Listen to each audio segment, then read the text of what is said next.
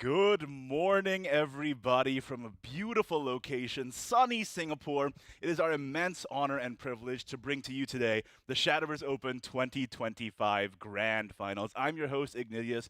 With me is my esteemed co-caster, Different Fight, Chris. How do you feel this is the culmination of the entire qualifier series we've been doing for the past few months? This is amazing. Yeah, and the best part is we're offline. That's right. It's not just us, by the way. It's not just us offline in this venue. We have the players in the room next door. Everything is happening offline today for the grand finals. You can even see there's nature outside. It's beautiful. So it's going to be a very exciting day as we have, not just the best players of the region all gathered together. We have 2 spots for the World Grand Prix as well that they're playing for. And they're not just playing over one day. 2 days of competition in a double elimination bracket. So it's a bit of a different rule set compared to usual. So I'm very excited to see. This really will be the test of who is the best in, Worlds Beyond right now in the SVO region. And I'm very excited to get into the games and see what the players have brought today, right? 100%. This is the biggest event for the Shadowverse Open circuit for sure. The past 4 qualifiers, if you're unaware, have been leading up to this event. So players would compete in those qualifiers just to qualify to this. And now, not only is there a lot of prize money on the line, but like you said, there's World Grand Prix seats on the line. And the format, as you mentioned, is very different as well. Much more competitive, I think. Let's take a look at the format right now. We have a graphic here for you. As usual, it is best of 3, 2 decks, 0 ban with different classes. So you have to win with both of your decks to progress. But unlike the usual SVO, rather than a single elimination top cut, we have double elimination, Chris. That means if a player loses their first set, they are still in the competition and can climb their way back through into the final bracket. So very, very exciting stuff. This kind of double elimination format means that truly the person who wins at the end of the day is the one that deserves it the most skilled, because it removes so much variance. You have to not only, you get multiple chances. So even if you get a bad draw, you can bring yourself back from the brink. It's amazing. Exactly. So there's not a format that you see very often in card games in general. For sure. Usually once you hit the top cut, it becomes single elimination like we usually have in, the qualifying tournaments. But this time around, we want to have double elimination. We're going to see who is the best player. And even if you have, a bad beat, if you, brick one of your sets, you still have a chance to make it out of the loser's bracket. But if you are the player making it out of the loser's bracket, you're going to have to reset that grand finals tomorrow. So it is a bit more of a steep task. But I think, if you are the best player in the room, then that shouldn't be too much to ask for. Yeah. But we do have a lot of prizes for these players too, right? 100%. Let's take a look at what they have here they're playing for. Not only, like I said, is it not only money, but also Okay, well, you can see it on the screen right here. The 7th place tie gets a 350 USD cash prize. The 5th place, 650 USD, Chris. And then 4th place, 1,000 USD. But then in 3rd place is where it gets interesting. You get 1,400 USD as well as the 3rd place flair for flexing rights in Shadowverse Worlds Beyond in-game. 2nd place, you get 2,100 USD and the 2nd place flair. And then the champion walks away with not only 3,500 USD and the champion flair, but we actually have a physical trophy that we can give to them. That's the beauty of having an offline event here. Have you seen the trophy yet? I have not, actually. No, me neither. It's I'm excited. It's going to be a surprise for me. And as we mentioned earlier as well, the champion and the 2nd place are going to win slots to the World Grand Prix later this year in December in Tokyo, where they can have the opportunity to compete for 100 million yen cash prize. Whew. So that's life-changing money, Chris. I don't know if you know that. 100%. I mean, it's like this, being able to earn that much just from playing card games is already crazy, but just for showing up today, I mean, you walk away with 350 USD no matter how the journey ends. That's right. Just for being here, and it's only up from there, right? So the champion, of course, gets the biggest prizing, and of course, the in-game champions flares, we actually do have images of those, so we can take a look at the next slide here, and you can see the beautiful champion for Grand Finals, 2nd place for Grand Finals, and 3rd place for Grand Finals flares. I mean, you walk up to ranked, you walk up to the lobby tournament on the weekends, somebody sees SVO champion, like, damn, okay, hold up. Exactly. How would you feel, Chris, if you were trying to get to legendary rank with this, and then you see your opponent has the champion Grand Finals flair? Be shaking in your boots. Man, it's like I'm just trying to win my weekend lobby, bro, and I'm like, I'm fighting for my life out here, dude. Give me a break. I'm trying to win those flares, man. Instead, I'm up against the champion Grand Finals. It's pretty amazing. That's right. Now, Chris, as I mentioned, the 8 players who played here qualified through 4 qualifier tournaments over the course of the past few months, so it was a long road to get here, and they're really, really strong players as well. And we want to tell you more about them. We had a little bit of an intro video right before the cast started, so you learned a little bit more about them before then, and as well as, you know, getting to see some of their plays. But let's just take a look at the bracket right now to see how things shook out. Now, of course, we did a bracket reveal stream a couple of weeks ago, which led to this seeding, and it's a little bit strange, Chris, because 2 of these matchups are actually rematches from the qualifier that they qualified from. Exactly. So for those of you that missed the bracket reveal stream, the bracket was generated randomly, by the way. This just so happened to kind of fall together in place like this. But we essentially drew from the 8 players into the spots that you see on the bracket right now. So we're going to have Barrick versus Flying Goatee. This is actually the rematch of the second qualifier, and Barrick won that one actually with the Izuria and Mode, and Flying Goatee took it to second place with Spell Boost Rune together with Loot Sword. And so Barrick's coming all the way from the US, and then Flying Goatee's representing Malaysia. And of course, I'm looking forward to seeing what decks they bring today. But after that, we have another rematch from the first qualifier that we had actually, which was right before the release of the 3rd expansion of Heirs That's of the correct, Omen. yes. It was an Infinity Evolved set, actually. That's exactly. So there we had Cloudy and, of course, Team DB's Tempest. And so Tempest won that one. He's representing Singapore, so he literally could just take a cab, basically, to the venue. It's kind of crazy.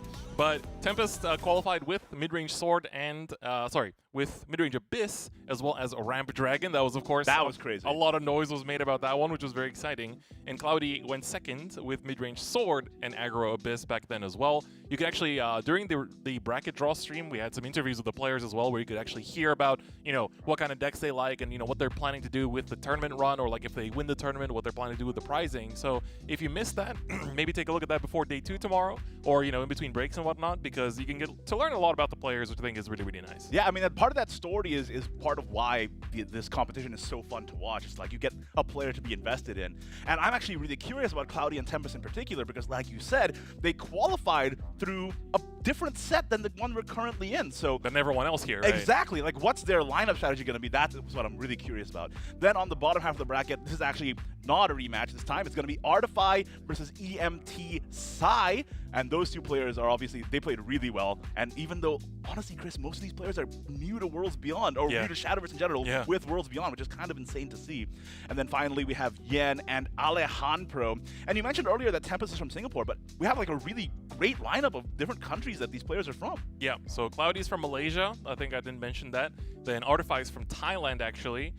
So he was from Qualifier 3, came second, qualified with Spell Boost Rune as well as Loot Sword. And then EMT Psy is from the US. So, you know, some players have a bit of that time zone advantage where they're, you know, more or less the same time zone as they are from. Whereas if you're coming from the US or from Europe, then there might be a little bit of jet lag that is actually in play for their run today as well.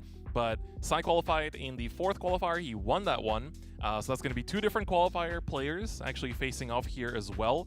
But I'm pretty sure somewhere in the bracket, some of the players did run into each other in like the playoffs or in the Swiss rounds as well. So they're definitely, you know, they're familiar with each other, which is really nice. And even yesterday when we were kind of like going around and like seeing the players just interact in the lobby, you know, it seemed like everyone had a really nice friendly vibe. So I'm looking forward to seeing it. And I mean, even though that some players might be jet lagged, I hope that they were able to get a good night's rest, because they put us up in a really nice hotel here. So that's right. We want the conditions to be as good as possible for all the players here, make them all comfortable. And they all seemed very hyped for this tournament, so I'm super excited to see how this goes. And you know, the funny thing is, on the lower side of the bracket, even though they're different qualifiers, they could end up matching in the semis anyway, depending on how it shakes out. So I'm really, really excited. Guys, we'll not keep you waiting any longer. Let's hop straight into the first quarterfinals match here. It's going to be Barrick versus Flying Goatee, the rematch from Qualifier 2. Let's take a look at what deck lists they're running, if we can get that up on screen now. Potentially, the players are actually on the PCs in the venue right now. Yeah, you're going to get to see that later, too, when you see the player cams. Really, really cool. Man. And one thing they are doing is, so if you're wondering why it might be taking a second, it's because they're actually adjusting the settings of the PC to their personal preferences, which I think is really cool. It's like part of their, like, personality in the settings of the game. Right.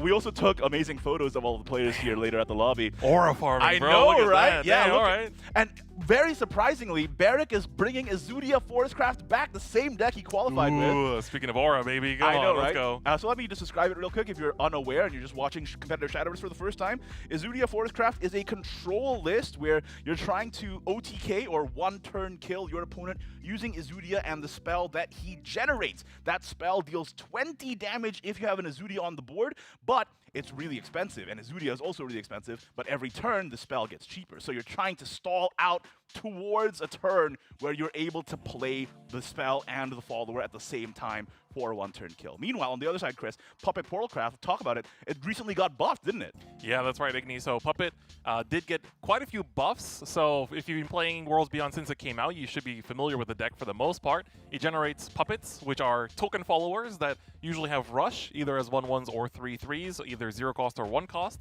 And then you have the Orcus, who's sort of like the big win con of the deck, where she essentially will give them Storm. But you have different ways to buff them. Of course, Noah is one of them. He generates a bunch of puppets and gives them +1 attack in your hand, which you can buff a bunch of times. And then when you play the Orcus and you want to swing with them face, they will be going in for a lot of damage. You can even set up some really crazy lethal combos with all these buffs that you have now. And also Zwei, one of the other legendaries in the deck, also got a huge buff, whereas now she doesn't just summon the Victoria, but she also gives the Enhanced Puppet as well. So overall, really big buffs for the deck. We haven't seen it too much, and this is also the first tournament I think we are broadcasting since the patches and changes, if I'm not mistaken, as well. For SVO, certainly. I think Yeah. there was a tournament post-patch in the STO circuit, Yeah. and Puppet did have a huge representation there, so I'm curious to see if it'll perform with the new buffs. And honestly, this meta is so interesting because this late into the lifespan, things are still changing. Things are still innovating. So let's take a look at the other side of the list as well, what Flying Goatees bring in into this round. Ooh, that's a spicy lineup. Oh, OTK Dragoncraft. Damn, that is definitely a very, very spicy inclusion here. So, you know, Spellboost Rune, I think we're all very used to seeing. It's definitely right. the deck that's been performing the best so far throughout Worlds Beyond in general. But Flying Goatee has chosen to take the OTK Dragoncraft, which, you know, we were talking a little bit before the broadcast. This is kind of seen as, you know, a good counter into very much specifically the Cresthaven deck, right? Which is, of course, very popular. We've seen it perform very well across the various qualifiers as well, not just in SVO, but also in the other regions too, right, Igni? Yeah, absolutely. But unfortunately, Flying Goatee's matchup here against Barrick. Barrick's bringing an unconventional lineup. Maybe Flying Goatee was thinking there's going to be a lot of Crest, but no, he's up against Izudia. That being said, I think OTK Dragoncraft still might have the edge in that sense as well, because it might be able to win before Izudia does. So if you're unaware, Izudia generally wins turn 11, turn 12, depending on if you have the Carbuncle or not to get the OTK off. But OTK Dragoncraft can, can, in the ideal circumstances, win much earlier. It's a very interesting combo. So you want to play Fenny to reduce the cost of your deck. Then you play Mierabane. Then you play Cocytus. Then you play Tablet. And the Mierabane effect draws your entire Cocytus deck once the duplicates are removed, winning you the game instantly with the victory card at the bottom of your deck that Mierabane gives you. Very interesting combo. A little inconsistent, though. I'm worried to see how it'll shake out in this format, but he seems confident in it, and he's bringing it. Meanwhile, Spellboost Runecraft, as we know, has the OTK potential of both Kuon and Cocytus, so 2 OTK decks here, basically, from Flying Goatee, very much sticking to one strategy. Yeah, I mean, this is... The OTK Dragon list is definitely pretty high execution, and is also going to be, you know, something that you really need to get all the pieces. You got to get all the pieces. We do see a lot of draw power in this deck as well, not just a tablet, but I mean, you have a lot of the, you know, traditional Dragoncraft draw skills that you normally would need to play regardless of any Dragon list you're playing, but it works really well in this list just because you want to see your Fenny, you want to see the Mierabane, you want to see the Cocytus, and it all comes together. So I'm curious to see how this deck's going to do in this first matchup here in the winners quarterfinals. We have our first matchup. I think the players are also ready, so I'm looking forward to just getting into it. And we actually got the trophy on the table here too now. Look at that. Look at that. It is absolutely gorgeous. It is, look at that three-dimensionality with that Dreitzen art. So good. Chris, you know, it's moments like this where I'm like, maybe I shouldn't be behind the table. Maybe I got to get out there myself, It's time to sign up, right? It's time to sign up. Yeah, it's beautiful, and the champion will be walking away with this at the end of the day. Now, Chris, I think this first round is really interesting because it's a very unconventional set of lineups here between Barrack and Flying Goatee. Not only is there Zudia on one side, but there's OTK Dragon on the other side. And the most normal deck here is Spellboost, but then for some reason the second most normal deck is Puppet Portal. We're already starting off unconventional, which is the SVOA, as of you course, know. yeah. Typically, the players that bring the unconventional lineup seem to get pretty deep runs, so I'm looking forward to seeing it. We have the players in the venue here as well. We get to see live reactions, live cameras. They got the lovely background over there as well. I think you can catch a bit of Dreitane there in the background too. Gosh darn. And we start off with Dreitane on the portal craft here for Barrack. It does make sense to me, right? Because both of Flying Goatee's decks are OTK decks, and Puppet Portal is pretty aggressive. You're trying to win either with the Orcus on turn 8 or 9 with the Puppet Cat buff, or the buffed Puppet that you get from the Super Evolve, or with the Liam. So you're trying to win by, you know, turn 8, turn 9. Meanwhile, the Dragon might have difficulty finding its pieces by then, and the Rune also only really wins on turn 10 plus. So if Barrack can find the aggression here, he might be able to take an easy game 1. What do you think about this mulligan, though? I mean, for now, for Flying Goatee, I think the important thing is we got the Dragon Sign in hand. We didn't really talk about it too much, but the ramp part of the deck is still very important. That's right, yeah. Going second, you will get to do that on turn 2 as well, and then quite a bit of draw power. And I mean, we were talking about how it's important to draw into the specific pieces in this deck. 2 of those specific pieces already in hand. Exactly. You got the Kakaitis and the Fanny. And not only that, the draw power you mentioned, 2 Golden Note Melodies in hand as well. Yep. The only problem is if you're spending all of your early game ramping and drawing, Puppet can establish a board and start hitting you in the dome. So I'm a little worried. Let's see if Barrack's hand has that sauce. He does have these Vi going first for turn 5, which is really good. It's difficult for a lot of decks to deal with that, especially with the recent buff. Like you said, it summons the Enhanced Puppet and gives it ward instead of just the Victoria. Oh, hold up. I think we have some technical issues. All right. So we're just going to sort out some stuff. I think we have some technical issues on the player side. So, of course, this is like the first offline tournament for SVO, I think, that we've had since, like, what, 2019, 2020? A long time. Yeah, a long time. So forgive us, guys. There's going to be a few hiccups here as we solve through the technicals, but it should be fine. I will say the setups that they're running on in the player room are very nice. Oh yeah, yeah. We're looking at the mice and everything yesterday. They got the gamer mouse, bro. Yeah. Like it's all hollow and perforated for lightweight action. I'm like, dang. That's right. This is some intense Shadowverse gaming. It's pretty amazing. Every card swipe will have that extra little flair to it as well. But yeah, we're gonna just make sure the players are all ready. Everything is in the right conditions that they can, you know, focus and play their 100%. games, you know, without any distractions, right? Because you don't want to have like some odd settings or, you know, like some odd sound coming in through your headphones or anything like that. So just make sure that everything is, you know, perfect conditions so the players can really just focus on the game and not have any distractions, right? Yeah, this is the players' day. They competed to get to this point in the first place. We want to make sure that everything is, you know, all good and kosher for them to perform at their best. So please do bear with us as we go through these technical difficulties. I guess in the meantime, Chris, we can talk a little bit about, you know, the lineup choice. Like, why do you think Barrack brought the Izudia Forest back? Is it because he qualified with it? It's like his lucky charm or something, you think?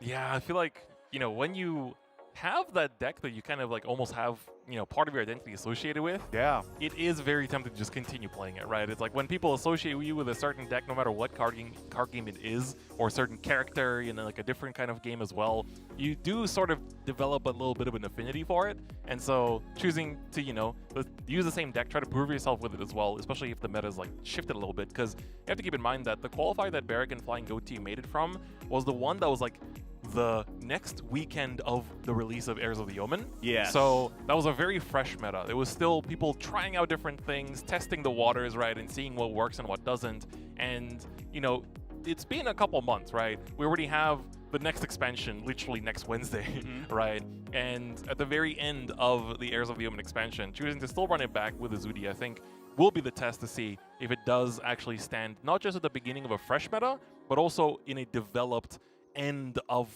the set sort of period as well, right? You know, theoretically, I think it could work against Cresthaven. I wonder if they over-leveraged on, you know, trying to fight Crest, but the lineups just didn't end up working Both out. players kind of doing that, right? It's like you have the OTK Dragon on Flying Goatee side and then the Izudia on Barrack side. But Puppet, I think, is a really good choice because I was actually, right before going to bed yesterday, also kind of like playing around with the deck a little bit and then, you know, just like watching some of the content creators that have been covering the deck as well. But Puppet, there's some really big lines for the combos there. I mean, if you actually get quite a few, if you get a couple Noahs lined up, it's like you're doing like 18 damage combos and stuff. It's pretty ridiculous what you can actually do with the deck just because of how buff the puppets can actually get.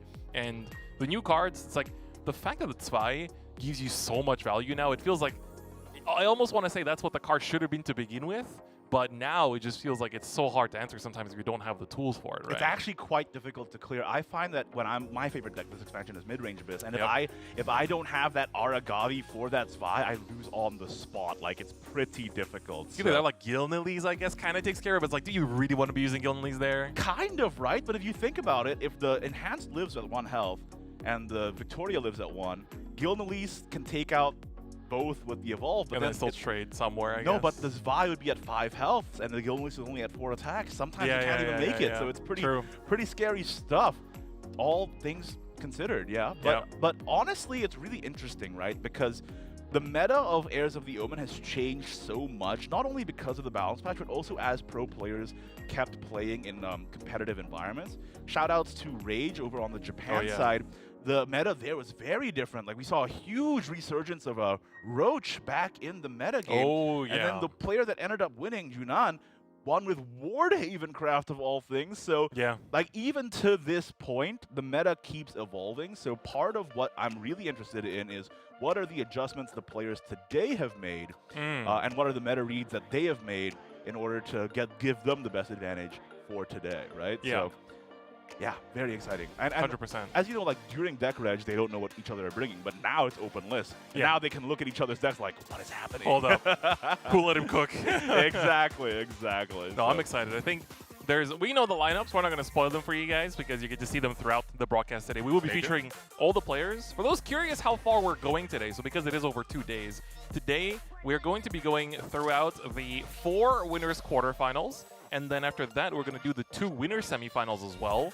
And after that, we're going to do the losers bracket round 1 matchups as well. So you're going to get to see, I mean, technically the first 2 players that get eliminated will also be decided today. That's true. Since we already have the winners semis today, we're also going to lock in our winners final slot tomorrow. And so when we pick up tomorrow, same time, by the way, set those alarms, don't forget.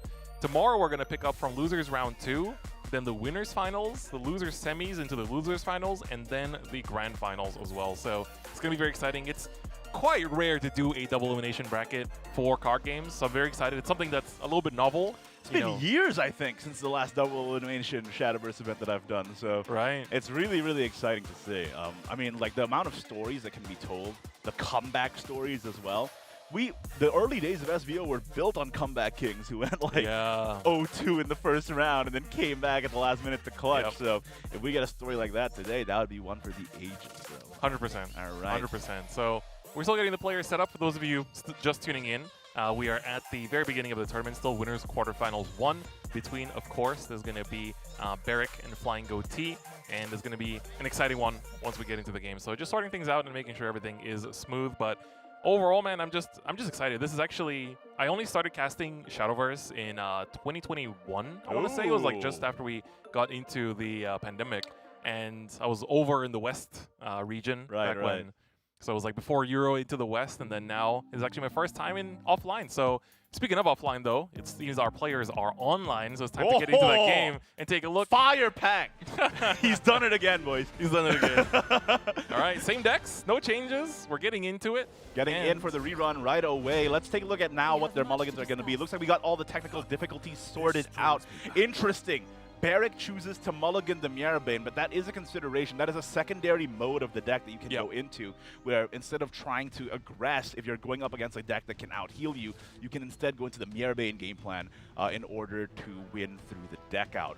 That's very important in a matchup against Crest. So the fact that Barrick includes that option, okay, nice mulligan. All right, what do we think about the Flying Goatee side? It's actually not as, like, without the Dragon Sign and without the draw, I'm a little bit worried. Yeah, we got the greatness that is a little bit of draw power in there as well, but we do have Curve, which is something that you don't really see very often for Dragon.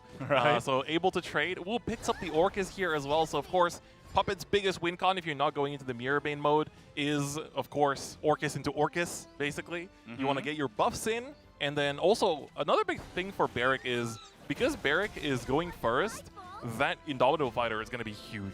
That's Oh, actually a yeah. very big play just on curve as well. Yeah, if Flying Goatee cannot answer that, he's going to take 5 to the dome from that fighter.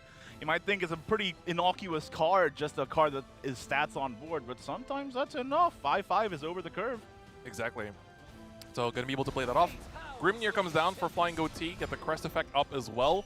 Next turn, likely just going to go for the ramp with the Lean Fang there as well. But Indomitable Fighter here, I mean, it's not having a regular puppet in hand would make clearing this Grimnir very easy because you'd have a zero-cost Bane that can just trade in. Yeah, yeah. So not having that, looks like the medical rate is going to come down. The fighter is going to have to wait a little bit, and we do get the 2 damage, which is very important. All forms of chip are super important in the early game when you're playing Puppet. Oh, yeah, and you know, it's a bit interesting, too. Like, if Barrack went for the Indomitable Fighter there, Flying Goatee has the first evolve, so he would have just evolved the Liu Feng into the fighter, and then he would have been able to just leave the medical grade up, and it would have been totally fine. So, and or trade it with the Grimnir, right, that he had on board. So, in the end, this is the play that Barrack goes for, but I'm a little worried. You know, Barrack is supposed to be the beat down here, but he's not doing that much damage already into the mid game. Fighter's going to come down, though, and this is going to be, again, pretty nice part of the Puppets, of course, being able to just trade basically advantageously throughout the entire game as long as you have Puppets in play, in hand, ready to continue cycling.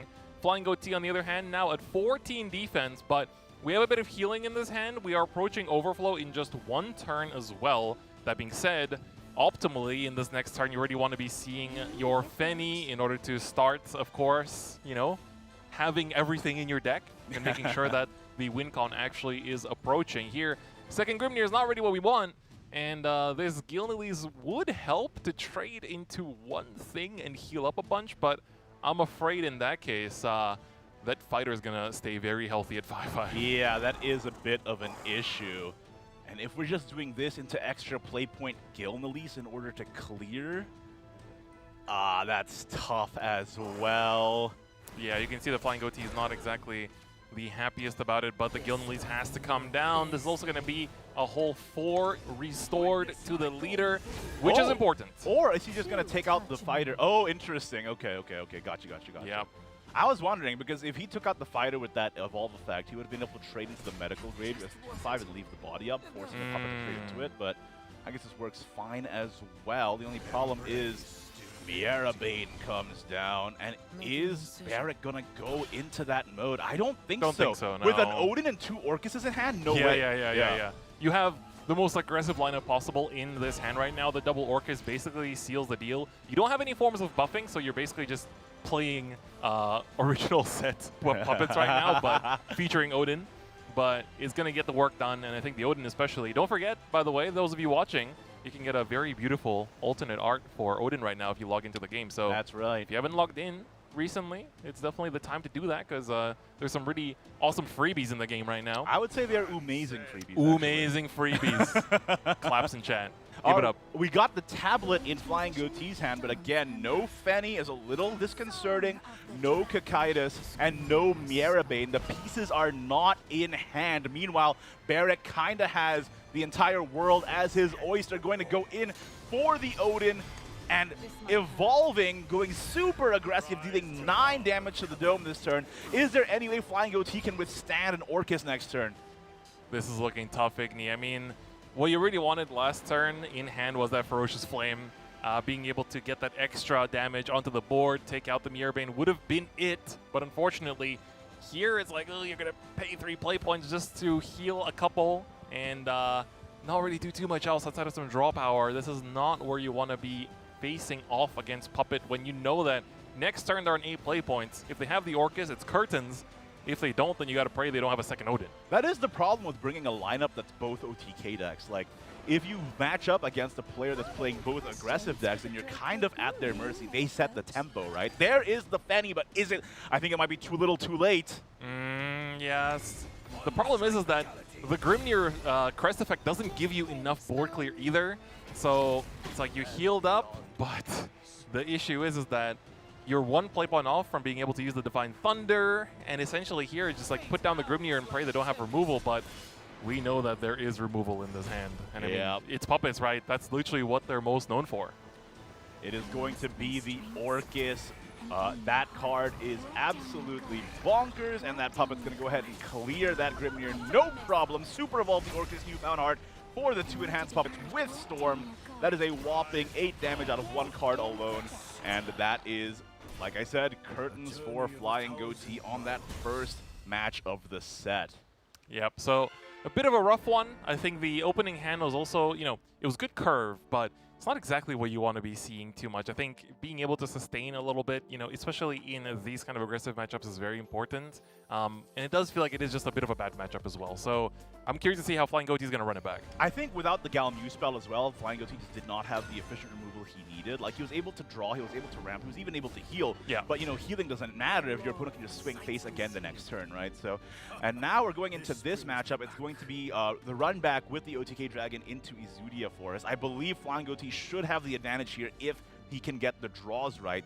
Like I said, let me reiterate, Izudia Forest usually wins around turn 11, turn 12, either with a Carbuncle Super Evolve or just naturally through the Izudia spell getting reduced. Dragon has the potential to end much sooner than that if they get their draws right, and we already see the Cocytus in hand, already a better start. Yep, the much better as well. We are going second for Flying Goatee. Tablet drawn. That's okay, huge. We're good. That's huge. Absolute cinema.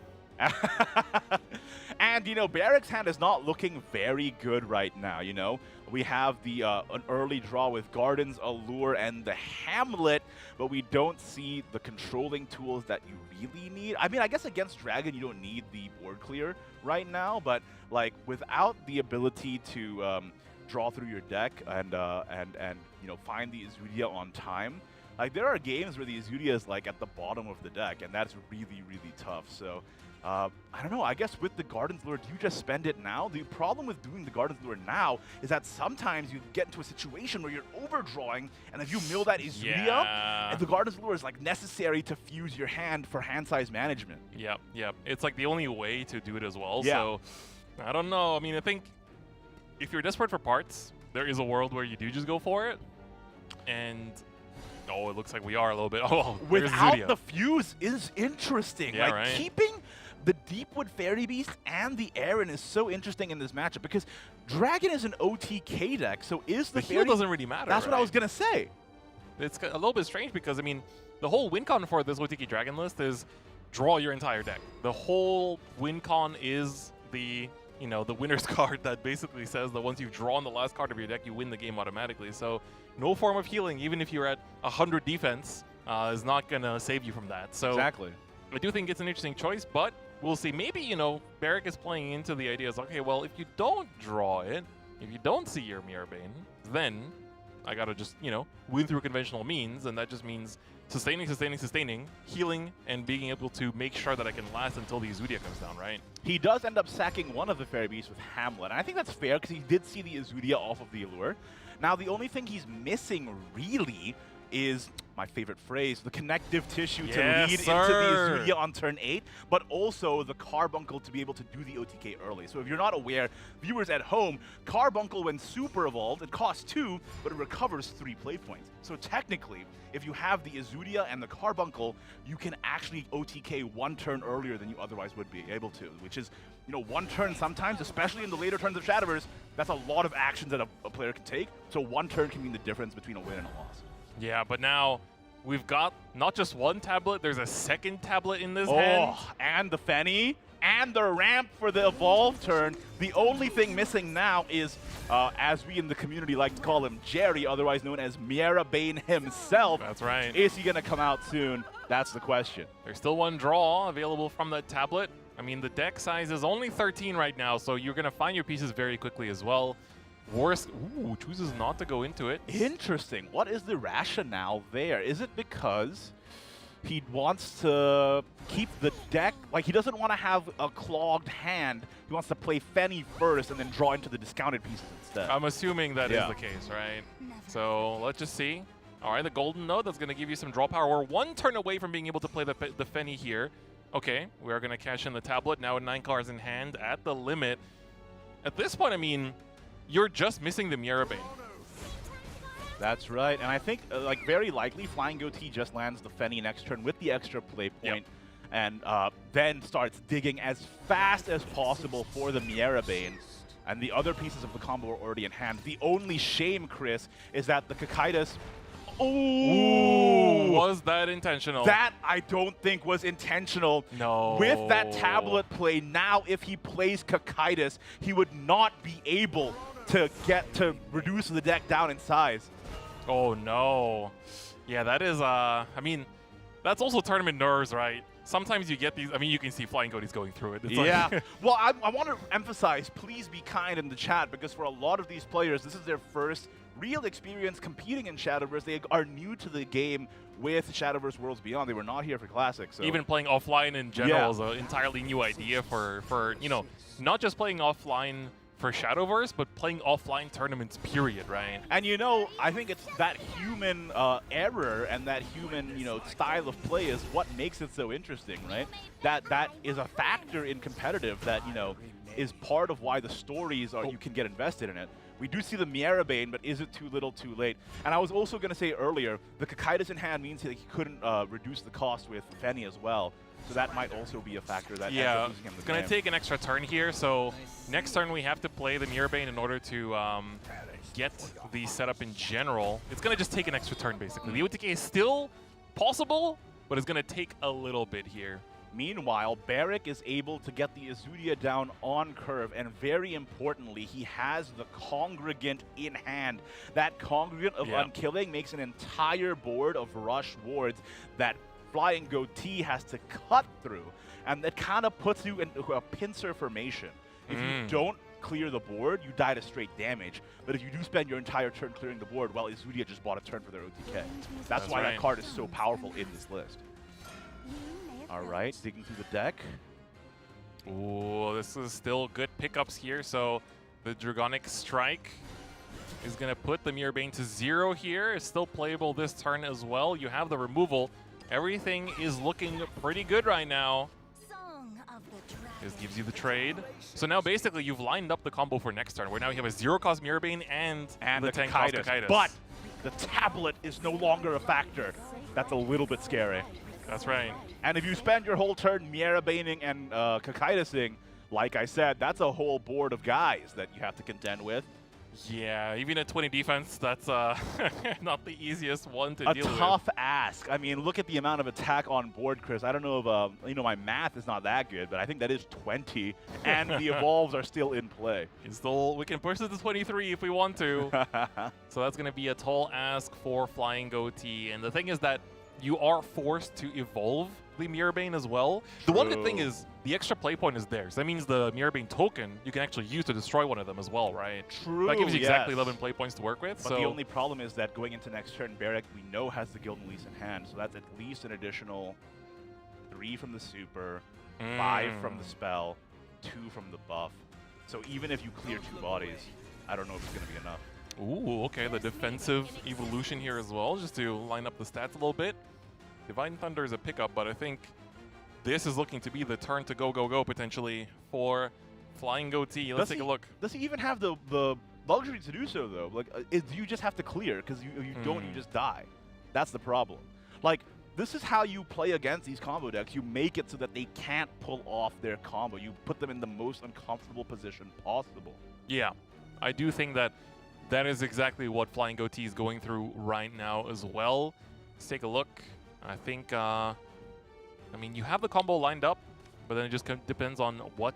And removal options are pretty good too. I mean, the Divine Thunder is there. You have the 1-cost spell as well that can deal some of the remaining damage, although it is a bit of a, you know, it's a 20% gamble on which one is going to hit there. Yeah, that is a tough situation to be in. Although I guess your Divine Thunder would just hit the 6-4, right? Because it's already been evolved. But then, yeah, but then what? Running out of time, though. Got to start acting. Divine Thunder is going to be the play first and foremost. Let's take a look. Is there even a clear? Is there even a way? Miera Bane does give you the destruction, pinpoint, target removal. Time is very low. You can see it's in the red here. This is Super Evolve as well. This Change is the card. That's an animation that's going to have to play out as well. Do we have the last piece of removal here? Uh-oh. We ran out of time, and that's the Kokaitis gone as well. Yeah, that is the Kokaitis gone, and you know, the animation actually does pause the timer now in Shadowverse. Yeah. Worlds Beyond, I think, but that's still a lot of nerves that Flying Goatee had to contend with, and now that is no Izudia required. Sweetness. That is going to be a dub on the Izudia side without even using the Izudia. That's the power of Congregant, man. I'm telling you, like that card is so important to that list because it puts the enemy in a catch-22 situation. You deal with the Congregant, Izudia just bought a turn. You don't deal with the Congregant, Izudia wins on the spot. And honestly, if anybody's going to pilot Izudia to a victory in Grand Finals, it was going to be Barrick. It's going to be Barrick, The guy who qualified with it in the first place. Yep. Oh. I mean, and it wasn't just the Izudia. The Puppet looks so good as well, right? Yeah. I mean, we know the entire lineup. It's like, you know, Puppet was a choice for a lot of the players, but it didn't end up being that popular throughout some of the previous tournaments as well, where it was an option. And now Barrick choosing to, you know, not bring the top 2 decks, arguably. No Crest, no Spell Boost. Instead coming in with Puppet and Izudia and really looking good. But the good thing is for Flying Goatee, those early morning tournament nerves, they kicked in hard and sent him to loser's bracket. He's not out of the tournament just yet. That's he still important. has a run in the loser's bracket. We will see him later today as well. But now we have Barrick already locked in that spot in winner semis. And up next is going to be between Cloudy and Tempest, who are going to show down and be the next ones to compete for that spot in the winner semis. You know, it cannot feel good for Flying Goatee. Obviously, the nerves got to him, but again, to lose to Barrick in the same way that he lost to him in the qualifier against the exact same deck, no less, that's got to be a hit to the mental, Chris. Yeah, exactly. It's unfortunate. The revenge could not be executed, unfortunately. But I do think that, you know, I think any player has a chance today. And I think it's that loser's bracket run that can make those miracles come true. Now, the good thing is for Flying Goatee is that you can sit back in the player's lounge and just watch the remaining rounds actually play out, study the matchup, see how, you know all the lists, but you haven't seen how they're playing these lists specifically. And you get to also kind of scout out what you're going to be playing against in the first round of losers as well. So, and I think the first round of losers that they would play against would also get determined in this next matchup between Cloudy and Tempest, right? That's absolutely correct, yeah. And we'll have to find out if Cloudy and Tempest relives their Qualifier 1 finish, or if Cloudy is able to take the revenge against Tempest. That being said, they are playing very different lists. Remember, That's right. Cloudy and Tempest qualified in an Infinity Evolved tournament before Heirs of the Omen even came out. So the meta is completely different. We have no idea how these players are going to tackle this meta in the first place.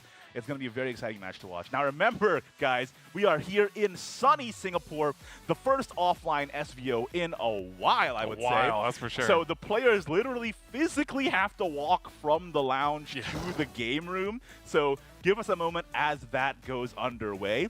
But I'm super excited to see this match happen.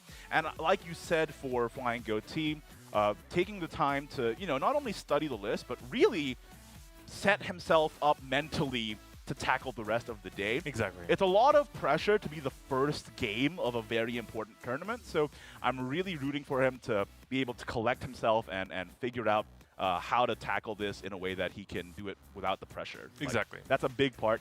And honestly, I wouldn't have it any other way, frankly. I think that human element is a part of competition that really makes it, interesting. We're not just watching two robots fight each other. Exactly, right? That's part of the contest. It's not the AI overlords taking over our competitions. Not quite yet. Not quite yet. And thank goodness for that. Yep, thank God. So we're going to get to see our next two players come up as well. So again, just a reminder, it's going to be Cloudy versus Tempest. They both qualified from the first qualifier that happened in, as you said, the Infinity Evolved format. And they're actually from neighboring countries. So that's true. We have Cloudy from Malaysia and Tempest from Singapore. So it's going to be quite exciting to see, not just what they bring to the tournament, but also, how they play those decks too, because they didn't play in this format in a competitive setting. So technically they had the longest prep period as well, right? So I do think, they had a lot of prep time. They had a lot of time to really scout out the matchups, watch all the other SVOs and compete in the other SVOs in order, just to see what the playing field is like in this format. And now, after their, their month in the think tank, they get to finally show us what they're bringing. So I think we have the deck list ready. I'm so excited. Let's take a look. The players are also already seated in the seats now. I just can't get over the fact that we're offline in an actual in-person tournament. Dude. The energy is so different, legitimately. Now let's take a look. Cloudy's list, Loot, Swordcraft, and Spell Boost, Runecraft. I don't think they're unconventional, but the Loot Swordcraft list in particular has seen a lot of variations over the past few months. We've seen Tablet run. How many Zirconias do you run? What's your top end? Cloudy, very unconventionally, running the Centaur Centurion as a one-up. Very interesting stuff. So if you're not aware, the idea of Loot Swordcraft in Heirs of the Omen is that you generate these tokens called loot cards. There's the Gilded Blade, Goblet, Necklace, and Boots. And Sincero, the key legendary of this set for Swordcraft, if you fuse 4 different loots into him, it ups his AoE damage. And then if you super evolve him, he can do it again. So you can set up these really interesting lethal lines where your opponent doesn't have a chance to react, really, right? You can go Vaults, for example, have set up an ambush follower that they can't deal with. Then you can Tentacles them. They still can't heal with their Gilnleys because your Vault is in ambush. Then you just Sincero super evolve, attack with the Vaults, hit them with the Octress spell, and they were not able to even react. Or there's so many other sources of damage. You got the Odin, the Centaur Centurion, the Albert, of course, still a factor, and you also have to contend with early game board with the Quick Blader as well as the loot package followers. Very interestingly, Chris, they're still running Ignominious Samurai in here. Is that for Crest Wilbert, I wonder? Yeah, there's a few one-ofs here that, you know, in past renditions of Sword, we've definitely seen at higher counts. You know, the Zirconia, now down to just 1, used to be a staple 3 of, which is kind of also crazy to see. You know, it is one of the strongest going second turn 4 plays, but we do have new options in that, you know, area as well. But, of course, the other list that Cloudy's bringing is the Spell Boost Rune. And, you know, we kind of glossed over this earlier, but Spell Boost Rune, of course, is one of the decks that's been performing the best so far throughout Worlds Beyond. If you don't know how Spell Boost works, you play spells throughout the game, and as you play them, they discount or add effects to your other cards, such as, of course, the Dimension Climb, which says every time you play a spell, its cost goes down by 1, which is normally an 18 cost, but once you get it low enough, you play it, it throws your entire hand back into your deck and draws you a fresh 5 and spell boost them each by 5 as well. And you recover your play point. That's a big important point. That's the most important point. So the crazy part is, of course, that you can play something like the Kuon, which normally just, you know, summons a bunch of Shikigami that you can use to clear boards. But if you play him on 10, he destroys them and summons the big Shikigami. The noble Shikigami. That's right. That you can then give Storm to through Kuon's effect. And that is another 10 damage that you can go face with. And there's even more crazy combos that you can do with this deck as well. So I'm looking forward to seeing how it's going to wind up. You know, Spell Boost has been a very popular deck throughout all the tournaments, and Cloudy has chosen to bring it as well. But let's take a look at the other side of this matchup. It's going to be, of course, Tempest. And Tempest also is bringing some interesting stuff in this list, too. Ooh, I love the picture here. You got the dubs already. You celebrated the dub nice and early, first thing in the morning. Absolutely. And you know that Mode Abyss list? Mode Abyss, one of the big winners of the Heirs of the Omen set. Using the Shamnaha and the new Faith mechanic, you try and build your mode count, like the amount of times you activate a mode effect, up to 10. Then when you play the Shamnaha, it makes it so that every mode effect you play, you can now choose more than one mode. So by doing that, you get massive value on the Ginsetsu Yuzuki and the Congregant of Entwining in particular, but you also have set up so that you're not only playing a mid-range or aggressive game plan. If you're up against a control healing deck, you have the flexibility to switch into an OTK. You can play the Rulenai Valneric, build up the spells that summon them as well as give them Storm, and then you can go for an OTK where you just make a bunch of them have Storm on the same turn and then hit them with a Gilnely spell at the same time. So the flexibility of mode is crazy. You can go mid-range, you can go super controlling, you can do combo, and that's why the deck has been performing so well. Meanwhile, Spell Boost Runecraft, as you said, the ratios are a little bit different. I noticed that in Cloudy's list, he was running 2 Cocytus, whereas Tempest only runs 1. The addition of Cocytus reads as, I'm going to fight a lot of control decks, so I want to find my OTK as fast as possible. Tempest sort of took a more conventional approach with the 1 Cocytus, but the 1 Odin as well. That is a Wilbert technology, so a lot of anti-crest tools, but weirdly enough, not a lot of crest. So it's very interesting how the meta shook out in this particular tournament and what reads paid off and what reads didn't. Yeah, this entire top side of the bracket, the first 4 players, none of them brought crest, which is kind of crazy. So much tech for it, so much expectations, but nobody brought it. I guess nobody wants to play the mirror, right? Oh, 100%. Especially when you're offline and you have to, deal with the nerves of this being such a high-pressure competition. And when the players are already seated, I love to see it. You can also notice, by the way, the absolute swagger on those Shadowverse Open shirts that they got rocking. That's right. Absolutely. We got them with the hookup. We got them the hotel. We got them the food. We got them the shirts. Got them hooked up with the gaming mouse. The gaming mouse, the gaming headset, the gaming PC, everything. These are ideal conditions for peak Shadowverse. The only thing is, can they overcome their nerves? With Tempest, I'm not so worried. He's a storied player all the way back from Shadowverse Classic. With Cloudy, I am a little worried because he is a little new to the game, I believe. Yes, so again, both of these players qualified nice and early in the tournament cycle. Not the kickoff, but the very first of the qualifiers as well. And so it's going to be exciting to see, how they do in this first game. And looks like we are off to a Spell Boost mirror, the first of the day. I wonder if Cloudy's going to have the advantage here. With 2 Kakaiduses in his list, he might run into his OTK first. That's right. So both players open the new brew. That is, of course, one of the good turn 1 plays. And we do see the Anangrea here for Cloudy as well for that turn 5. Going second, though, for Tempest. The Witch's new brew, I think, stays, but he's debating on the Norman here. Well, I think the reason why he's debating so hard is Norman's a risky keep, but if you're able to land the double Golem in a position where the other rune can't deal with it, for example, if they don't have Burgent up or Anangrea up, you win the game on the spot. But Tempest chooses to play it safe, goes for more early game plays, playing the Witch's New Brew on 1 here, and draws actually on the turn into the Edelweiss. Another great addition that the deck has been running more of recently, just because a lot of the meta is getting more board-based with all the Abysses and just every deck has a lot more board presence now, and that Edelweiss is able to deal with that very efficiently. Exactly. So pretty good setup overall for Tempest too. I mean, in terms of the Earthright counts, I think you're looking pretty good. This gives you... Kokaida's already 2 of them drawn in here. Hold up. You put the 2 Kakaidas in there for consistency, not to have both of them show up, man. Showing up to the party wearing the same thing. Let's toss that guy back.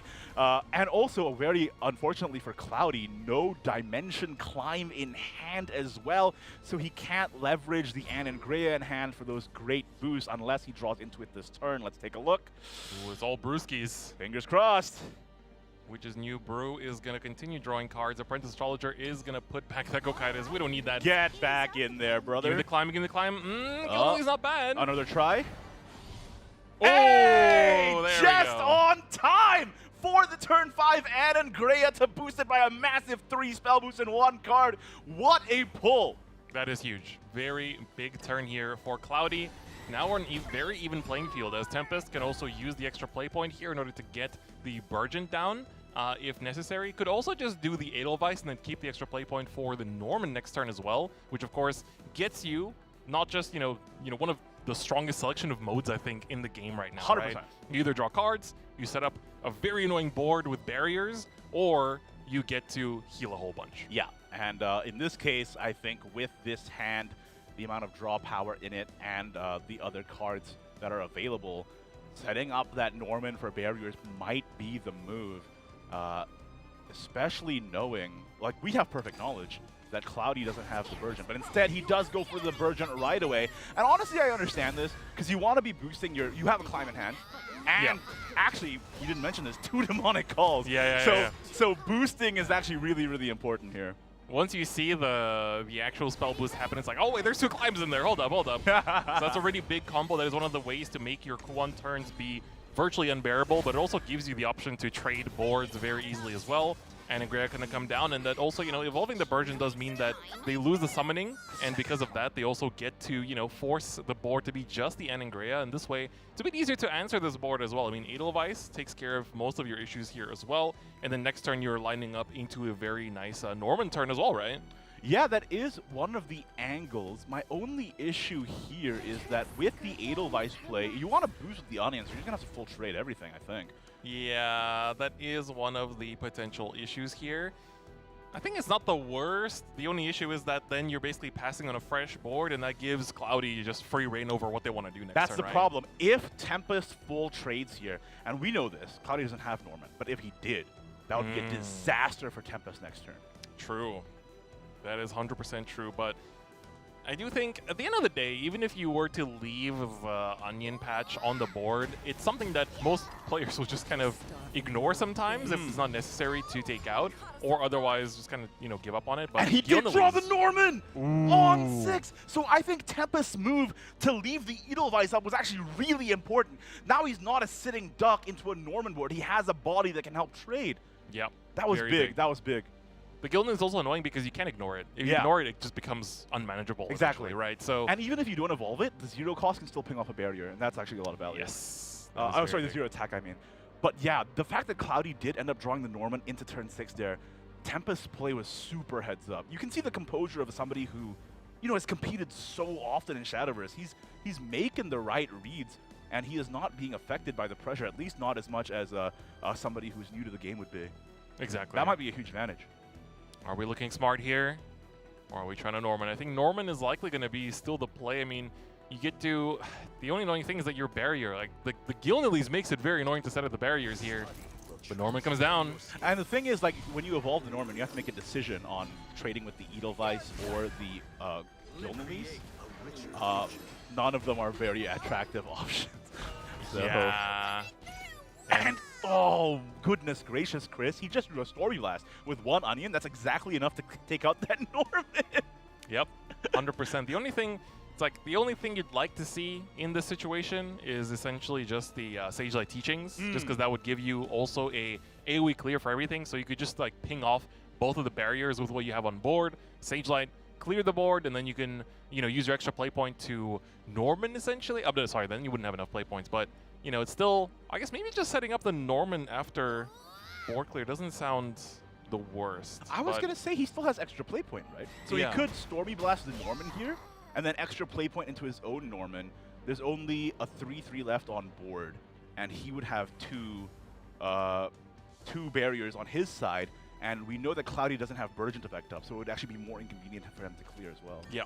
So it'd be harder to clear. The only thing is the Sage Light Teachings is in hand for Cloudy, so that gives you the AoE.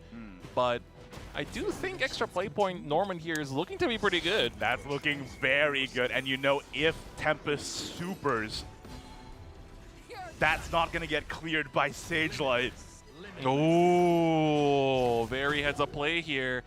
That is huge, actually. So we know that the Snowman army is in the hand, so that can give you a way to deal with it.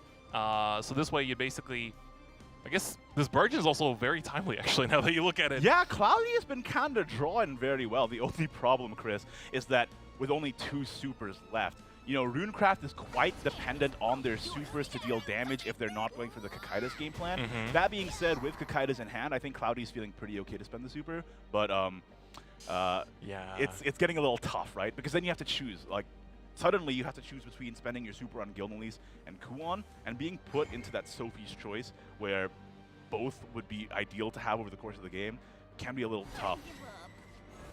Ooh, not even the right hit! Because you would want a Snowman Army that, right? Yeah, exactly. I feel like, you know, you get the spell boost down, Snowman Army, and then that gets you the clear. Would be an interesting choice as well, but going for the Super Evolve now, which is New Brew, is going to come down first. Of course, we do have one more spell boost to make sure that the Snowman Army goes down to 0 here. And so this is actually going to be, doesn't clear fully, but it's, you know, It's theoretically essentially a clear, yeah. especially with Burgeon getting the Onion next turn. That's probably the best that Cloudy could have hoped for. Like you said, that Burgeon was very, very timely. Is this going to be a trade and then just Odin face? Yeah, you know, you don't often see Odin in this matchup. Yeah, right. Temp is bringing in some of that tech that we don't get to see very often. Not cashing in any evolves, though. We are going to just chill here. I'm a little worried about Tempest now. He's got 2 climbs. They're not very boosted. That being said, they will be boosted quite a bit next turn because the Onion will get the calls to 0, and then each call is 2 boosts. So could play a climb right away. Given the hand quality, I think it might be necessary. These demonic calls ringing up the number of a Kuon off the top of one of those climbs, man.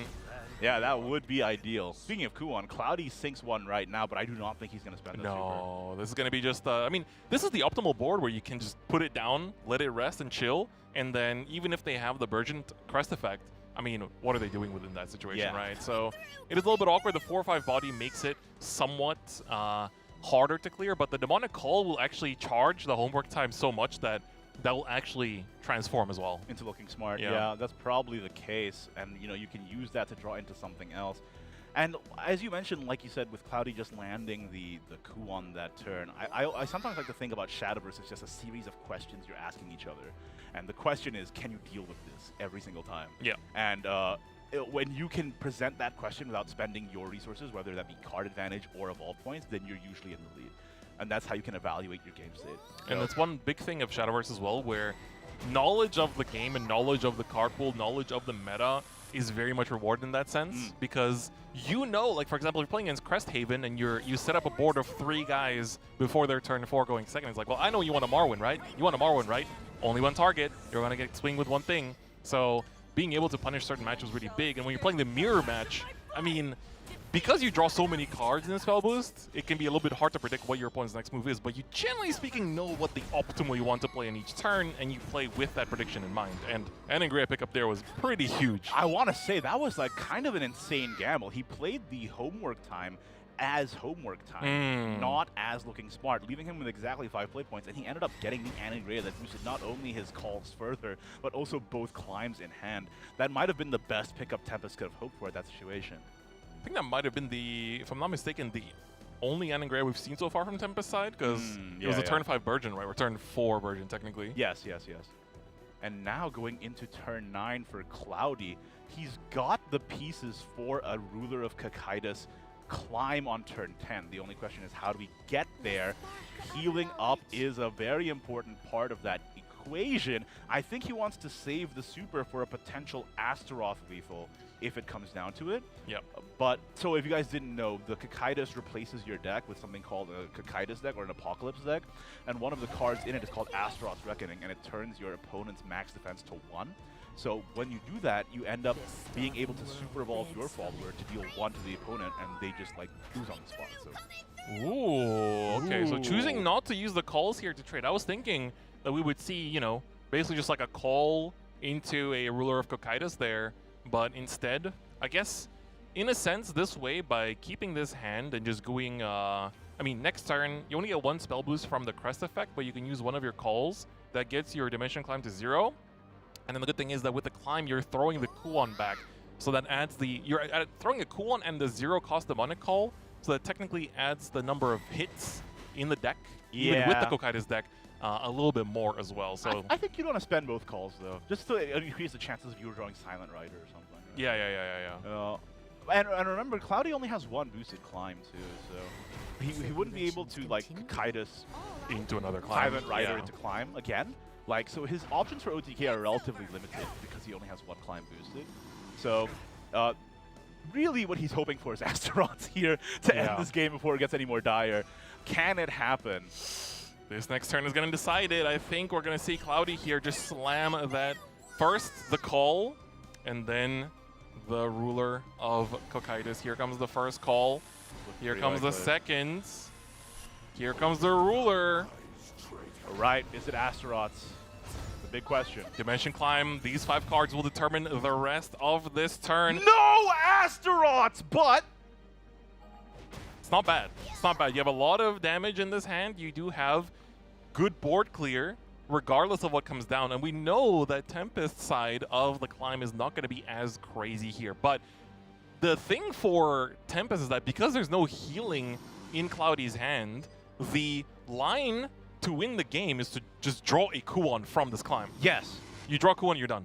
Yeah, you have multiple options here. Like, if you get Kuon, you simply win. You can do Call, Edelweiss, Dimension Climb, empty out your hand so like you increase your chances to draw Kuon. And I'm pretty sure we haven't seen a single Kuon yet from Tempest, so from a 22-card deck, it's going to be 21 cards. Your chances are pretty good. I think Cloudy not drawing the Astaroth there might be the decider, Chris. We have to see. Down to 7 defense, but Tempest here draws a second climb. That is huge. That's going to get really, really cheap as well. at this point, I think you want to just thin down the deck to make sure that you are only drawing hits, only Yeah, bangers, 100%. only bangers. Demonic Call, this is going to get the Play the climbs. Edelweiss, I think. Yeah, I think you do cash in the Edelweiss here as well. Open up your board a little bit too to make sure that you have the maximum output possible. And burning the first 4-cost Dimension Climb, making sure the second one is going to be 0. And there's the coolon! We have it. All you got to do is just trade away the followers, open up the board, and you're going to be able to take the lethal here as well. Tempest, in the face of an incredible hand from Cloudy, manages to find the coolon, and all that early chip has paid off.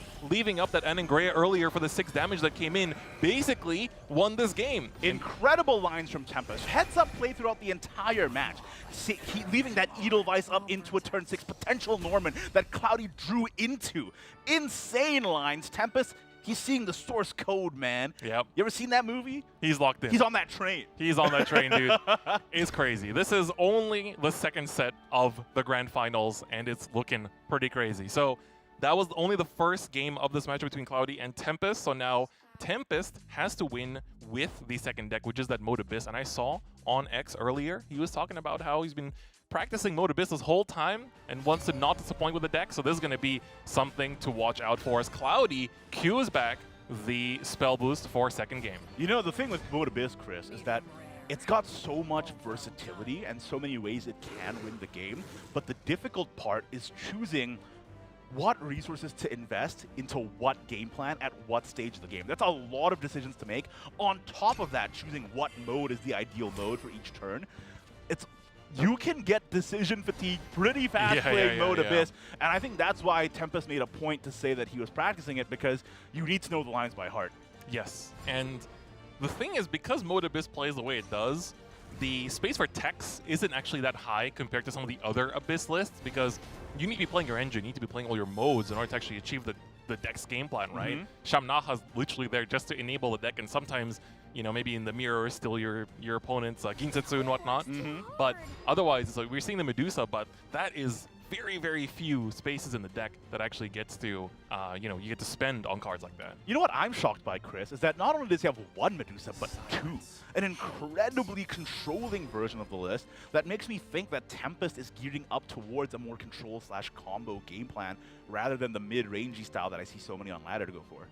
Yeah, I mean, we did feature the list earlier, so for those of you curious about the Mode Abyss list, you can go back in the VOD as well and check it out. But there's some interesting text in here. I mean, a lot of one-ofs that you'd otherwise sometimes see in higher copies. The Rage of Serpents is a one-of. The Chaos Cyclone is a one-of, which is also one of the mode pieces as well, just to make space for those 2 Medusas. And Cerberus also at 2 is also, you know, quite daring, I'd say. Yeah, the ratios are really interesting on Tempest's list, like you said. And you know, one of the annoying things you can do with Mode Abyss is to just spam Bellringer Angels by playing Chaos Cyclone all the time. Yep. The problem with that is if you don't draw into your Bellringer Angel, then you're spending 2 play points to draw 1, essentially. And that's really bad against especially more aggressive decks. So honestly, I think it's a pretty interesting you know, choice of preference on how Tempest builds his list. Let's see if it ends up paying off. Unfortunately, he is playing against an OTK deck here. Whether or not Mode Abyss can, you know, assemble their OTK before Rune does, I think that's kind of a tough ask. No, I definitely agree. And here, interesting choice. Looking at the hand, so Cloudy actually moused over the homework time. It just kind of was like, all right, is it worth to run these onion patches in, or should I just keep these up on the board? Because, you know, depending on the hand, Mode sometimes has an easy time taking it out. Like, you know, if you have Supplicant, then you just go 1 ping, another ping. You have a 6/6 just sitting on the board, you know, just chilling. But here instead, we're gonna go for that draw power. And there's only 3 play points remaining here, so might not even be able to clear both of them. But that is also, you know, not necessarily the worst thing to leave up on the board, because Cloudy will then just have 3 onion patches on the board.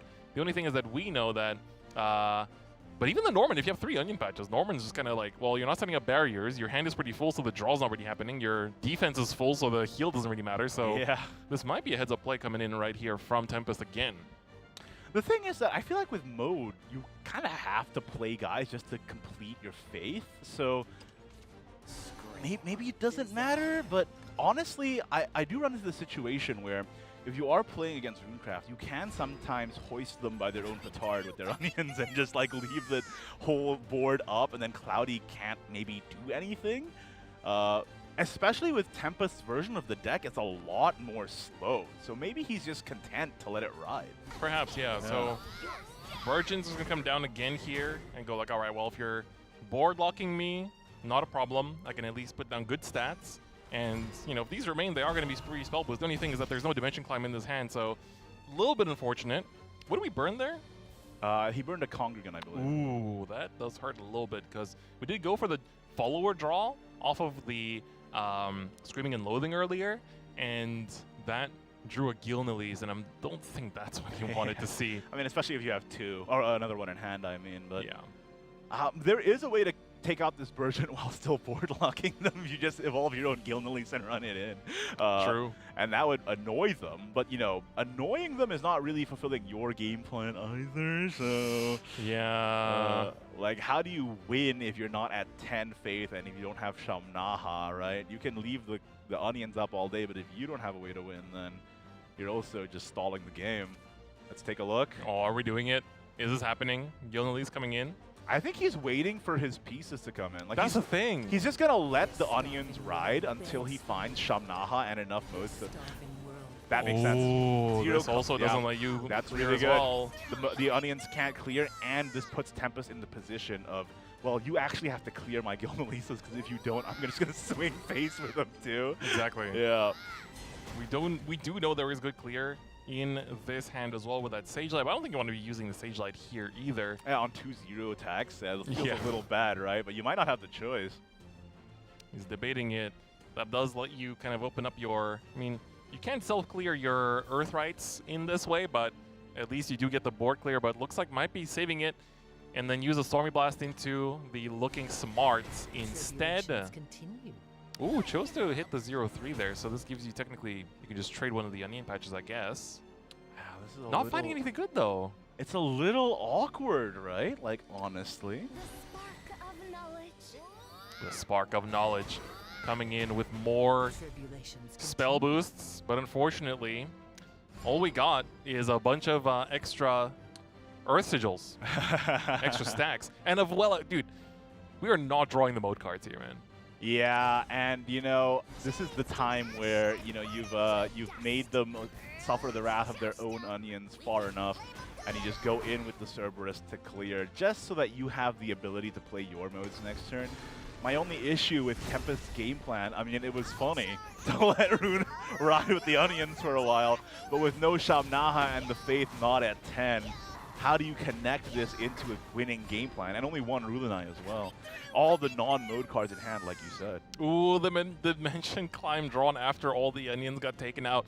Timing is a bit unfortunate here, but the hand is still good. That's the important thing for Cloudy, is that the hand quality overall is pretty nice. You're not going to struggle to take out the Cerberus whatsoever because you have high damaging spells. You found your Eningray as well. You still have plenty of evolution points as well. So at this point, you also have your Ruler of Kokaitis, so it's kind of becoming a bit of a speed run to try to get that Dimension Climb as low as possible so you get the Kokaitis Climb combo down. Kuan missing in action, but might not be the worst for the time being. Oh, never mind. Yeah, I mean, Kuan on 7 is, I mean, on 9 is pretty good, right? Because you boost 5. Yeah. And you can go for the super for a bit of chip, letting you win with a Silent Rider. So you're not dependent on Astaroths like Cloudy was last game. But the problem is, the problem is, does that, like, is that enough? Like, I feel like with only one climb in hand and it's only at 17, it's kind of tough to find all of the boosts you need to even win on curve. Ooh, we're going for the heal here. Of course, it does mean that you are losing a lot of followers, but choosing to instead heal back up to 17 is very important, especially if you think about the double Rulanai Valorant combo. Ooh, choosing to actually get the Scream Diffusion here. So we're going wide already. So kind of just recognizing, like, okay, I just need board right now. I don't have enough to get my modes up, and there's Shamnaha right on time. I mean, if you play the Supplicant next turn, you are going to get to mode 10, and that is going to give you the extra buff, and that means that your Ginyuzu will be full value next turn too. So the only thing is that I guess Ginyuzu into your spell boost turn 10. Okay, first a question if you survive or not. Yeah, it's a tough ask. Of course, Tempest doesn't know that Cloudy just drew the Dimension Climb. So we know that Cloudy probably can't kill on turn 10, but Tempest doesn't know that. Yeah, that's right. So we have one spell boost in this hand. We have Anangrea for the 3. Kuon could also come down for the 5. Kuon does give you the full board clear here as well, but you would have to cash in one of your supers, and I'm not sure how much Cloudy fancies that. Yeah, that is tough. I think Anangrea super... okay. Going for the Kuon. Is there a way to clear without super? I don't think so. There's only one Stormy Blast in hand, so... Yeah. But you do get to clear everything else pretty smoothly because you also have, of course, the Stormy Blast in your hand, or you can also just cash in the extra Demonic Call. But I feel like you want to hold that because you can have it at 0 for next turn, and that could potentially give you a lethal combo for next turn, right? Without, you just go without even using Dimensional. Yeah. I mean, you just go Call, and then Mr. Kuon, and you got yourself a 13 damage turn pretty easily. Yeah. Up to 14 if they have a target to smash into with the super, right? Too, yeah. But, you know, Tempest is not short on healing in the deck, but unfortunately, not a lot of it in hand right now with only one Ginsetsu Yuzuki. If Tempest lands that just for the 4 healing, is that enough value? I feel like he hasn't been able to capitalize on the awkward turns he forced Cloudy into. Even with Cloudy not getting the climb on time, he might still have lethal this next turn anyway. This isn't too bad though, like being able to use the Reapers here into the Supplicant this will give you the heal to make sure that you're not losing to the Kuon, and we're going to see 3 damage, Shamnaha, and then now that you evolve, you get both effects, so you get to heal up to 15, and this is full board clear no matter what. This is out of range of the Kuon as well, unless Cloudy has a second call, but Tempest already saw a call being played, so it is unlikely. Yeah, so the Dimension Climb is still too high. The most you're getting here, or are we just putting down Cocytus here? I think it's a very real chance, because you can just slam the Cocytus down, super it, play a call now. Now that you're out of range of Kuon lethal, this is your best chance to win. Yep, looks like that is going to be the answer here. You get an extra spell boost on these climbs, and then, ooh, actually we're passing, okay. I mean, I guess a 2-1 is not that impressive. You know how much damage Abyss is doing as well here, Yeah. so even if they put down, you know, because they used the Rulanai spell already, so you know that there's no OTK from the Rulanai combo coming in either. So at this point, 19 cards left in Tempest deck, still 2 Rulanai Valnarix, but this is looking pretty dangerous. You know that the Cocytus deck is now active, and if they have any draw power, then your chances of just losing to Storm damage is pretty high, right? You know that there's a chance of 13 damages flying to your face immediately. Yes. So let's see how Tempest will adjust to that. Medusa's not really doing too much here, and then I don't think the Ginsetsu and Yuzuki is the play right now either, but do you have any other choice other than just Medusa? With Cloudy's hand, I don't think Stealing? The Cocytus? Stealing the Cocytus, we have 10 play points. This is going to be a battle of the freaking giants? It's the battle of the giants, hold up. What? Okay. Cocytus deck versus Cocytus deck. This is the other use of Shamnaha. When you Super Evolver, you get to actually steal one of your opponent's followers while destroying it. But Cloudy has first mover advantage. What he can do here is play the Servant, play the Anangrea, climb, and then if he draws Astaroth... Uh-oh. Or are we just going to go just dunk the climb first? A raw climb with a hand size of 6 is risky. I think you should play the Anangrea 100%. Although with the Anangrea get 3, so that makes it go down to 4. So yeah, that's actually perfectly. That's what I'm saying. Yeah.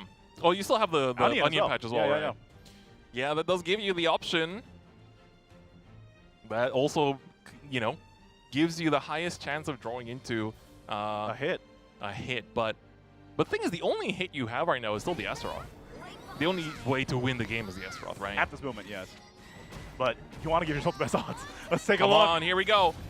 5 cards off the top, and it is no Astaroth again. For the second game in a row for Cloudy. However, 2 Demons of Purgatory, all three drawn in hand here. There's going to be a lot of damage, basically making sure that next turn is going to be lethal. And because there's no Super Evolve left on Tempest's side, that means there is no way to do Astaroth cheese lethal either. That's true. He does see a demon, but it is going to be the Ginyuzu to heal up and deal with this entire board. Astaroth is lethal still.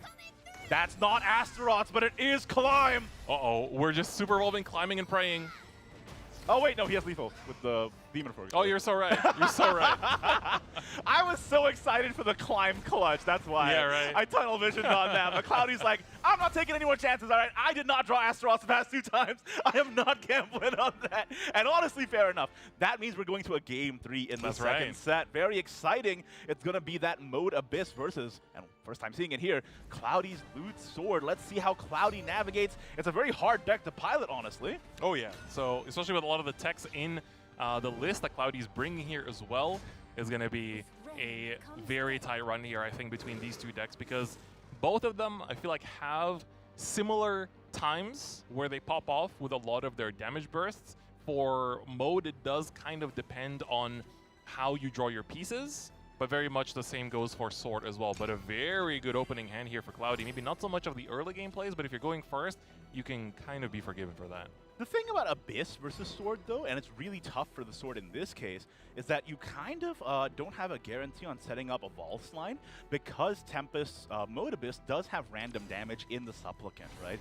So if you try and set up a Valse, you might just get punished by a Supplicant on the end. So you kind of have to figure out a different line of a line of play in that sense. Yes, but luckily here, drew the early game plays here with the Lair of Usurpation. Next turn, you do get to also play the Octress, but we're going to first make sure the Returning Slash is actually taking care of the board here, while also having 2 loot spells in hand. Already 2 loot spells with an Octress ready to go is pretty amazing, because not only is there 1 Octress, but there's 2. And if you're getting it this early with that many fuses, that means you might actually end up with 2 of the token spell, which really increases your chances of OTKing with a Sincero Super Evolve. Yep. Choosing to fuse already showing Tempest that the Sincero is in the hand, but the fuse is important because it gives you the countdown as early as turn 3 as well. And also just playing the Octress on an empty board is really big because you're putting down a 3 defense follower, and the thing is that there's no actual way to answer this in Tempest Arsenal, right? This is the best that you can do. Yeah. Oh, that is the one of Zirconia I picked up, if this was going second, that'd be crazy. It's still pretty good going first because you have the Quick Leader in hand. Right, right. How many quick players were we playing again? I feel like that was also... I believe it was 2. 2, right? Yeah. All right, just going to sink the Quick Leader now, though, for the instant damage. And you know, for Tempest, any chip damage that he takes just makes Sincero's job easier. So he's got to be really careful about how he manages his life total. Devotee about to show the power of this card. It's not just there to become a 7/7. It can also give you that 1 damage AoE and still go pretty ham. Draw first and then go for the Devotee. I like it. I like it. You know, Apollo move aside, right? There's a new player in town in terms of 1 damage AoEs. The 5/5 presented on the board, though, unfortunately, into Cloudy's turn 5, it's pretty easy for Cloudy to deal with this. Yeah, I think the Zirconia is still a pretty good play as well, because the only thing that it kind of loses to is, you know, another Devotee coming down and doing the AoE effect twice. And it's unlikely, right? Because we saw the Devotee just come down. And also, I don't believe Tempest runs Aragavi in his list. So he won't be able to have an easy clear on that either. You know, with Zirconia making 3 bodies, it means that Congregant is not a super clear without the Super Evolve. Yes, exactly. So just debating here, I think Congregant is better to keep for wider boards, especially once you have a lot of these spells ready. The only thing is, you know, you do want to be generating the loot tokens for your fuses. Just because it gives you the Octress effect sooner, and also, you know, gives you the setup for the Sincero as well. So whether committing for the wide board here or committing for the game plan of the deck is the choice here that Cloudy is in between, but it looks like we are committing to the board instead. The Zirconia, the classic, is going to come on down, summon the 2 knights, buff them as well, and here you have a very strong board. I think this is the line. The other lines are a little too awkward because with only 1 fuse in hand, the Congregant wouldn't have been able to full clear without spending an Evolve point. And if you're going to spend an Evolve point, you might as well make a board that they probably can't clear. So I think this is probably the correct line. And now you have the Congregant and the Devotee that you can play on the same turn while clearing the board, while fusing. I think this was indeed the correct play. And you know that Cloudy's saving that second Octress because that Octress countdown on that crest that he played on turn 3 is already almost over. If he can get it next turn. Yeah. Yep. And if he can get 2 in hand before he Sinceros, that's a turn 8 Quick math, quick math. 16 damage. And hey, look at how much defense is left on Tempest side. Yo. Hold up. I like those numbers, bro. That's right. So, I don't know. I turned into a surfer, bro. There for a second. Don't worry about it. but this is huge because you get to essentially fuse this turn. Next turn, the countdown goes down to 1. You fuse again. Ultra Spell in hand. Oh, this is very nice. Yeah. There we go. The Goblet. That is now the 3rd type of token fused. Incredibly and you clean get the line. more clear. Ooh, we're evolving for aggro as well, just to make sure that if you heal down, this lethal is still going to be a threat. Yeah, right. And this means that even if Tempest heals with Supplicant double heal, which is unlikely because he wants to clear the board, but even if he did, he'd still be in trouble. If you don't see a heal, though, this is basically just game right, because you have the full Sincero effect for 8 damage AoE, and then the token spell comes out next turn as well, so That's true. 12 damage is ready. That Yeah. evolve off of the Knight was actually just setting up for game. And Even that- if you clear everything, it's not enough. That's right. With no heals in hand, no Gilnelis, no. Yeah, and the Shadowverse it's reached too far. Whoa, this is going to be it. Sincero going to fuse the boots in here. Just fuse everything at this point. You already have the game ready to go Yep. in hand. It's time to play the Sincero. It's going to deal 1 damage for each different type of loot fused. You evolve, you do the effect one more time. 4 plus 4. You got 8 Remnant for the last 4, and that is game. Cloudy is locking in that spot in the winner semis. That was an incredibly tough set for both players. They both played incredibly well. I think Tempest really impressed me with that spell boost that he was playing. The mode, something he practiced with as well, he piloted it pretty well. But Cloudy, honestly, the caliber of player here is pretty insane. And like we said earlier, by the way, this is a rematch of their qualifier 1, and Cloudy was able to take the revenge. Yeah, crazy. Actually managed to turn it around, so Cloudy finished 2nd last time, and now gets advanced to winner semis first. Really well played. Honestly, he could write a textbook about how to play loot, because that was like very clean start to finish. Yep. Just basically showed where you make those little decisions here and there, especially having the lair for the early game. I think it gave that first starting engine for the deck to really come into itself as well. So it is not done for Tempest, though. Tempest is now going to be going to the losers bracket and will continue, but have to fight his way through and go up against Flighting Goatee there at the beginning, too. So you can take a look at the bracket here. You can see this is the winner's side. So Barrick and Cloudy are now locked in for the winners semis. However, we still have 2 more of our winners quarterfinals here, with Artify and Sai, as well as Ian and Alejandro, still remaining for the remaining matches of the winners quarters. That's correct, Chris. And guys, you do not want to miss out on this competition. Like we mentioned earlier, the stakes are high. Not only the cash prizing, but also seats to World Grand Prix are on the line. So make sure you stay seated and stay tuned. We're going to go to a quick break for, us casters. We got to calm down after that intense set, get the players in the right mindset, That's right. and we'll be back with the next 2 quarterfinals. Don't go anywhere. It is going to be the Orcus. That card is absolutely bonkers, and that puppet's going to go ahead and clear that Grimnir, no problem. Super Evolved Orcus Newfound Heart for the 2 enhanced puppets with Storm. That is a whopping 8 damage out of 1 card alone, and that is, like I said, curtains for Flying Goatee on that first. And the other pieces of the combo are already in hand. The only shame, Chris, is that the Kakaitis. Ooh, was that intentional? That I don't think was intentional. No. With that tablet play, now if he plays Kakaitis, he would not be able to get to reduce the deck down inside. Kakaitis. But the tablet is no longer a factor. That's a little bit scary. That's right. And if you spend your whole turn Miera Baning and Kakaitising, like, Almost. Let's take a look. Is there even a clear? Is there even a way?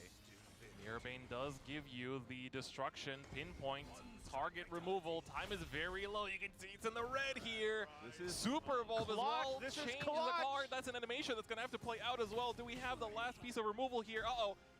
We ran out of time, and that's the Kokaitis gone. Kokaitis gone, and the animation actually does pause the timer now in Shadowverse. Yeah. Worlds Beyond, I think, but that's still a lot of nerves that Flying Goatee had to contend with, and now that is no Izudia required. Sweetness. That is going to be a dub on the Izudia side without even using the Izudia. That's the power of Congregant, man. Ooh, it's all brewskis. Fingers crossed. Which is new. Brew is going to continue drawing cards. Apprentice Astrologer is going to put back that Kokaitis. We don't need that. Get back in there, brother. Give me the climb, give me the climb. He's not bad. Another try. Oh, Hey, there we just go. on time for the turn 5 Anna and Greya to boost it by a massive 3 spell boost in 1 card. What a pull. Here comes the seconds. Here comes the ruler. Right, is it Astaroth's? The big question. Dimension Climb, these 5 cards will determine the rest of this turn. No Astaroths, but It's not bad. It's not bad. You have a lot of damage in this hand. You do have the maximum output possible. And burning the first 4-cost Dimension Climb, making sure the second one is going to be 0. And there's the Kuon! We have it. All you got to do is just trade away the followers, open up the board, and you're going to be able to take the lethal here as well. Tempest, in the face of an incredible hand from Cloudy, manages to find the Kuon, and all that early chip has paid off. Leaving up that Anangrea earlier for the 6 damage that came in, basically won this game. Incredible lines from Tempest. Heads up play throughout the entire match. Leaving that Edelweiss up into a turn 6 potential Norman that Cloudy drew into. Insane lines. This isn't too bad though. Like being able to use the Reapers here into the Supplicant this will give you the heal to make sure that you're not losing to the Kuon, and we're gonna see 3 damage, Shamnaha, and then now that you evolve, you get both effects, so you get to heal up to 15, and this is full board clear no matter what. This is out of range of the Kuon as well, unless Cloudy has a second call, but Tempest, with Cloudy's hand, I don't think... Stealing? The Cocytus? Stealing the Cocytus, we have 10 play points. This is going to be a battle of the freaking giants? It's the battle of the giants, hold up! What? Okay. Cocytus deck versus Cocytus deck, this is the other use. Astaroth is lethal still. That's not Astaroth, but it is Climb! Uh-oh, we're just super evolving, climbing and praying. Oh wait, no, he has lethal with the Demon Force. Oh, you're so right. You're so right. I was so excited for the Climb clutch, that's why. Yeah, right. I tunnel visioned on that. But Cloudy's like, I'm not taking any more chances, all right? I did not draw Astaroth the past 2 times. I am not gambling. It's reached too far. Whoa, this is going to be it. Sincero going to fuse the boots in here. Just fuse everything at this point. You already have the game ready to go in hand. It's time to play the Sincero. It's going to deal 1 damage for each different type of loot fused. You evolve, you do the effect 1 more time. 4 plus 4. You got 8 Remnant for the last 4, and that is game. Cloudy is locking in that spot in the winner semis. Beauty presents Gameplay Etiquette 101. Greetings, it's me, Yudi, your mentor. Do keep these etiquette guidelines in mind while you're enjoying Shadowverse Worlds Beyond. First and foremost, follow the golden rule. Always consider how other people may feel about your actions, and do your best to leave a good impression. Second, do not share any personal information. And if someone is being persistent or making you uncomfortable, don't hesitate to block them. Third, it's important to keep the competition friendly. If you enjoyed a match, send your opponent a friend request. You might gain a good rival or even a friend. Fourth, be courteous when leaving comments on social media or live streams. Keep in mind that there's always someone else on the other side of the screen. Finally, don't forget to take breaks, even if you're on a win streak. Remember to rest your eyes and hydrate, because as your mentor, I value your health.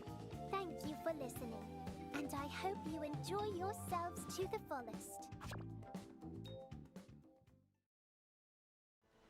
It is going to be the Orcus. That card is absolutely bonkers. It is going to be the Orcus.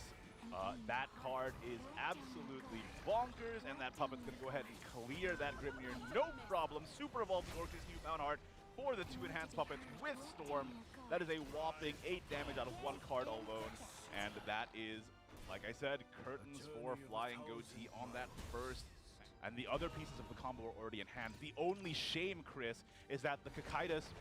Ooh, was that intentional? That I don't think was intentional. No. With that tablet play, now if he plays Cocytus, he would not be able to get to reduce the deck down inside. Cocytus. But the tablet is no longer a factor. That's a little bit scary. That's right. And if you spend your whole turn Mierabaning and Cocytusing, like, almost. Let's take a look. Is there even a clear? Is there even a way? Mirabane does give you the destruction, pinpoint, target removal. Time is very low. You can see it's in the red here. This is Super Evolve as well. This Change is the clutch. card. That's an animation that's going to have to play out as well. Do we have the last piece of removal here? Uh-oh. We ran out of time, and that's the Cocytus gone. Cocytus gone, and You know, the animation actually does pause the timer now in Shadowverse. Yeah. Worlds Beyond, I think, but that's still a lot of nerves that Flying Goatee had to contend with. And now that is no Izudia required. Sweetness. That is going to be a dub on the Izudia side without even using the Izudia. That's the power of Congregate, man. Ooh, it's all brewskis. Fingers crossed. Which is new. Brew is going to continue drawing cards. Apprentice Astrologer is going to put back that Kokaitis. We don't need that. Get back in there, brother. Give me the climb, give me the climb. He's not bad. Another try. Oh, Hey, there we just go. on time for the turn 5 and Greya to boost it by a massive 3 spell boost in 1 card. What a pull. Here comes the second. Here comes the ruler. All right, is it Astaroth's? The big question. Dimension Climb. These 5 cards will determine the rest of this turn. No Astaroths, but It's not bad. It's not bad. You have a lot of damage in this hand. You do have the maximum output possible. And burning the first 4-cost Dimension Climb, making sure the second one is going to be That's 0. And there's the Kuon! Kuon. We have it. All you got to do is just trade away the followers, open up the board, and you're going to be able to take the lethal here as well. Tempest, in the face of an incredible hand from Cloudy, manages to find the Kuon, and all that early chip has paid off. Leaving up that Anangrea earlier for the 6 damage that came in, basically won this game. incredible lines from Tempest. Heads up play throughout the entire match. Leaving that Edelweiss up into a turn 6 potential Norman that Cloudy drew into. Insane lines. This isn't too bad though. Like being able to use the Reapers here into the Supplicant this will give you the heal to make sure that you're not losing to the Kuon, and we're gonna see 3 damage, Shamnaha, and then now that you evolve, you get both effects, so you get to heal up to 15, and this is full board clear no matter what. This is out of range of the Kuon as well, unless Cloudy has a second call. But Tempest, with Cloudy's hand, I don't think Stealing? the He's Kokaitis? stealing the Kokaitis. We have 10 play points. This is gonna be a battle of the freaking giants? It's the battle of the giants, hold up. What?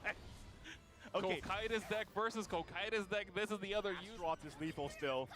That's not Astaroth, but it is Climb. Uh-oh, we're just super evolving, climbing and praying. Oh wait, no, he has lethal with the Demon Force. Oh, you're so right. You're so right. I was so excited for the Climb clutch, that's why. Yeah, right. I tunnel visioned on that. But Cloudy's like, I'm not taking any more chances, all right? I did not draw Astaroth the past 2 times. I am not gambling. It's reached too far. Whoa, this is going to be it. Sincere going to fuse the boots in here. Just fuse everything at this point. You already have the game ready to go in hand. It's time to play the Sincere. It's going to deal 1 damage for each different type of loot fused. You evolve, you do the effect 1 more time. 4 plus 4. You got 8 Remnant for the last 4, and that is game. Cloudy is locking in that spot in the winner semis. That was it.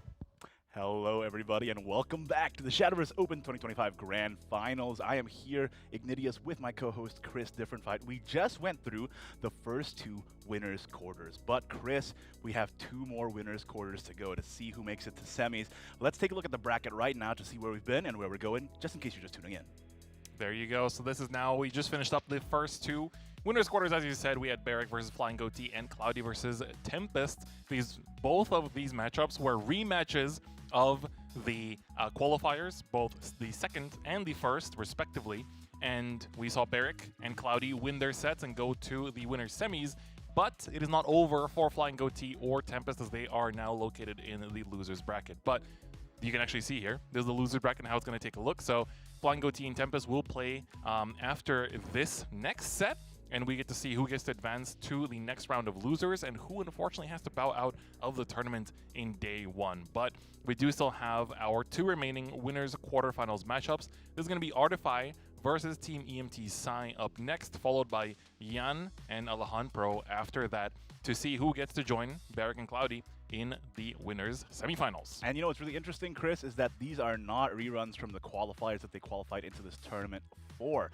Now, let me just remind everyone at home, if you're just tuning in, what the players are playing for. Not only is there a lot of cash on the line, but also if you get either first or second place, you get a seat at World Grand Prix at the end of this year in Japan. And at that tournament, you can compete for 100 million yen grand That's prize. right.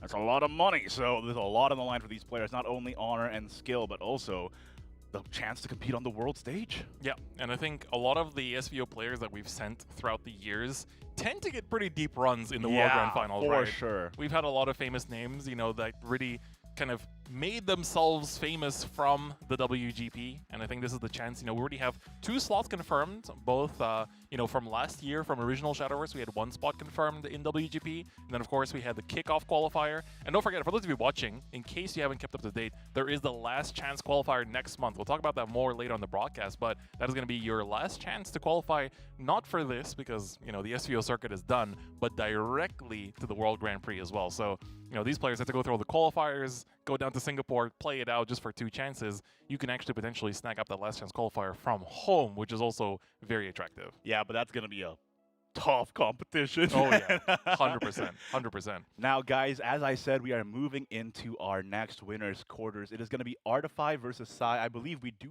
have the deck lists ready if we are able to take a look. Artify has that mid-range Abysscraft, my personal favorite deck this expansion, for Yes, going the sir. mode package for a little bit more aggression. You have the Mino, you have the Mummy, and you still run some of the mode cards like Supplicant, Congregant, Runanai Valneric, and Ginsetsu Yuzuki. But rather than filling your deck with modes that are a little subpar for their cost, like Castle and like, sometimes Devotee can be, you just run good cards, man. And that's a deck philosophy I live by. Just Yeah. run good cards, and your draws can't be bad. So I have a huge amount of success with this deck. I'm a big believer in it. I got to, not to brag, but I got to GM3 in Legendary with this deck. So I'm excited to see Artify, obviously a player who's better than me. I want to see if I can learn something from him. And then on the other side, he also has that Spell Boost Runecraft, Chris. Yes, exactly. The Spell Boost Rune, we just saw the Mirror play out earlier in the broadcast as well, but this is by far the most popular deck so far. And even just from what we've seen so far, we've now featured 5 different players' deck lists, and this is now the how many spell boosts have we seen? We had 1, 2, 3, 4. This is the 5th. This is sorry, not 5th. This is the 4th. My bad. So 4 out of 5 players we've already shown with the spell boost, and I think we're gonna see even more. But yeah, mid-range Abysscraft, I'm really excited for this one as well. Igni, you were the one playing the deck a lot and finding some good results, and I was looking for a deck to play as well, and then picked up your exact list. Last night, I was doing the second stage of the Grand Prix. I managed to go 4-1 with the deck twice in the same evening. Let's go, It's man. pretty good. So some interesting techs on Artify's side, but we'll talk more about that once we get into the game. Let's take a look at the opposing side. What is Sai bringing into this one? He qualified with Spell Boost and Crest, so the exact very same. typical list, and he is one of the few Crest players that still continue to bring it into this tournament as well. So Igni, tell me a bit more about Crest Haven for the people that are not aware what this deck does. Yeah, this deck is a menace, and actually throughout this tournament, we've seen players tech out their list expecting a lot of Crest, but in the end, Sai is only one of 2 players to bring it.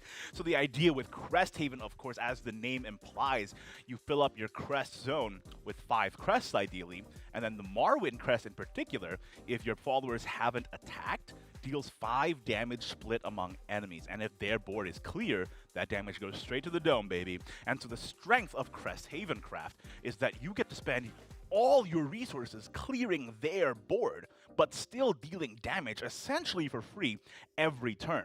So a lot of the time you have to split your resources of, do I clear board or do I go face? Crest can do both. The only problem is there are some key turns where they're setting up, where they're a bit vulnerable.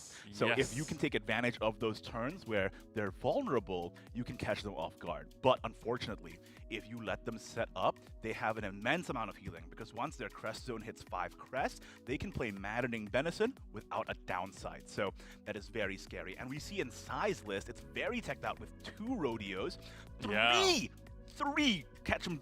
Temple of Reposes, as well as the tablet in hand, in the deck as well, and the Dose of Holiness. So getting that Rodeo out means that he can pinpoint tutor his survival tools so that he doesn't get got by an OTK. So very heads up read, because we see a lot of players in this meta, in this format, in this tournament, playing OTK decks for some reason. Look at all the Mirror Banes, right? I know, right? So it's That's pretty... literally there just to counter this one deck. It's pretty incredible. Meanwhile, Spell Boost Runecraft, on the other hand, this is looking like a pretty standard list. Yep, very standard list, very similar to what we saw in the previous rounds. If anything, I think it was actually Artify's list that was a little bit different from usual for the Spell Boost, but I'm sure we might be seeing the Mirror again. So really curious to see how those few ratio differences and the few card differences are going to actually work out. But the two players are getting ready to duke it out. It's going to be a very exciting one. You know, it's really cool that they're in the same room physically together in this showdown, and I'm going to be very excited to see how it all works out. So Artify is coming from Thailand here, and Sai is representing the United States. So a little bit of that time zone debuff maybe for Sai, but you know, if you're one of the best players in the game, and especially, you know, some of the qualifiers, they had to play through some, you know, pretty disadvantageous time zones. And so if you manage to qualify despite that, then shouldn't be an issue. Honestly, when I was, you know, talking with the players yesterday, Sai seemed like a pretty chipper and energetic guy so far. And, you know, with the backing of Team EMT, honestly, having a team behind you to motivate you and to practice with is a big buff. So I'm curious to see if Sai can take it against Artify. That being said, I remember distinctly being very impressed by Artify's play in the qualifier. And, you know, him being a solo agent, basically, he's kind of like a dark horse that came out of nowhere. So I'm super excited to see. And as you foreshadowed, Chris, it is going to be the Spell Boost Mirror. Now, I believe looking at Artify's list, and we actually see it in hand right now, he is running the Illusory Conjuration, which is an insane technology. It's a hard removal spell, but it does increase the cost of a follower in your hand, I believe. I haven't seen that spell run commonly at all. It's kind of incredible. What is Artify teching for? Yeah, I'm really curious as well. It is one of the spells that we really don't see that often, as you mentioned. So, I mean, it is another option, but I'm really curious what specific matchup it is being played for. Yeah, I have no clue. Maybe it's to take out a big Wilbert or I guess so, a big right? Sincero. Sincero can get pretty big with a 9 defense stat, but I mean, it's only at a 2 of, I believe, but it's still an interesting technology that we really don't see commonly in Spell Boost Runecraft. I don't think it's going to be a big factor in the mirror, though. Yeah. Because the biggest body in the mirror is Noble, and you can't target that anyway because it has Aura. So. Oh, but this doesn't target. That's the strong thing about Illusory Oh, it Conjuration. doesn't It's target. random. Oh, you are so right. So maybe that is just for the mirror. Chris, We found the answer, maybe. I haven't even seen this card played in my life, man. It's like a take two. Oh, you know what? Maybe it's an answer for false, too. Oh. You know, this is actually starting to look a little heads up on Artify's Okay. side. Maybe not super relevant in this matchup, but might be relevant if he ends up going up against a Loot. Meanwhile, he is just going to play the homework time. Pretty standard play, and does get the Burgeon and the Anangrea, but no climb. Meanwhile, Sai does have it. That's a little bit unfortunate. Yeah, Sai does have a pretty good lineup overall. I mean, next turn we're basically spoiled for choice between the Burgeon and the Anangrea. You got the climb as well. Everything's just kind of coming together pretty nicely. While Artifact does have both options too, but there's no Dimension Climb, as you said. But I do think that the Rule of Gokaido is already. Everything's kind of lining up together for Sai right now. Yeah, looking that's pretty a good. big turn. Yeah, I wonder if you just slam an Anangrea with an extra play point here and then use the Burgeon next turn to potentially deal with whatever board they present, right? And if you Anangrea now and run the Summoning in, it does kind of lose to opposing Anangrea. So maybe it is a Burgeon play. It could be a Burgeon angle here, I think. Oh, interesting. So Sai, if Sai evolves the Anangrea, yeah, so now this is kind of dangerous because if Artify plays an Anangrea, it's a very easy clear. Very easy clear, and you get to sustain the most amount of board as well. I think the only thing is if you trade with the Summoning, that's going to leave it as a 5-1, and then the Burgeon can just, you know, throw an onion patch into it. Yeah. So, and then the Evolve does take it out as well. So Anangrea, I think, is the answer from Artify's side. The obvious answer, I suppose. Is there anything that we might do instead to try to take a different angle here? I think the Burgeon's the only thing I don't see coming down this turn, though. I will say Artify's list is very unique. Not only is it the Illusory Conjuration that I've never seen in my life, but also To reiterate, the Penelope 2 in the list is very interesting. Being able to grant 2 Earth Sigils with 1 card, and he actually used both cards this turn. I did not intend for that to happen. That's some foreshadowing right there. Uses the Illusory Conjuration to take out the Anangrea without having to spend an Evolve. interesting. So put the Burgeon's cost up, basically saying like, well, I'm going to play this card next turn without any follow-up anyway, if this is going to be the board that's going to come down. Right. You can just Burgeon, trade, and then you're done. So the downside is not really a downside at all. Although maybe he's kicking himself now that he drew Witch's New Bruin. Maybe it would have been better to be able to cycle first. The other interesting thing that you can do with the card is that you can technically up the cost of your Kuon, but then if you're playing for the enhance later down the line, it doesn't really matter, right? Because it doesn't change that it's going to be played for 10. So that is a mechanic in Shadowverse that actually does carry over from Classic. If you're unaware, if you increase Kuon's base cost with Illusory Conjuration, they go from 7 to 8, but you're still able to enhance for 10 anyway. It doesn't become enhance 11. It doesn't affect the text. It only affects the cost. Exactly. So you're still able to play Kuon for 10, and basically the downside then doesn't exist. Yeah, very interesting tech. So curious to see how far it's going to go for Artify here as well. But Sai right now, I mean, this game so far, this is kind of like the typical Spell Boost mirror where nothing looks too favored on the board state. Nothing looks too favored either ways in terms of the defense of each of the leaders. But you kind of, it's from this spectator perspective that we get to see the quality of the hand, and that's where the real battle's taking place. Yeah, Sai's hand quality is significantly better than Artify's right now, especially if Sai goes for an extra play point Norman here, forcing a reaction out of Artify, forcing him to spend resources he doesn't have to boost something he doesn't have in hand. Like, this is a pretty back-breaking turn for the double Guardian Golem with Barrier. Yeah, this is big. Very good setup, and at the same time, it's like now your onion patches also don't really matter too much, even if you are not getting to summon them, because your board is so strong that you're forcing them to answer it, and then that way your onion patches will still be effective next turn as well. So this is asking for an answer from Artify, but we're missing the Sage Light. We don't really have any of the big AoE here either. The only way to take out one of these barriers is the onion patch, but then what is that going to follow, and how are you going to lead that up to, you know, taking out the, you know, the actual body of the Norman too, unless you use the Stormy Blast? There is a way, right? If you angry a Stormy Blast, it's just enough to take out Just enough, yeah. Norman, but this is not technically a full clear. Oh wait, but you The do have the call. demonic call, yeah. Do you okay. want to cash it out here though, is the Just question. for an onion, is it worth it? Yeah, right? So let's see. You do get to essentially clear everything else without cashing it in. I think it might be worth to just kind of hold it. It is a battle of the spell boosts, but at the same time, you could be banking on your opponent not having any good targets. But also, based on the fact that I think Sai, when he went for his Burgeon, he traded in everything into one body in order to maximize the amount of spell boost. So that gives you a hint that they have something in hand that they want to be spell boosting. So that might be what determines Artify to take out the Onion Patch, but does not go for it. Does not go for it. That means Sai gets 2 free boosts this turn. And unfortunately, that means 2 free boosts on not only that Dimension Climb, but also those calls.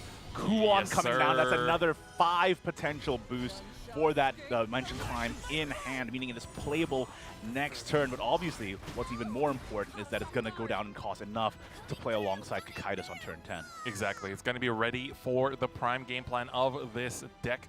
Now it comes down to Artify. We do have the Kuon in hand. Homework time is also ready. Kuon could technically turn that into a looking smart. But I think if you're Artify, your only strong output is the Kuon together with a call. So there is a world where you want to be holding on to that. And you could also technically... I think this board locking here doesn't really do too much, even You're with taking the too much snowman, damage. right? You're taking too much. You would die if you board lock them here. Well, with the snowman, With the snowman, I mean, you yeah. wouldn't die, but it's pretty. That's a lot still that Yeah. you're taking to the dome.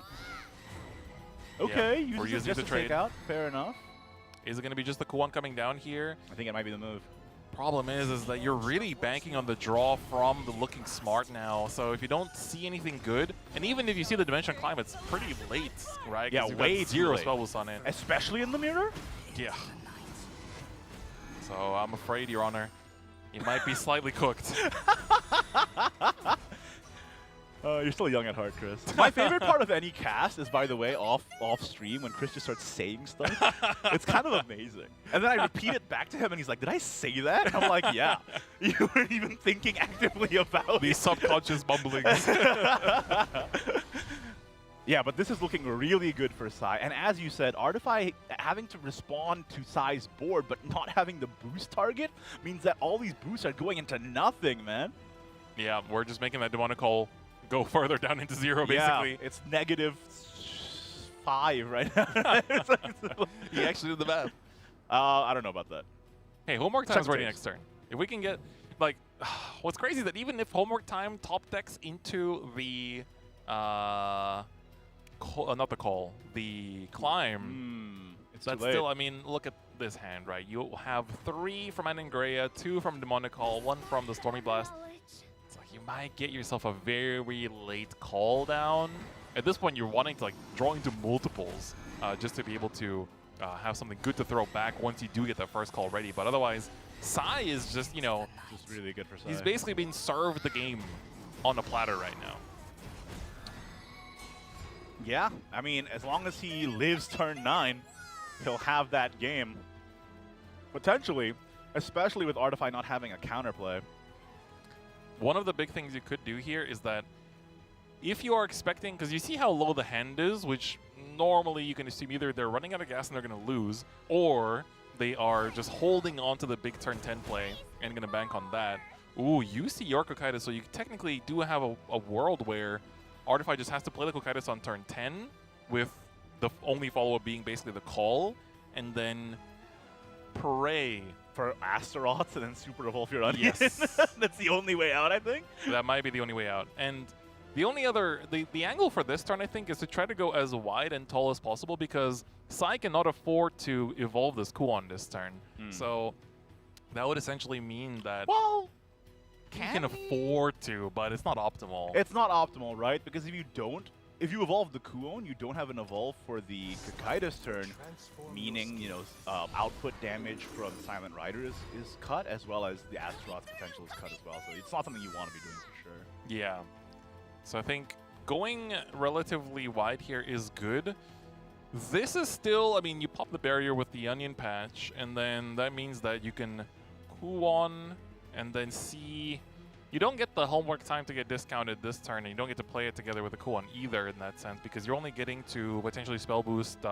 I mean, technically you can get 6 down as well, but it's not very optimal because you're trading literally everything in. Mildly awkward. If he leaves the Norman up, no, it wouldn't be lethal even with Call Kuon, because you're not going to be summoning the paper.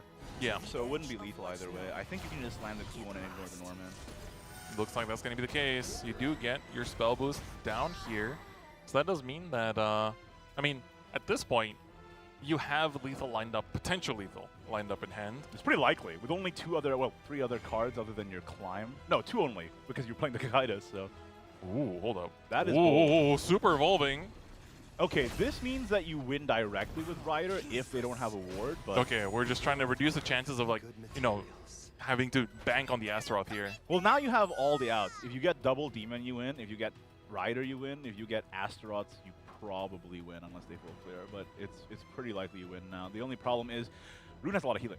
What's also pretty big is that because you're forcing healing now from Artify, that means they don't get to play the Ruler of Kakaitis. So if they were going for that, if you were assuming that that's what their hand was, and you're playing into that, you're basically telling them it's like, hey, now you're going to have to spend some time healing without playing the Kokaitis, or you'd have to like Kokaitis climb and pray you draw into healing. So puts Artify in a stick situation, but basically that means that this Kokaitis is not coming down, and that gives the chance for Sai to win next turn as well. That's a big deal, yeah. Like, again, Shadowverse is just giving the opponent a question of how do you deal with this, and if they can't find the right answer in time, you are in a good position to take the game. And like you said, forcing Artify to put up a wall of barriers to prevent Silent Rider lethal, meaning that the Kakaitis can't come out, is looking like it's pretty dire for Artify right now.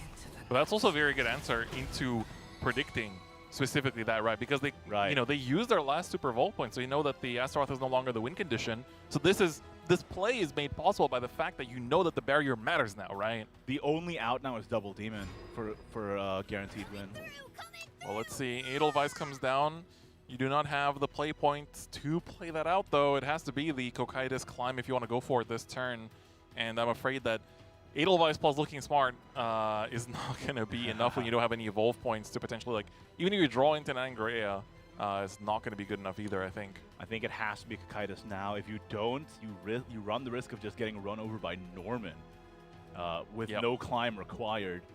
That's crazy. That's crazy, dude. So you're going to have to do it. I think Sai has to take the gamble.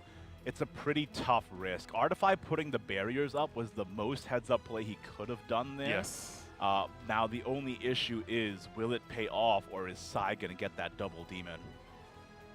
It could also be, yeah, like Double Demon is your optimal play here, and then worst case scenario, looking smart will help you dig a bit deeper, just to... Oh. This is... Hold up. 15 damage. This is not lethal. That's really heads up by Sai. Didn't even pop the barrier. So this way you can't actually trade. So you can crash in Your onion. you can crash in your onion. That's the only thing that's gonna go. And so that means that Kuon is not able to summon anything it can give Storm to. But it can evolve anyway, so that doesn't matter. And this does actually. So what Artifact can do is he can crash the onion into the onion, and then you can actually run a barrier and your 8/8 into the Cocytus, and then actually play your own Cocytus to sort of take back tempo and still have one barrier on the board. I think Sai was bad. He didn't want to gamble on the demon, so what he's trying to do is obviously run both, just land the Edelweiss so that he can climb next turn. But you're so right, being able to take out that Cocytus, take out the Cocytus while still presenting a ton of threat on board. Sai is still kind of in the same position where his only out here is Double Demon. All right, well, let's see. Silent Rider is not it. It's not it. You can play it though. You can just like Edelweiss, Silent Rider. Looking smart first. There's the first Demon. Oh, yeah, that's very good. Play it for sure. You can Edelweiss Demon and then still be able to Dimension Climb. You Edelweiss Demon and Servant just to get stuff out of your hand. 100%. Yes. Oh no, you already get to. Oh yes, you get the 2 play points back, so you do get the Servant up. Yep. Board space is something you somewhat keep in mind, but as long as you have one space for the Demon, it's good enough. You can trade the Edelweiss to the Norman. It's all good, I think. Yeah. All right, there comes the 6 damage. All right. Odds are very likely. 7 cards left in deck. It's almost guaranteed. Here we go. He does get it. There it is. Demon of Purgatory is going to come down, and Sai is going to take game 1 in the winner's quarters against Artify. You know, it was a bit of a risk to delay that Cocytus climb, but to be fair to Sai, it was also a risk to pull the trigger at that turn. If he didn't Hail Mary the 2 demons that turn, he might have lost on the spot. So in a tournament this high stakes, I think that was a really great call by Sai. Holding back a little bit, knowing that 15 is not equal to 18 and life is a resource, and being able to more efficiently guarantee with very likely odds that he pulls into lethal. Very heads up. Yeah, 100%. But here, we're going to see Sai's Crest Haven. So, of course, the list that, of course, as you said, is teched out for OTK specifically, and try to play around that. But this is still Artify's, the more spicy list for Spellboost specifically. Got the Conjuration, as we spoke about earlier as well. That does give you some of that pinpoint removal, which especially in this matchup does let you answer some, or not pinpoint removal, but random removal that can hit a single target, which oftentimes Haven only has a single target on the board. Wow, that is an incredible hand for Sai, especially going second. Yeah. The only thing he was missing was Serene Sanctuary, but you don't need to draw if you just draw everything you need anyway, right? So everything. Turn 3 Grimnir, turn 4 Marwyn, turn 5 Wilbert, not answerable by a potential Odin tech, but with Artify's list, maybe that's where the Illusory Conjuration is going to come into play. The thing is, it's destruction, so it doesn't actually, remove the remaining bodies that will be spawned. That's the problem, yeah. And also, if Sai is able to establish the Grimnir and the Marwyn with Artify not being able to fully answer it in time, also a problem. That being said, Artify pulling the Edelweiss here is actually kind of big.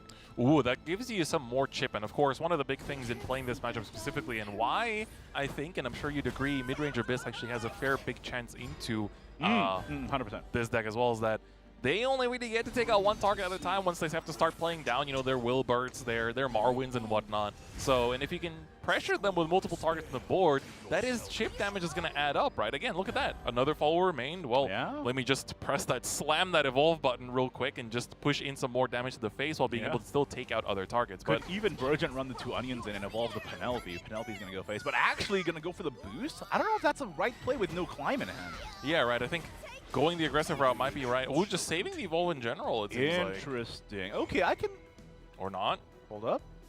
He's debating. He's in the think tank. See, I think the idea is that if you evolve the Burgent and they play Wilbert, because their ideal is to play Wilbert here, and have to trade into the 6/6, leaving Wilbert with only 2 defense that Penelope can then take out very easily, and then you can clear with Sage Light. But instead, it is going to be the Congregant, and Sai is just going to sit on that extra play point and not rush the Wilbert. Very great restraint from Sai in both these games so far, honestly. Yeah, 100%. Now we're on 6 play points for Artify. This is the Norman turn potentially coming down as well. And, the barriers can get a little bit annoying just because they do soak up damage from the Marwyn crest. Yeah. And so we're going to have to see if that is going to be the choice for this turn or not for Artify. I think the problem with Norman here, right, is that if you evolve Norman into a 7/7 and trade it into the Congregant, it gets left with 3 defense, and that's really easy to get taken out by Blinding Things. So That's true. Probably not what Artify is going to go for here. Is he going to spend the Conjuration now, or is he going to wait for a Wilbert to land? I mean, Conjuration's only target here is basically the Norman, right? Pull up the files. Does Illusory Conjuration only target rune followers? Select a follower in your hand and increase the cost by Yeah, 1. yeah. So you cannot do that for Kakaitis. That's not an option. So. All right. Yeah. We're trading first, getting that spell boost up, making sure, like, even if you don't have the climb, this is still going to be able to get quite a bit further ahead on the calls. And as you can see, there we go. The Norman now goes to 7. I mean, if you're planning to just play it next turn anyway, it's not exactly the worst thing either. I don't know. I'm a little worried here, though. Artify has no board. Wilbert will evolve uncontested, and this damage is going straight to the dome. Uh-oh. 4 damage. And I mean, if you're on the Haven side, you have to play this pretty aggressively as well, right? You do have a lot of tech in this deck in order to prevent the ODKs from happening, but we don't see the Rodeo to actually pull out that tech from the deck right now. That being said, Artify is looking kind of in the tank right now. I think that he might be regretting spending that Conjuration too early. Not saving it for the Wilbert. Now that the 7/9's on board, he has no efficient clear for it right now. Yeah, the Stormy Blast is just a little bit too low. You do get a +1 onto it, so that would be 6 spell boost. Is doing 8. You're missing 1, so if you can get... I guess you'd have to cash in the call here this turn, and then if you can cash in the call, then that does allow you to take it out, and then Sage Light is not enough to clear as well.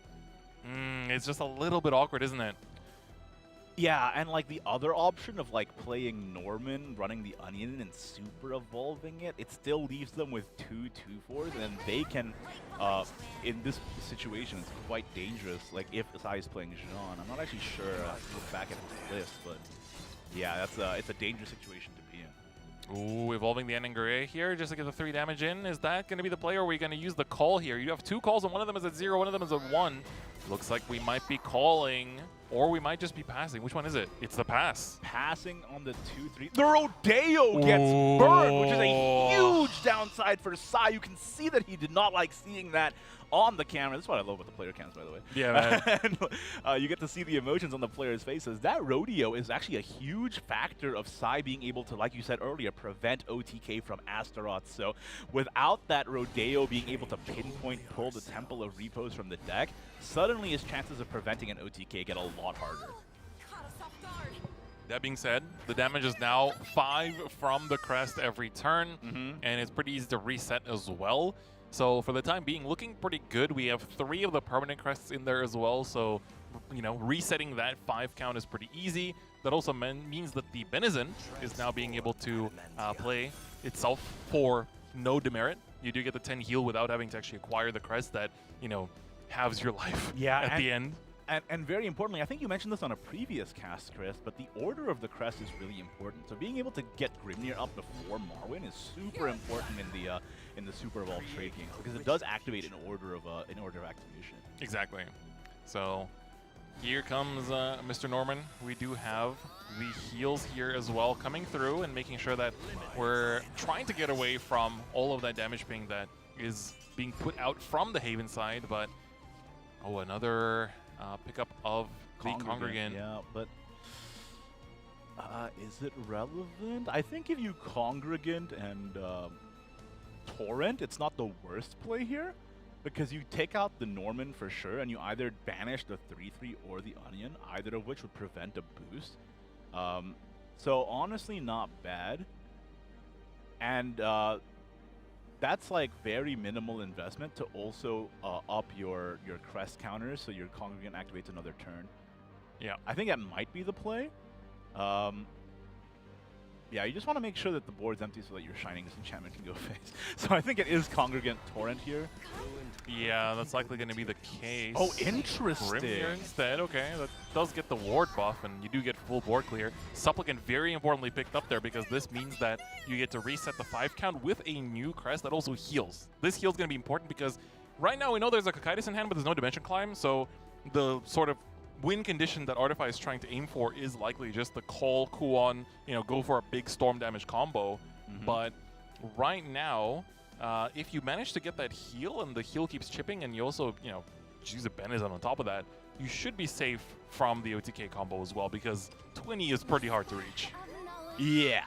20 with Kuon is nigh impossible unless you get multiple calls and double Kuon. That being said, never say never. There's a couple calls in that hand already. Yep.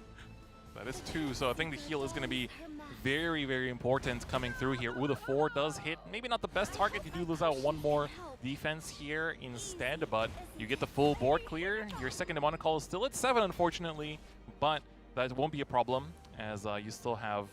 I mean, it kind of depends on what you want to do next turn specifically. Yeah, I think the problem for Artify here is that in both these games so far, he was not finding that Dimension Climb on time, and that really limits the scope of what he's able to accomplish in the end game. Meanwhile, Sai's got an embarrassment of riches in terms of healing here, can go all the way back to 20, and Artify, like I said, without the climb, he cannot force a Astaroth OTK. And yeah, at 20 with no climb, it's basically impossible to win in one turn. Yep. Congregant Crest is going to be the one being reset instead of going for the healing here. I guess it makes sense because he already has Benison. Right? Yeah, you will have to crash that in this turn in that case. And then I think the only thing that's a bit annoying is that the Torrent here would be delaying all the crests that are in play. And I think the Devotee is the one that you don't want to be delaying. You want to get rid of that one so it doesn't hit the wrong target sometimes. Yeah, that does happen. Oh, we are just going to see a Cocytus slam. I think this is really heads up, right? Artify spent the past couple of turns healing up to make sure he doesn't die to a couple of activations of Marwyn. So now, even without climb, he has pretty good odds of drawing into some form of massive damage. And if he gets lucky and gets Astaroth off the rip, that Onion's going to be OTKing if Sai doesn't have the damage protection. Man, Sai plays 3 Unholy Vessels, and they're all in the bottom half of the deck. This is a little bit unfortunate to see, but the board clear is not the but with no evolve points, actually, the board clear is a little bit tough because you'd have to... You can Shining Disenchantment, I guess, to get rid of the Onion Patch and make the Torrent a 50-50. Oh, that's not what you want! You want to try again? You can try again. But will he? Yeah, this tablet, a little bit late. Not exactly where you want to be seeing it right now. There's something you'd want to pull from that rodeo that unfortunately got overdrawn, and there's only 2 rodeos in the list, so drawing into the second one is a little bit difficult, but I think it's going to have to be the Marwyn and 50-50 to get the Cocytus off the board. That's crazy. This entire set might get decided by this 50-50. Does it hit the... Oh! That Chris is unfortunate. Dude, this is not how you want to be seeing it play out. And that is... the Demon pickup too. That is going to be an extra 6 damage. That is exact lethal. Whew. That 50-50 not hitting that Cocytus. But you have to say, Artify set himself up to be able to take that line. If he didn't go for massive healing with both his Sage Lights and his Normans in the previous 2 turns, he would not have had the luxury to go for that win line. So honestly, Artify was able to pilot it well, even with pretty unfortunate hands. No decline in both of his games, but yeah, always sucks to see a 50-50 that impactful, especially in a tournament like this. Sai's got to be not feeling good about that. Yeah, 100%. This last game is going to be the decider, and it needs to be a good one. We're going to see, of course, now the mid-range Abyss. We've been hyping it up a lot. Finally get to see a debut on stream as well. I'm very excited about this one. The only problem is that Artify is going first. If Sai can find a turn 5 Wilbert, it's basically curtain. So, because you do not have the Odin to respond on time for that. So, we'll have to see if... Oh! Sai spending the extra play point now means that Artify no longer has to worry about early Wilbert. That actually That's takes good. a huge load off his shoulders. Aragavi pickup is also good into this matchup as well, as they tend to play a lot of followers early that set up the crests, but are also tend to have like 4 or 3 defense. So Aragavi has a very clean way to answer those boards as well. I'll tell you right now, Chris, the more I play Shadowverse Worlds Beyond, the more I think Aragavi is my favorite card. Every time I play him, it's so satisfying. They play a Zvi? Nope. They play a Valse? Nope. They play a bunch of guys? Nope. I want to deal damage? Evolve? Yeah. He's, I'll say it, perfect man. Peak male form. Peak male form. You heard it here first at the SVO Grand Finals. But no, I agree. Aragavi is just so flexible. And I think as the card pool keeps getting bigger and bigger, this is going to continue to be the answer to a lot of these wide boards as well. I mean, especially looking at the next expansion, we got a lot of stuff that can definitely go quite wide. Although I'm a bit curious, if you guys have not been taking a look, the next set is coming out very soon. In just a matter of days, it's going to be Skybound Dragons, and there's quite a few free evolution effects there. So I wonder if Aragavi's advantage of being able to remove without spending an Evo is going to be as impactful, but we'll have to see. And this is exactly what you were talking about earlier, Chris. Their Marwyn turn, they're forced to only take out 1 guy, or 2 in this scenario, but that means you're always going to have a body up to be able to push damage, and with Aragavi in play, that means you can push damage while presenting massive stat on board. If Sai wants to remove this, the best option would just be Congregant, so he does have the answer, but the damage is done, and let's see if Artify can push it through. Unfortunately, no Undead Soldier in hand for Artify. Another important thing is also no Grimnir crest, so that's another one of your permanent crests that is not in there. That's huge. No Wilbert in sight, so it's the permanent crests that are the strongest thing about this deck, because that gives you, a lower floor that you need to set up for the deck in order to have its maximum damage output. That's right. Whereas when you have these expiring crests all the time, you are having to waste a lot of play points just to replay the same effects over and over and over again when you want to be doing something else. Or spending your torrents when it's not even efficient to spend your torrents, just to make sure you're topped up on your crest countdowns, right? So. Yep. And we're just going to see a very aggressive Aragavi proactive Evo for another 3 to the Dome. Do we see the Ghost played? Another way you could do it is to play the Ghost next turn alongside Congregant, but honestly, it doesn't really matter. I think you just play the Ghost. Oh, really? We're passing. Saving it for Cerberus, potentially? That's what I think it is. I was going to say, Cerberus is one of the big win cons of this deck, where you have a lot of cards that just randomly stick around sometimes. You have the Rotting Zombie that it's like, oh, it survived? Well, I don't mind playing the Cerberus. Here's 4 damage to face on top of everything else that I'm doing. Right, yeah. The Lesser Mummy as well. That's another Storm card, and, we like Storm cards. And you just, in general, have so many damage outputs in this deck that it's quite unique in that I feel like Cresthaven, Spellboost Rune, they are very much dependent on their powerhouse cards that set up the damage output or extend the damage output in the case of Dimension Climb.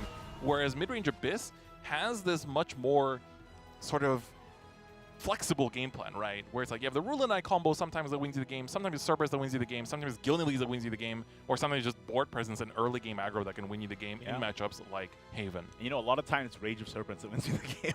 Yep. Like in a surprising amount of time. True. That being said, we mentioned this earlier. There's a threshold by which Havencraft becomes untouchable, and I'm afraid we're about to pass that threshold. Sai being able to super evolve that Gilneas, putting him back up to 18, essentially undoing all of the aggro those early Aragavis did. Artify is now in a tough position, because if he cannot break through this wall, suddenly he's going to be facing Shining Disenchantments, he's going to be facing Benisons, he's going to be facing Temples of Repose, and that's when the deck struggles. It really benefits from being able to take the board early, quickly, and if you're not able to get over that wall, you might just end up getting stalled out. That's right. I do think here we're going to go wide. This is very, very good. You're basically asking your opponent to have the vessel to answer the board and manages to find it off the top. That is likely going to be the answer, though, I think, in terms of just the most optimal scenario. You might cash in the extra play point just to get the Devotee down. That's 4 damage, because then you get them down to 7. And that is quite risky, because then you can have a Disenchantment in turn lethal combo.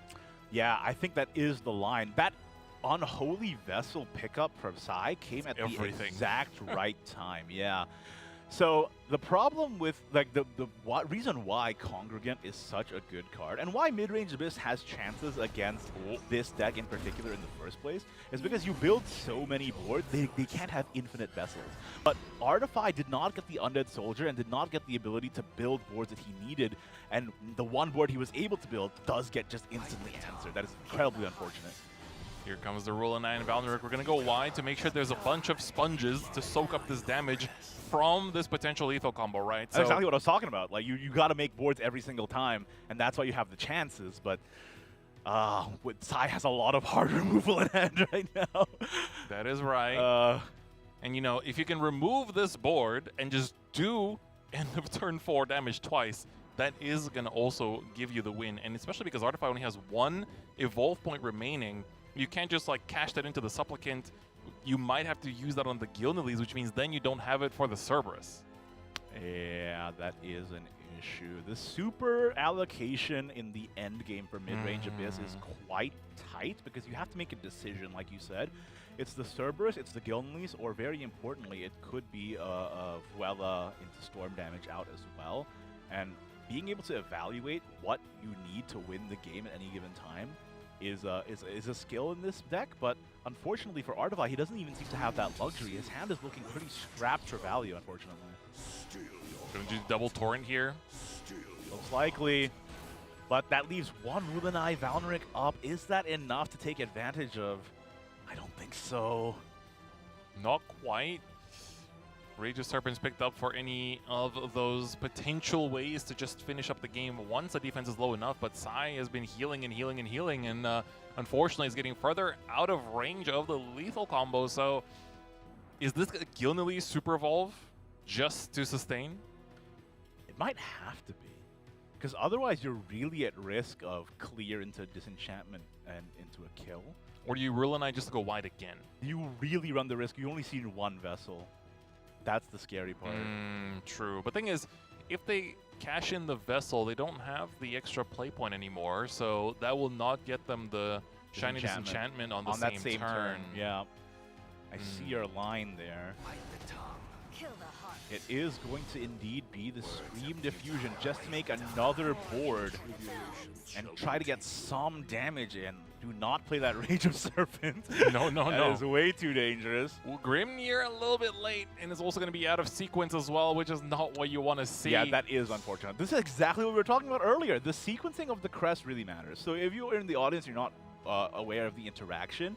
If Grimnir comes before Marwyn and you have a super evolve, it'll do Grimnir AoE first and then the Marwyn, which has a likelier chance to hit face. If you do the Marwyn first and then the Marwyn will hit first and then the Grimnir will activate, meaning you're wasting damage. Yeah. The other thing here is that you could do Congregant plus the Shiny Disenchantment. Congregant takes out a 5/5. Shiny Disenchantment will take out the 5/1 and put one of the other ones down to 5/2. But that means that the 5/3 on the very right will survive with one defense at the end of turn, I believe. Yeah, that is tough. Especially, like you said, the fact that Sai wasn't able to get those permanent crests in the early to mid game now makes his end game more awkward. He has to choose between, do I get those permanent crests or do I clear this board? So that's the issue. But I think it might... I mean, let's take a look. The Grimnir is a choice, but I guess this way, if you get the 5th crest, you do get to just evolve. The problem is that if you trade here, you don't get the end of turn effect, and you still have the 5/3 remain. Yeah, and as we see, that sequencing matters because that 5/1 now lives. Yeah, this That's is lethal. Oh, you're so right. Odin, Rage of Serpent's Ghost. You're so right. Yeah, that is going to be... Yep, you've got the 7 that can immediately just go in. I mean, that's lethal even without the Rage of Serpent. You just get the Ghost down and that's it.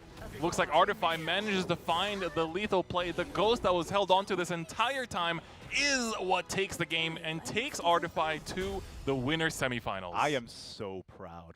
Mid-range Abyss is my favorite deck this expansion, and you can see the power right then and there. Against Crest, being able to present a board, they don't have a deck of 40 vessels, man. Eventually, true. they're going to run out. Yep, that is 100% true. That one vessel was definitely very key, but we got to see, you know, one of the reasons why mid-range Abyss is so good right now in this format, because it just has these moments where it's able to just sustain in certain matchups to a point where, you know, go wide in matchups like this where you can just soak up that damage until you find a lethal play, and the Odin was the answer there as well. Absolutely beautifully played by Artify. Going to be joining Barrick and Cloudy in the winner semifinals. On the other hand, Sai, again, if you're just tuning in, is not out of the tournament yet. We do have a losers bracket, and he will be joining Flying Goatee and Tempest for the losers round 1 later today. In fact, why don't we just take a look at the bracket right now to see where we've been and where we're going. As you saw there, Artify just took the game over EMT Sai. Our next match will be Jan versus Alejandro for the last quarterfinals. But again, guys, this is double elimination, a rare double elimination Shadowverse event, which means that even if you lose one set, you are not out of the race. Let's take a look at the losers bracket and see what players are going to be down there once we get that graphic ready. But it really means a lot to me because it means that that comeback potential is possible. And Yep. Flying Goatee, DB Tempest, and EMT Sai, you know, they still have a chance to make it all the way back, reset the bracket, and even win the whole thing. So, and you know, SVO back in the early days, like I said, was built on comeback kings. So being able to see that opportunity manifest before me once again is really, really exciting. But, you know, before that, Chris, our next quarterfinals is going to be Yan versus Alejandro. Ooh, Tell that's me about right. it. These players are pretty interesting. Yep, so Jan qualified with Cresthaven and Spellboost Rune, the very sort of classic lineup here as well, and is going to be bringing a very similar lineup into today as well, is representing the US as well. We actually have 3 players from the US coming into this tournament, and Jan is the last one of them. And then we have Alejandro coming in from Romania, the only European player in this entire top 8 as well, basically putting the entire region on his back here. Absolutely. So if you're from EU, you know you can you have someone to root for here as well. But Alejandro, of course, qualified with that Temple Forest that we saw all the way back in Qualifier 3, and also with the Mode Abyss too. So that was one of the other lineups that did not actually use neither Haven, neither, of course, the Spellboost. Rune as well, right? So going to be very exciting. He is bringing, we're going to take a look at the list very soon, but he's actually bringing the Mode Abyss together with Roach, the only Roach Forest player in the entire top 8. That is incredibly exciting. We're going to have the list up for you in just a second. Guys, remember, this is super exciting for us. We are here in sunny Singapore at an offline Shadowverse event. The players are here too, and they are actually in the room now getting for this. ready, playing for this beautiful trophy, cash prizes, and let me remind you, first and second place also get the opportunity to go to Japan for the World Grand Prix slot for a chance to compete for 100 million yen. Let's take a look at the deck lists right now and see what they're bringing. Yen is up with that Crest Havencraft, the second Crest player in this tournament, as well as Spell Boost Runecraft. Now, interestingly, also on the Rodeo build. Ooh, yeah. So our only 2 Crest players in the tournament are both playing the Rodeo build, as you mentioned. We do have, it does look like only 2 of the vessels, actually. So a little bit more risky, but 1 Ruby, only 2 of the Benizons as well. So the Jean sees play here instead. Very interesting. So I think Rodeo really feels like the MVP in this deck, because if you can get that tablet down, that gives you a lot more draw power that helps you find these pieces. There's also the AoE that you can play here as well in Jan's list too. Salefa, yeah. So that also gives you a bit of a better matchup into some of the more wider decks, I guess, like Abyss and Sword. That is also something that you're pretty happy to see. And of course, a Spell Boost Rune we've been seeing a lot. There's a Flames of Chaos in there for some of the AoE damage too.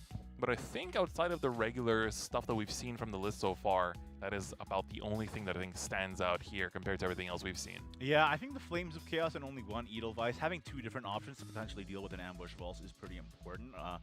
Yeah, other than that, the Crest Haven is the one to watch out for. I think pretty teched out.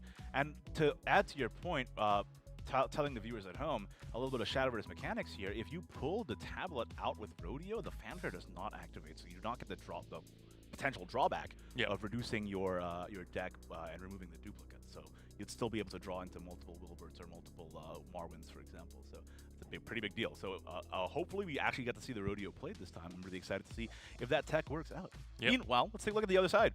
What is Alejandro playing? Yeah, I like Jan's picture, by the way. Like the photographer got him posing with the cleaning the glasses. Then we had Alejandro, of course, in here as well. This time bringing Mode Abyss, so qualified together with Mode and decided to bring it back this time around as well. So of course we've seen mode once so far in this tournament, but there are some techs in this list, Igni, that we don't often see in this deck. Yeah, very interesting. Using the Cultivator of Malice for an early game aggressive play, potentially to contend with Swordcraft early game plays. But you know, that does pollute Cerberus, so that means Cerberus is down to 1. And then instead we have a Mukon here, which is really interesting. So in mode, there aren't a lot of Necromancy users other than Cerberus herself. And if you're only running one Cerberus, well, what are you going to do with all those shadows? The good thing about Mukon is that not only is it an auto-evolve if you have the Necromancy available, but it also makes your departed followers have Bane. And that actually has more synergy than you might expect. It summons a Ghost, which has Bane, which means that you're able to take out 2 targets for 1 without spending an evolve point. But in this deck in particular, if you resurrect Bellringer Angel with Chaotic Cyclone, and you have Mukon up, that means the Bellringer Angel has Bane, and it makes it very annoying for your opponent to trade into. Kind of a niche interaction, but might be relevant. So pretty interesting list. I think it's used to be able to deal with wider boards without having to spend potentially an evolve on the Supplicant or a super on the Congregant. So I'm curious to see how it works out. Meanwhile, the Roach, Chris, tell me about it.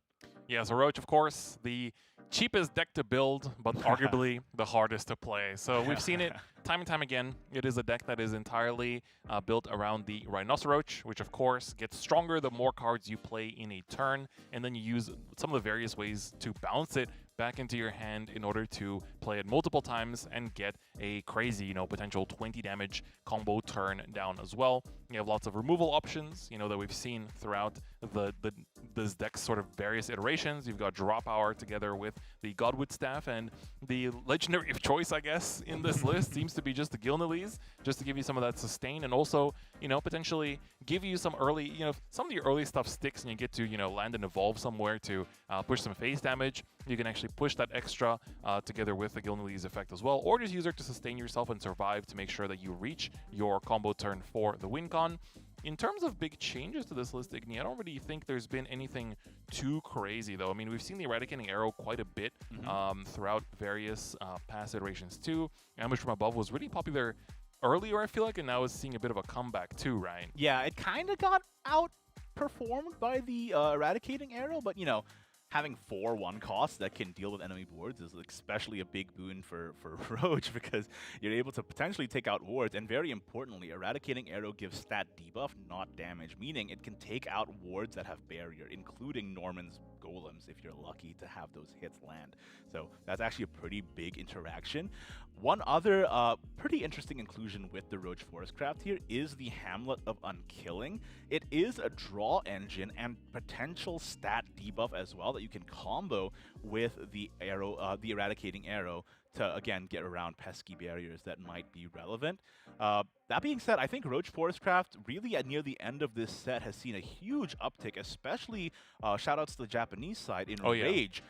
Ended up being 5 out of 8 players there bringing Roach Forestcraft, and really showing the people that this deck still has everything it needs to be able to win games and take names. So Alejandro bringing it here means that he's very confident, and in a lineup with very skilled competitors, I'm excited to see how he executes, because as we've been alluding to this entire time, very execution heavy deck. Your sequencing matters a lot, what resources you keep matters a lot, so and how fast you can do simple arithmetic matters a lot as well. So really excited to see if it actually works out. It's a pretty interesting lineup, though. How you perform under pressure too, that's gonna be another thing being tested here as well for Alejandro. So 100%. I'm looking forward to seeing how these two are gonna play it out, and see, looks like they're both ready, both seated. Ooh, and Alejandro, the hat's off. Oh, is that like limiting his power level, you think? Like now that it's like the weighted the true form unleashes his phase 2. Unleashes it, and it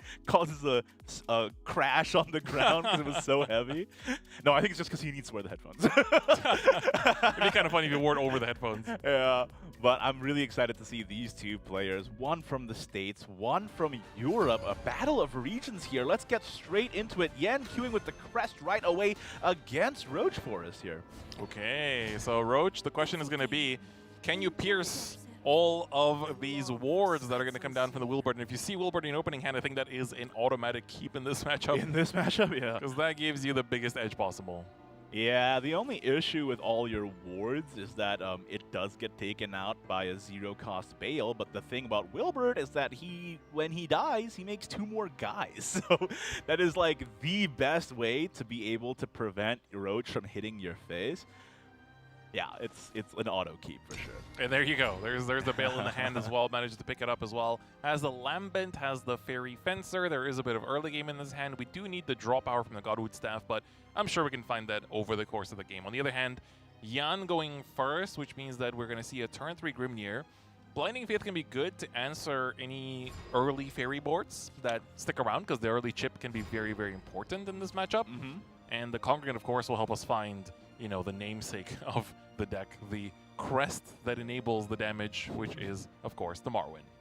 Now, I will say, when I play Roach Forest, I always feel bad not seeing the Godwood early, because a lot of the time, if you're just spamming fairies out and you don't have that draw coming naturally from just doing combo 3s every turn, you sometimes run out of gas, and that's kind of an issue. Forestcraft, especially Roach Forest, is a deck that's really more than the sum of its parts. Where you play a lot of low-cost guys, so your hand gets low real fast. And if you do not have that draw power, sometimes you're just stuck with like 1 Roach in hand and no way to execute your combo. So that being said, that's a big pickup. Yep, the Blade is going to be huge. Gives you the answer to some of these boards as well. Is this just a Lambent turn, I think? Yeah, it looks like it. Oh, yeah. Definitely get that down. So obviously, ideally, you want to get the Deepwood Memories off the Lambent from the combo 3. But just having it on board is 0-cost additional attack for a Roach turn. So just leaving it up there is already intimidating. And remember, you can always bounce it back with Bug Alert or something else to potentially get a Deepwood in the future.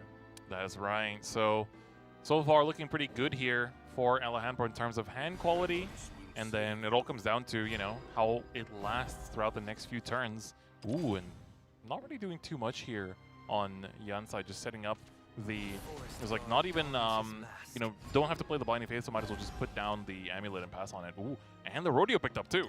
Yeah, Rodeo is picked up. That's a huge deal in this matchup in particular, because if you can land a Temple of Repos and you don't have targets for Carbuncle to Super Evolve into, you can be blocking, gosh, up to 9 Roach damage in some place. Yeah, for sure. So they're going to have to, I mean, the way to counteract that is just to, you know, swing in with one of the smaller ones without necessarily having to put in a lot of the resources beforehand, but that is also 3 play points you're using just for that. Exactly. So. I think the Temple of Repos is going to be incredibly relevant in this matchup, and so is that Wilbert. Will Alejandro be able to cut through? Now remember, when we were watching Rage just a few weeks ago, Junon was able to win against the entire field of Roaches with Ward Haven. Yeah. Shares a lot of the same pieces with Crest, especially Yen's teched out version. Yes, exactly. It's definitely very similar, and I think that is going to be what's going to decide this matchup too. Alejandro bringing the Roach, but it's going to have to really depend on how these matchups go down as well. Lily going to be trading, 2 defense remaining. The draw is really important as well, especially when you don't have Godwood in time. All right. Yeah, no Godwood is a bit unfortunate, but looking at things for Jan here, this looks like just a Wilbert slam, because you can also actually use your Amulet to take out just Disenchantment, takes out the board technically if you want to go for that. Or you can just, you know, you're going to evolve the Wilbert anyways, so you might as well just trade with it as well. And then the only problem is that you don't get to take out one of the 2 targets on this board. I also will say the problem with running in with Wilbert is that you still don't have Marwyn in hand, and you kind of want the Congregant effect to go off. So that's also a bit of a tough ask. So this might just be the Disenchantment then? Nope. Interesting. He's got faith in his ability to natural draw Marwyn. Honestly, I guess Rodeo next turn is looking to be the play though, right? So I It guess you can does. afford to spend a turn. Yeah, and it does like filter your deck quite a bit, right? Because it gets 3 amulets out, so. Yeah. And you also get the tablet to add some of the draw power into the deck as well. So True, yeah. It helps you find. And that's why Jan is feeling pretty confident. I don't know if you noticed his list, a lot of 2-ofs. Because the draw power of the tablet allows him to draw into those more consistently. So per turn, the probability is actually probably higher than if he ran just 3 with no tablet. And Ruby gives you like a bit of a soft mulligan as well, which I think is also very much appreciated. Oh, but yeah. on the other hand, Godwood Staff picked up, a second Roach picked up. We now have a 0-cost Deepwood in hand as well. That's kind of a big pickup. Looking pretty good. Yeah, and you know, Yan spent that Wilbert, but if you can take out the wards before your roach turn activates anyway, it doesn't really matter, right? Right. Oh, there's a bounce picked up as well on the 9th card. Very important not to burn one of those bounces too. Yeah, right. It's actually quite a big deal. Even if you don't spend the bug alert on your roach because you already have the Godwood for your kill turn, bouncing a Lambert Cairn is actually a huge play because you not only get the additional fairy to deal with the board, but you get another Deepwood, and that increases your roach damage by, with extra play point and super, I think several damage points, I think, with an additional Deepwood.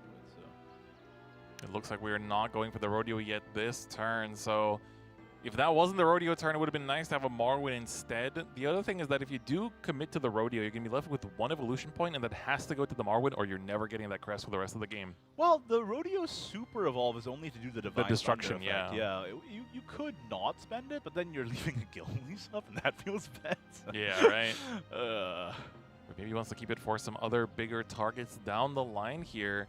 It's looking to be the Congregant coming down here for the destruction, and then, ooh, are we super evolving just for the damage? Okay, I respect it.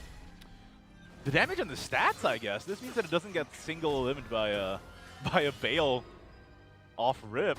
That is true, especially with that burn right there. That is some of the follower damage you would normally have, but instead, Bug Alert is going to come down, give us the reuse of the Lambent in order to get another zero-cost card into the hand here. This is going to be the second Deepwood. We only have 3 defense remaining, still, sorry, not 3 defense, 3 play points remaining, and of course 2 ward followers on the board. So this Bale is going to have to do some heavy lifting. With 2 Bales at 2 cost, you are able to technically get them both down to 0 this turn, but the problem is that you likely want to get them down to 0 and then just hold, right? Yeah, so the your Eradicating Arrow is going to be the one that's actually putting in the work this turn, I think. 100%. I think that is exactly my thought process exactly.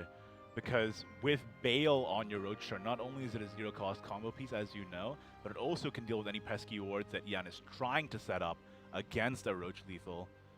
So, yeah. And also, I think maybe Yan is holding back that rodeo so that he plays the repos at the exact right time. That also might be a consideration, to be honest. Yeah, so Alejandro here, time is low, but Deepwood gonna come down, Eradicating Arrow, let's see where it hits. We still have 1 more to go, and with 6 combo, this should not be an issue with the fairy on the board as well. That is clear, but... Ooh, but the timer is running low. Eradicating Arrow gonna come on down, and we get the full clear with the fairy still remaining on the board, as that was the 7th card played. Yeah, and that Vessel is really not relevant in this matchup at all. So Yeah. I think you might sack it with the rodeo in this turn.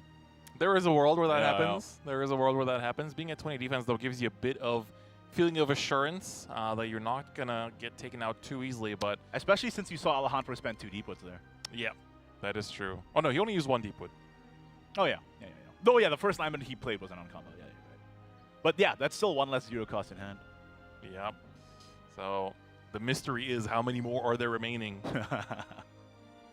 It looks like just a rodeo turn because you haven't drawn your Marwyn yet. You're down to just 1. Of course, you know, evolve point here as well that you have to use for the Marwyn too. Yeah, so rodeo pass without even clearing the 1/1 is probably the line. The rodeo, no, because you want to set up the barrier potentially, right? So then in that case, you probably have to use the Dose of Holiness. yes, the dose in order to take out the fairy here. Otherwise, I think you might struggle a little bit. Or are we going for a completely different angle instead? It's tough because you can't cover for all options, right? If you do that and you leave the rodeo on board, you lose to Carbuncle Super. So it's really hard for Yan. Being on the defensive against a combo deck, it's really difficult for you to cover for all angles of attack. It's not an enviable position to be in. But we know that's not enough as we have the May in hand. We have the double zero cost Bales in hand as well. Now it just comes down to sequencing and how you play it out to make sure that you have the board space for everything to come down. Let's take a look. Do you even need to use Godwood to bounce Roach? You could just bounce your Bale because you have 2 Roaches in hand. Yeah, right. And then use the Lambents to finish, especially because you have the 3rd Lambent for another Deepwood here. That might just be the play. Here comes the You can bounce Lambent. That is disrespectful, actually. That's crazy. Not actually, but you know, it's like that's tough. That is a tough thing to see if you're Ian. All right, Bale's gonna come on down for combo 4 potentially here. I don't think it's Alejandro. lethal though, is it? Like with this Lambent with extra play point Yeah, looks like we're actually going to be holding off for another turn here. Yeah, that is not lethal. Yeah. 20 is just a bit too high, right? Yeah, at 8, usually you want to have them. You can get them by with extra play point, 2 zeros. Is the barrier going to now actually undo this effort, though? I think this is guaranteed lethal if he draws Carbuncle. I think. Oh, true. Yeah, Carbuncle was missing from the equation. I haven't done the full mathematics, so don't quote me on that. But just going based off vibes, it feels like that might be the case. No Carbuncle, though, is big. That's right, but also no wards here either. That's true, and he didn't pop the temple, but I mean, he couldn't. He only had 3 crests. No, but I think with the triple buff, I think you do have just, you play out your fairies here, and then you still have technically 9 play points here as well to go with. This is for sure lethal. Yep, Fairy Convocation coming down. We're now at combo 5, combo 6, still 6 play points remaining. This is going to be the Bale coming down for the 7th card. Now you have an 8 and 9 attack Rhinoceros with the Super Evolve still available. This is going to be lethal with Alejandro taking it. Classic Roach combo to take the game. 21 damage just like that. First game taken by Alejandro. Chris, rap god, dude. He just went through that last turn of the game. That was amazing.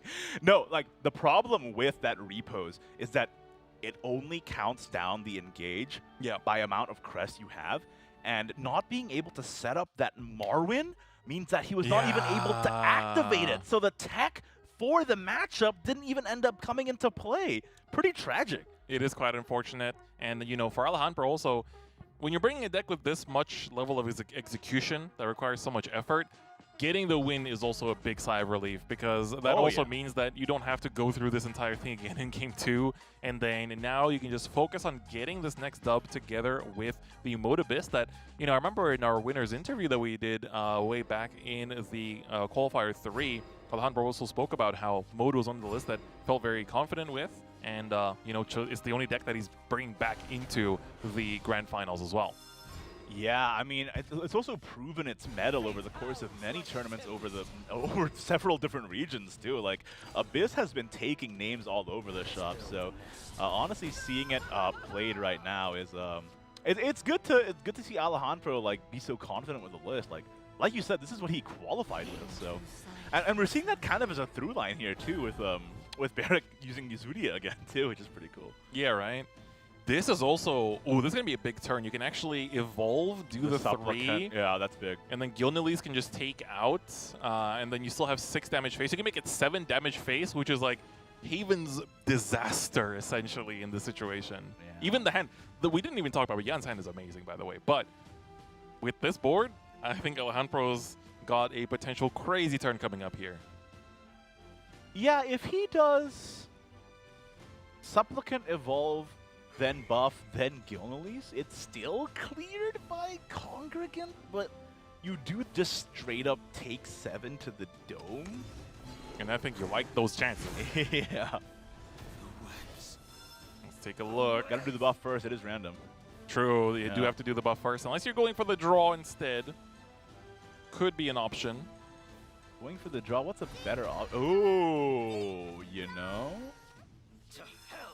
Ooh, that means you're not committing damage phase.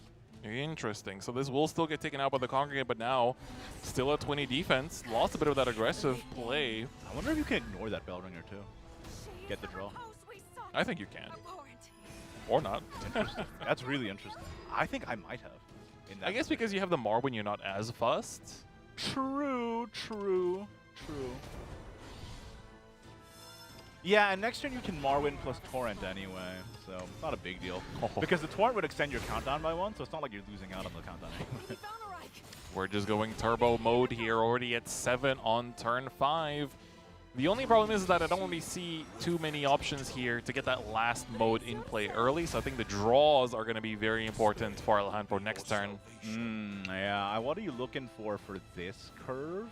You would need another castle is the only way to activate it this turn, right? Yeah. All right, let's see. I mean, I do think that looking back at that last turn, having that aggressive big dunk of damage would have been very good for just the tempo of the game, just because you'd be able to essentially, get him down to 14, you know, you get Yan down to 14 or 13 defense, and then healing back up to 10 would take quite a while as well. Ooh, we found the last form of mode. We have the Shamnaha in hand as well, so you can actually set up a 10 this turn. Yeah, with the recover one play point. Or not even if you want to spend your extra, but I think you should just save your extra play point to get a Ginyuzu out early, so... You can get the full effect Ginyuzu out early, which is even crazier. I think it is going to be recover one play point and probably draw a 3-cost spell. Oh, damage! Oh-ho. Not rushing the mode this turn, instead opting to just take out the Marwyn for free. The only disadvantage of this is that you're still leaving an empty board for another 5 to the dome smacked through the crest, so... True. And you're already at 16, so it's not like you have the leeway either, even if you are going to be healing 4 from the Ginyuzu in 2 turns' time. Yeah, it's a little dicey. Alejandro's hovering over it, though. I mean, now that you've are on this line, I think you kind of have to commit. Right? Yeah, here we go. Don't forget, next turn, so because we're going to get to 10 mode here, so that means Shamnaha wants to come down next turn. If the Wilbur comes down here, you can steal that. That's a big deal. That's actually a big deal. And also... that Ginyuzu becomes huge. Yeah. You know, back in that Shadowverse channel a few days ago, they even had the statistics of what were the cards that were most stolen by Shamnaha. Wilbur number 2. Surprising nobody. Wilbur number 2. Number 1, of course, being Ginyuzu herself. Yep. It's a big one. All right, now we are looking to Jan's turn 7. Optimally, you want to play the Wilbert, but are you willing to risk it? You saw how aggressive Alejandro went for the 10 modes, so you know what to expect this turn. I don't think you want to have your Wilbert stolen. Yeah, your Wilbert could get stolen. Another thing that's bad about it is not only could your Wilbert get stolen, but then your board gets answered by Congregant at the same time. So, true. Of course, Alejandro doesn't have it, but you know, Jan doesn't know that. That is right. Doesn't draw into it either, but Shamnaha's going to come down anyway. Get the buff now, ready to enhance the modes. And now every single mode that you use is going to be able to have +1 added to its calculations as well. We're not going for the steal. We're going to just sort of hold it off, because that does eat up a turn, of course, to play down the Wilbert. Instead, I think next turn... Oh, are we committing the extra play point here already? Oh, we're just going for the heal. Yeah, you're going to heal 7. I understand that. The only issue with this... Oh, I guess it's fine, because you have Cerberus next turn into Ginyuzu anyway, so you have the curve filled. So, yeah, I think it's okay to spend the extra play point here. That's true. That does give you a big heal. That means that you're not losing to just constant chipping either. And so now the question is for Jan. While your stuff got to stick around, you do have 5 crests in play as well. A Jean would have been so good in this situation. Right? And I think Jan only runs that as a 1-of, is that correct? I'm pretty sure, yeah. Yeah, I think so. If only, man. If only. Yeah, this is going to be a bit of a tough turn, I think. You do have your full crest effects, you do have destruction, and you have multiple ways to get things cleared out. This is going to be just Wilbert number 2. A Super Evolve does give you the Grimnir AoE clear as well, so you do lose out. If you choose to attack after Super Evolving, you would lose out on, of course, the end of turn effects, which looks like can't afford to do that. The thing about Mode Abyss is that it can control the game very long and outvalue you with Ginyuzu. But one thing that's interesting about Yen's Crest is that it does run the Kakaitis, which is technically a way to just being outgrinded. So it just depends if he has the opportunity to play it or draw into it, right? Mm-hmm. But we'll have to see how that goes in the end game. Right now, it seems like a Cerberus is a pretty good play. Cerberus is so good here. I mean, yeah. You get to basically, you can actually cash in the effect of the amulet first to buff up your Gilnelis to get an extra heal from that technically. Nah, but because the amulet would cost. The amulet would cost. Oh, you're extra. sorry. You're sorry. My bad. Instead, we get the Rule 9 Valoric here to get both effects up as well. Scream Diffusion. Gonna get to do a double trade. Don't want to get to do too much else though. Ooh, even going for the Wings of Desire instead of spending the last super. I do like it, because you already have the Cerberus in hand. You want to be spending your super on that. 100%. Ginsetsu and Yuzuki also ready for next turn for Alejandro. So the turns do seem to be looking pretty good. I do wonder if like playing the Cerberus last turn would have been an interesting choice, just because you would have had the Cerberus. It would eat up your last Evolve point, I guess, so maybe that's what we're trying to hold out for and try to combine that into a bigger combo, especially if from the Ginsetsu Yuzuki you have any of the Foxes remain. That's a prime buff target for Cerberus as well, right? True, yeah. And also I would have said that with the castle on board, he couldn't have been able to guarantee Koku or Mimi without True, wasting yeah. power, so that's also another thing. Also very important to keep in mind, a really important factor in the Cresthaven matchup is when are they able to take advantage of the Grimnir effect, because they can really realistically only do it twice per game. So Yeah. if you are able to stall them out to the point where the Grimnir Crest is no longer a factor, it's really hard for Haven to clear wider boards without Unholy Vessel. This looks like a Cerberus turn to me. Because I think you get the buff. This is a 6-2. Yeah, Cerberus makes an 8. This is beautiful for Cerberus, yeah. You can now crash in the 2 damage to face, reset that twice. This is a very good Cerberus turn right here. That's pretty incredible. Being able to take out the entire board and push 15 a damage. whopping 15 to the dome. This And is very big.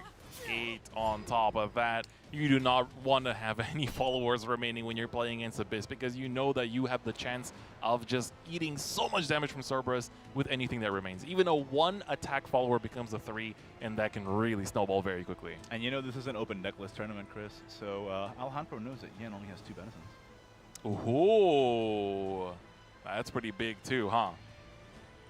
So actually quite likely that he does not have the healing to out from this position. Now, the only thing for Alejandro is that we don't have direct lethal, basically, in this hand. You'd have to draw into the 3rd copy of the Runeland Valneric. You also have, of course, Cerberus, but the problem is with Cerberus now is that there is no more Evolve points in order to actually push that additional damage. Cultivator of Malice would technically give you a ghost. That technically could work, but I think at this point you're trying to snowball, right? He still has 1 Guild Lease left as well. That could be an out. True, true. That's exactly 5. But we already saw 2 spent, so it's kind of unlikely. Yeah, with 20 cards remaining in deck, the chances are not the highest. Okay, just trying to stay alive here, even after taking all that chip, but Alejandro is looking like he's going to be able to outgrind this. Screaming and Loathing still available. I think there's still 1 more in deck, if I'm not mistaken.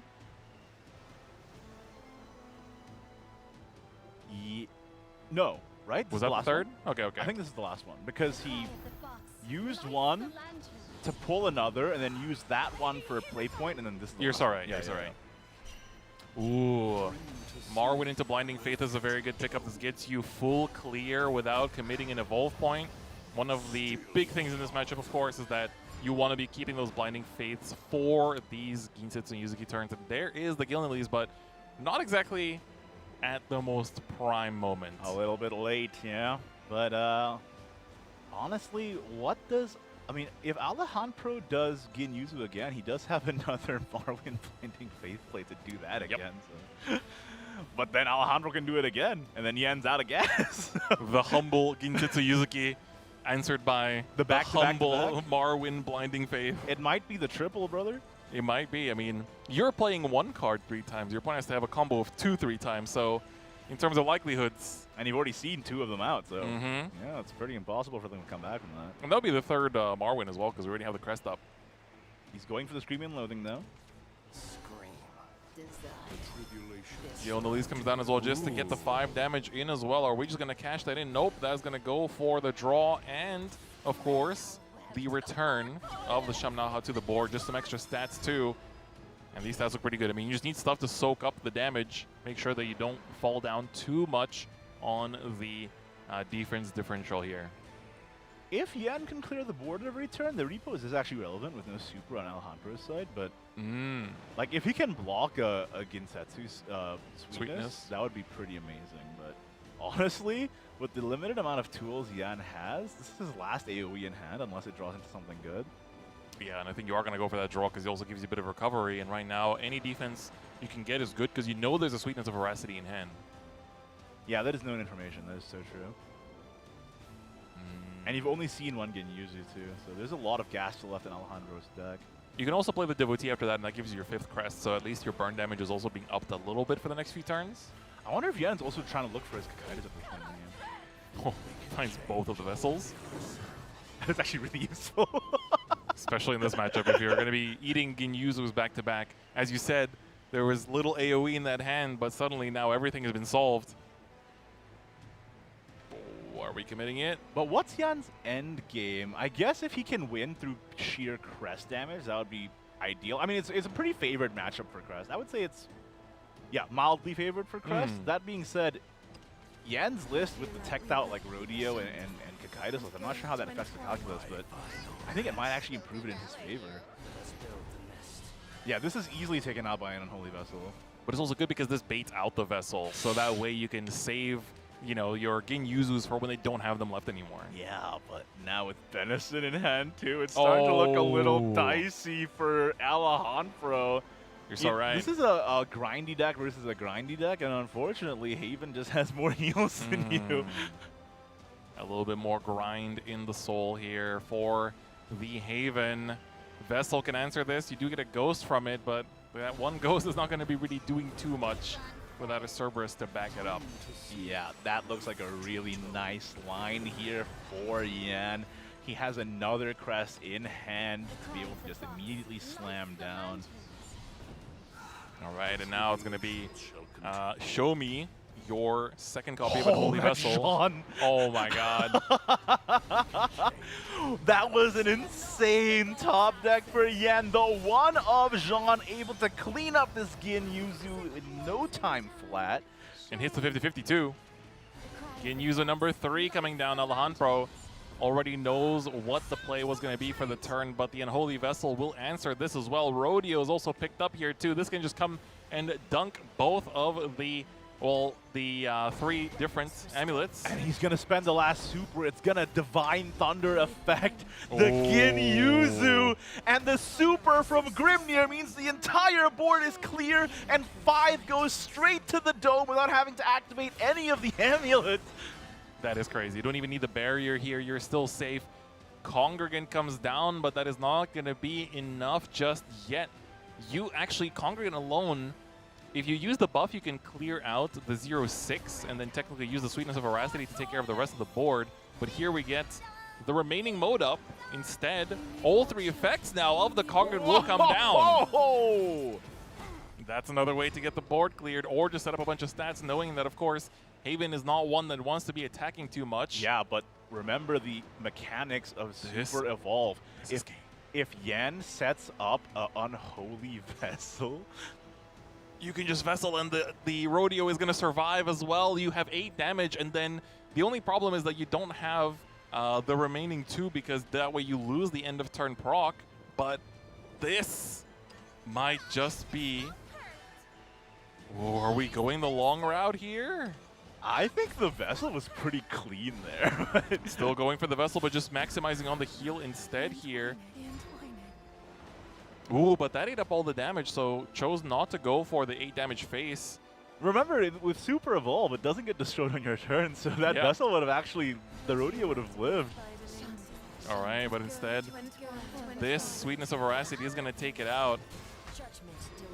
2 6/6s remain, but we have a lot of board clear, and the Gilnily is also picked up, so this, you can clear the board off of the Vessel. The Gilnilys can do 5 damage, but you're missing the last crest to do that 1 extra damage, and there's no 2-cost crests in this hand, so unfortunately that is going to be 1 off lethal.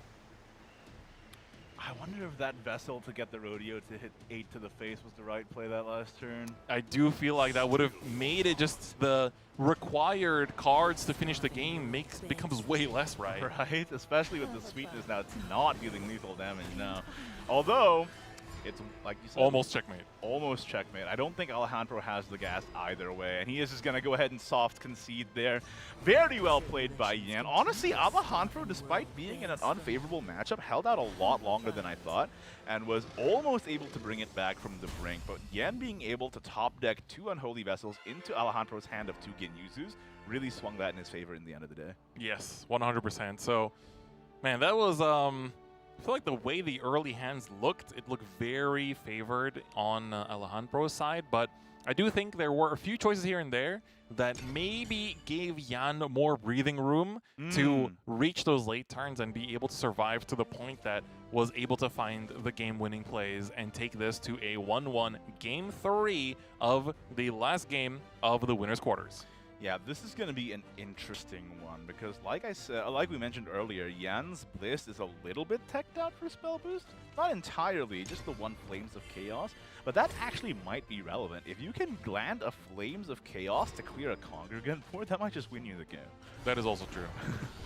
We see the Brew, we see a turn 2 play here with the Melvi, and then turn 3 might be a little bit lonely, but at the very least, you're spoiled for choice for turn 4 and onwards. Right, yeah. The only issue is if the Mode Abyss is able to aggress enough that Yan feels the pressure to have to spend resources for healing. Because that's the thing. With Runes modes, you don't get to choose both options. You gotta pick one. So that is true. Do you want to make a board? Do you want to heal? It's actually pretty important. And if you can force them into one of the options and block out the other two, it means that they're playing to the tune of, like, they're playing to your tune. So 100%. So this is, I mean, the Stormy Blast here, I think as well, is not enough just yet because we just picked it up. So you have to ignore the 3/3. Wow. It's a pretty big deal because ignoring the 3/3 is a lot of damage that you're taking to the dome, and you know that as Abyss, they have tools to be able to deal with the opponent board without spending an evolve, right? So they could just land either Screaming and Loathing here, or they could land a Supplicant and just go straight to the dome, which is a pretty big deal. I wonder if you save the Supplicant for the evolve turn though. So what you could do is like Screaming and Loathing, take out one of these, and then boost your Devotee and just go face. That's another option. I think so, because you know that they have the tools to take out the Devotee no matter what. So, I mean, trading here basically just gives you the, safety of not eating too much chip damage early. But you do have the healing options in this deck that I don't think it matters that much. Yeah, it is going to be Screaming and Loathing, and I believe into a buff. Oh, into a draw. Okay. It's not too bad. I mean, your draw options in this deck are not the most. It's like Screaming and Loathing in your Amulet, and that's basically it. That's true, that's true. So the Castle is the MVP, both in terms of damage output, but also in just finding the connective tissue for the match as well. I'm rubbing off on you, brother. That's messed up. It's crazy, man. you gotta make merch of that. That's like your one line. Yeah, I didn't even realize how much I said it until you pointed it out. That being said, is this gonna be a standard extra play point into Burgeon, you think? With no real boost targets in hand, it's kind of sad, though. Yeah, it's like either or. I do think the End in Gray, you can also not have... You can either evolve and have a lot of stats on board, or you can choose to not evolve and just trade the summoning and chill. See, the great part about this play is that even if you Congregant here, you cannot take out the 6/6. I think this puts Yan in a really good position. Ooh, Screaming and Loathing here. Is the consideration, but what are you going to follow it up with? You only have 3 play points remaining. It would have to be Devotee doesn't do enough. So I think what Alejandro was aiming for there was recover 1 play point, deal 4. It hits the Anangreya. Or the Anangreya, yeah. And then he's able to Devotee to clear it for free. Unfortunately, it did not hit the 33%. Those are not odds you kind of want to be gambling on at this stage. 33% is tough. Yeah, especially now that we know the Edelweiss is basically a free clear here without even using an evolve point. 6 damage can go to face. That puts you down to 10, and this is where it starts to, ask for your evolve points just to Gilnelis and heal, or the Supplicant to heal without even trading away the board. And that is how you start snowballing as spell boost to get your opponent down to 10 defense, and then it's just a Kuon on 10 for game. Yeah. I mean, you don't see it often, but sometimes when the Anangreya just lives, suddenly Runecraft becomes the beatdown, and you're in a really bad position then. Because while you're supposed to be ahead on board, they're ahead on both board and hand advantage at that point, and it's very difficult for you to come back from that. So this is looking pretty good for Yan at this stage in the game, especially because that version that he's going to play out is going to also make his homework time into a looking smart for the next turn. Or, I mean, he can also just straight up play the Edelweiss here, right now, to deal with this 7/7 and not even worry about it. Yes. And potentially play the homework time right away to draw into either a Climb or a Kuan. Does not get it, but Kakaitis does offer you a little bit of inevitability in a match against a grindy deck as well. So. Exactly, and that's what you want to be playing for as well. If it comes down to just slam Kokaitis on 10, and then as long as you're not losing to a board next turn, I think that is also a chance you're willing to take here. The thing is that next turn you're likely going to be using the evolution for either the Burgent or the Norman, and then you're going to be left with your 2 Super Evolves that Kuon likes to eat up as well. Yeah, for sure, for sure. And also remember, gotta reiterate, of course, Super Evolve is one of the only ways to get the Astaroth lethal out as well. Yep. So pretty important to preserve that if possible. So Alejandro, I guess, on the flip side, would be trying to force Runecraft to spend their Evolve points as much as possible too. Yeah, I think the healing here is so important because you can actually trade this in 6/6 into 6/6 is actually a fine trade as well. Yeah. You don't have to cash in any extra cards either. And now next turn, you are on 7 play points. Congregant into the Shamnaha gets you the full effect. And if you need to, you can even do the the Congregant Super Evolve in order to get yourself, of course, the full double effect as well. I think you might have to too with this Norman board that's now staring you down though. It's a little intimidating. You cannot summon enough rush Congregants to even take out this full board. That's the problem. Yep. And I don't think any of the options deal with this cleanly. Rulenai Valneric doesn't clear. Congregant Shamnaha doesn't clear. It might be Congregant Super Reapers. Yeah, that way you don't lose out on your own follower as well, so you retain some of the pressure, but you're still leaving something up. If only I had one more play point, then you'd be able to do the Shamnaha and the Reapers this turn, but yeah, that is a little dicey now. This, I was just going to mention, like, Alejandro doing that heal there I think was necessary, but that let Yan set up a full Norman uncontested, and now he's put into a little bit of an awkward position. That's the power of just having an Anon Greater that sticks. That changed the entire course of the game. All right, this is going to be a full clear, but you are just barely getting by, and the important thing is that now you have not played your Shamnaha yet, and you also only have 1 Super Evolve left, whereas Yan still has the 2 Super Evolves, and, you know, optimally, if you evolve for the Burgent here, that gives you the double clear, and then you can, I mean, you have multiple ways to get rid of the 7/7 paired with. I mean, just Burgent herself is going to become a 7/7 off the Super Evolve. Off the Super, yeah. But do you want to be spending this Super on Burgent? Or do you have a choice? You can't set up Sage Light in a clean way this turn. And Yeah. even if you do, well, I guess no.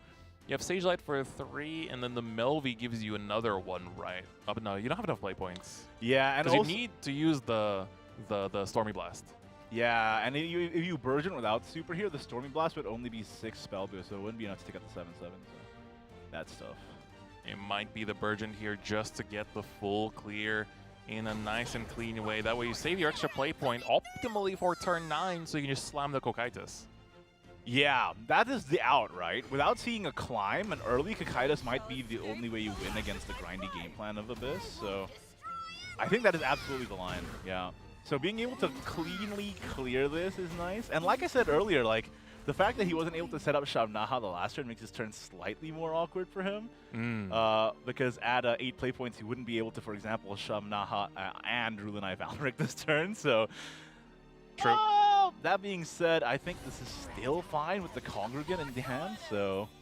You can go Ward, you can basically go for the Rush Ward, and then technically the Reapers could actually take out, I mean, you just trade away the Shamnaha essentially for the Burgent. Yeah. And then you have healthy Congregants on board just like waiting to tank all the damage. The only problem with Rush Ward is that it does get taken out by Sage Light. Oh! He's going for the last Super! Now that does not get taken out by Sage Light. Okay. That'll do it. The You buff know, is huge too. I do like that. That's a bold play, spending the last Super, but putting Yan in an awkward position where he can't easily clear. Yeah, you are kind of stuck in an odd place here because your call is also still waiting to be counted down. You have to cash in those Stormy Blasts, but if you go Sage Light, you get 3 AoE. That makes the Stormy Blast you just drew take out one of the 6/6s. The other one can take out the 9/9, and then you're left with 2 3 defense followers. One of those is taken out by the call, and then if you...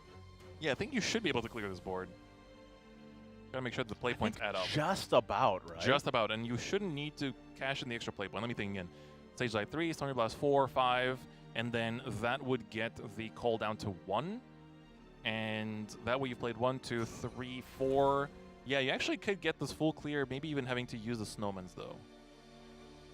All right, let's see if Yan sees the line.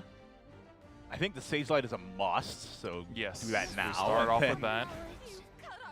First things first, and then this would the Stormy Blast on the very left. I mean, either way, you're targeting down all of these other followers, and then you have the Demonic Call. Yeah, and then it's gonna be the Snowman. Yep. Oh!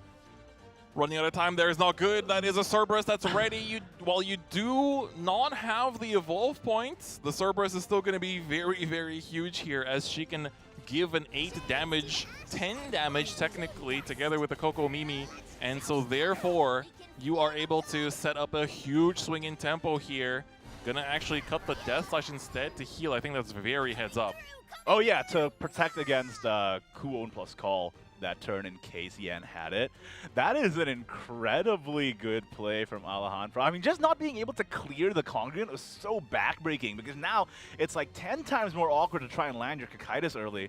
Like, if it was just the Cerberus and that Mimi, for example, you'd have been able to trade the Onion in and then supered your Cocytus into the Cerberus, but missing that Snowman now means that that's not a... Wait, it's still a possibility this turn, right? Because you can boost the Snowman down to 0, Yep. lock the Congregant or the Cerberus, and play the Cocytus. I think that might be the only line.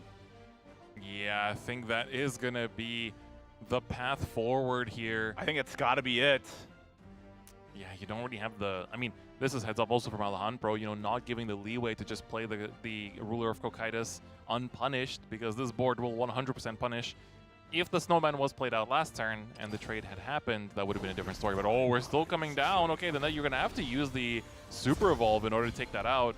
The problem is, in Alejandro's hand, not only do we see a Gilna Lease, but we also see a Rulinai Valneric. Rulinai Valneric plus Gilna Lease buffing it would be 7 damage.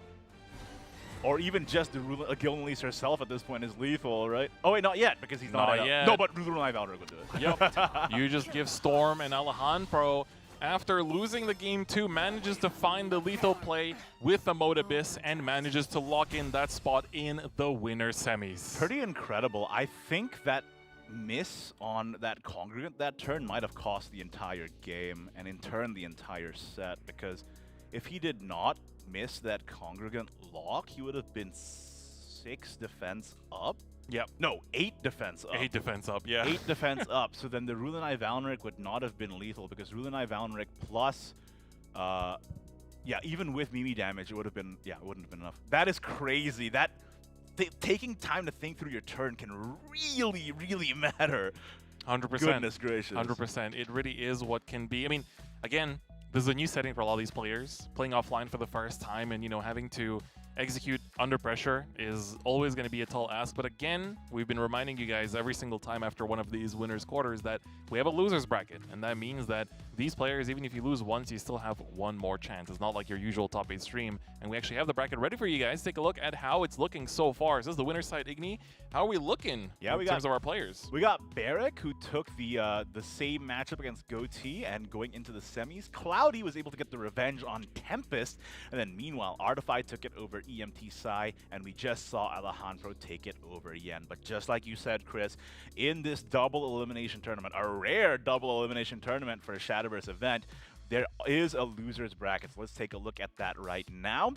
We can take a look and see that Flying Goatee will be up against Dawnbreaker's Tempest, and EMT Sai will be up against Yan. Now, this is really important because if you lose in loser's bracket, then you're actually out. So, and not only that, even if you do win, you're going to have to claw your way back into bracket and reset in grand finals. So either way, it's already a harder road. But that being said, seeing the quality of play from these players so far, I think it's still anybody's tournament. 100%. And I mean, at the end of the day, because of the way that the tournament works, somebody from Losers Finals is going to be in Grand Finals. So anyone that's in the Losers bracket right now still has a chance.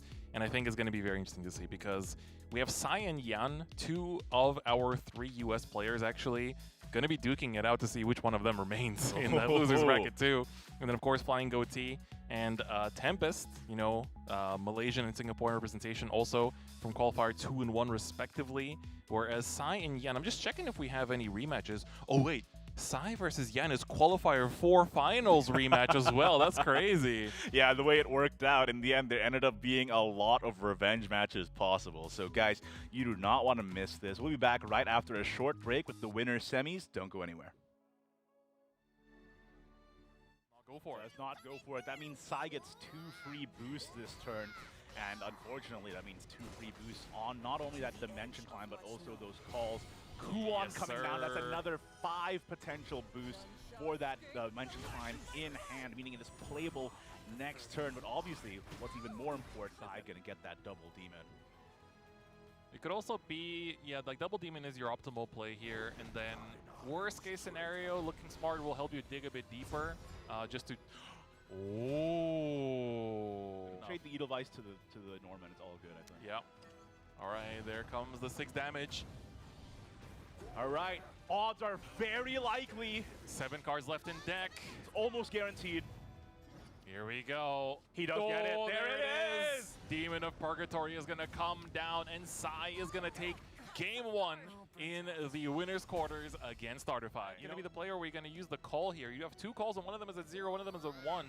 Looks like we might be calling, or we might just be passing. Which one is it? It's the pass. Passing on the 2-3. The Rodeo gets burned, which is a huge downside for Sai. You can see that he did not like seeing that on the camera. That is going to be an extra 6 Yeah, damage. that is exact lethal. Ooh. That 50 not hitting that Kakaitis. But you know, you have to say, Artify set himself up to be able to take that line.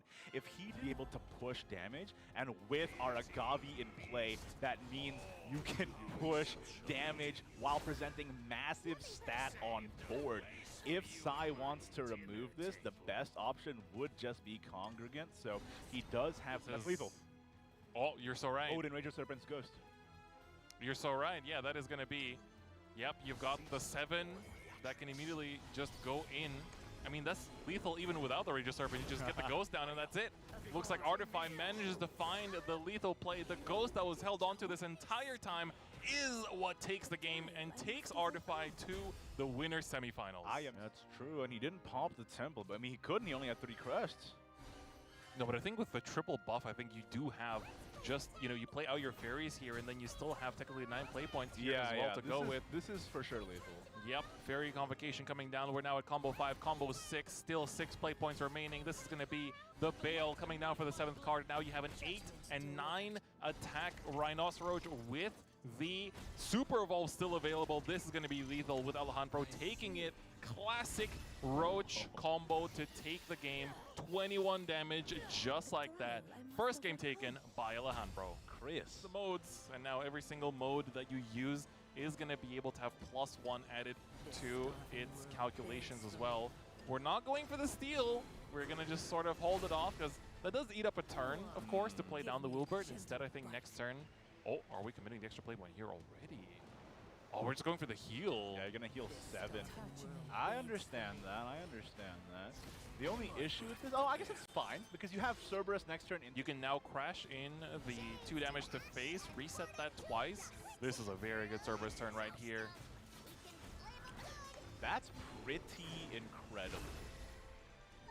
Being able to take out the entire board and push 15 damage. A whopping 15 to the dome. This is very big. 8 on top of that. You do not show me your second copy of an Holy Vessel. Jean. Oh my god.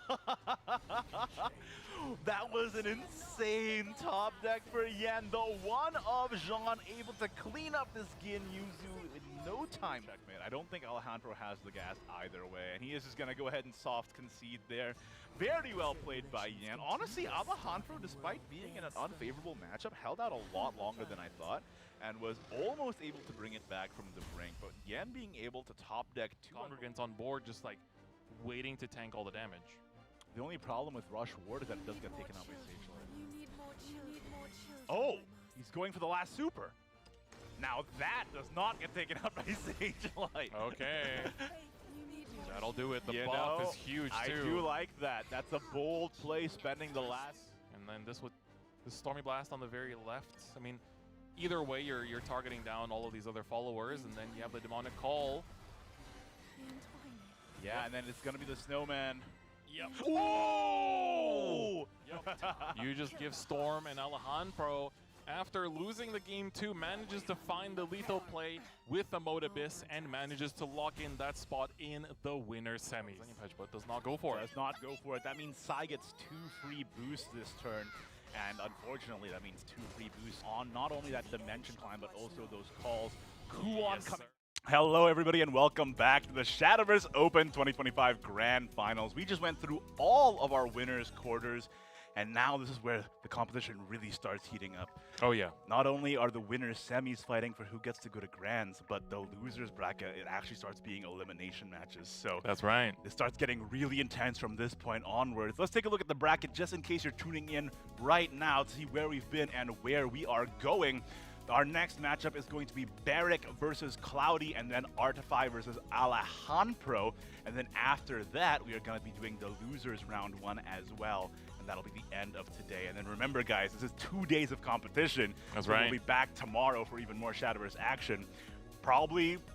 Definitely the biggest event for SVO this year, bar none. So Yep. if you want to see some hot Shadowverse action, this is where to get it. Now, Chris, we're not going to go over the deck list again because we already covered it earlier during the quarter. So if you're curious about what they're running, make sure to check it out over there. That's but right. our next matchup is indeed going to be Barrick versus Cloudy. Pretty interesting lineups on both sides. I mean, especially on Barrick's side, right? And what's also really important is that now in the winner semis, if you win your match, you are in winners finals. That means you basically just need to win 2 more sets tomorrow to win the entire tournament. That's right. Yeah. And well, so if you go to losers, your run is way harder. Yeah, in the losers bracket, you are fighting for your life every single round. And unfortunately, today, we will actually say goodbye to 2 players from our 8 players. And those will be the 2 players that walk away with the 7th place prizing, which again, if you are curious about the prizing, we did go over at the beginning of the stream, so you can check out the VOD, the archive afterwards as well to see. But this is now going to be the battle between Barrick and Cloudy to see who makes it into that winners finals 8. Very good position to be in. And even if you do lose here, you are then finishing with, at lowest, a 5th place tie. So you're already walking away with more prizing than, of course, the 7th place tie.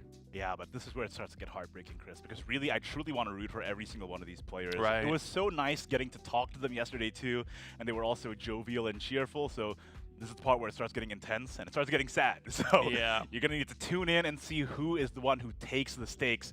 Now, going into the Barrick versus Cloudy matchup, the decks are a little interesting. Why don't you just refresh us real quick before we dive into it? Yep. So Barrick is bringing, I think, one of the most exciting lineups Oh, in yeah. general Oh, with yeah. Puppet, Portal, as well as Izudia Forest, of course, the deck that he's very much known for. Cloudy, on the hand, is going to be playing Loot Sword, which we saw was played like a masterclass, basically. It was like a textbook example of how to play that deck, together with the Spell Boost Rune that we've been seeing quite a lot.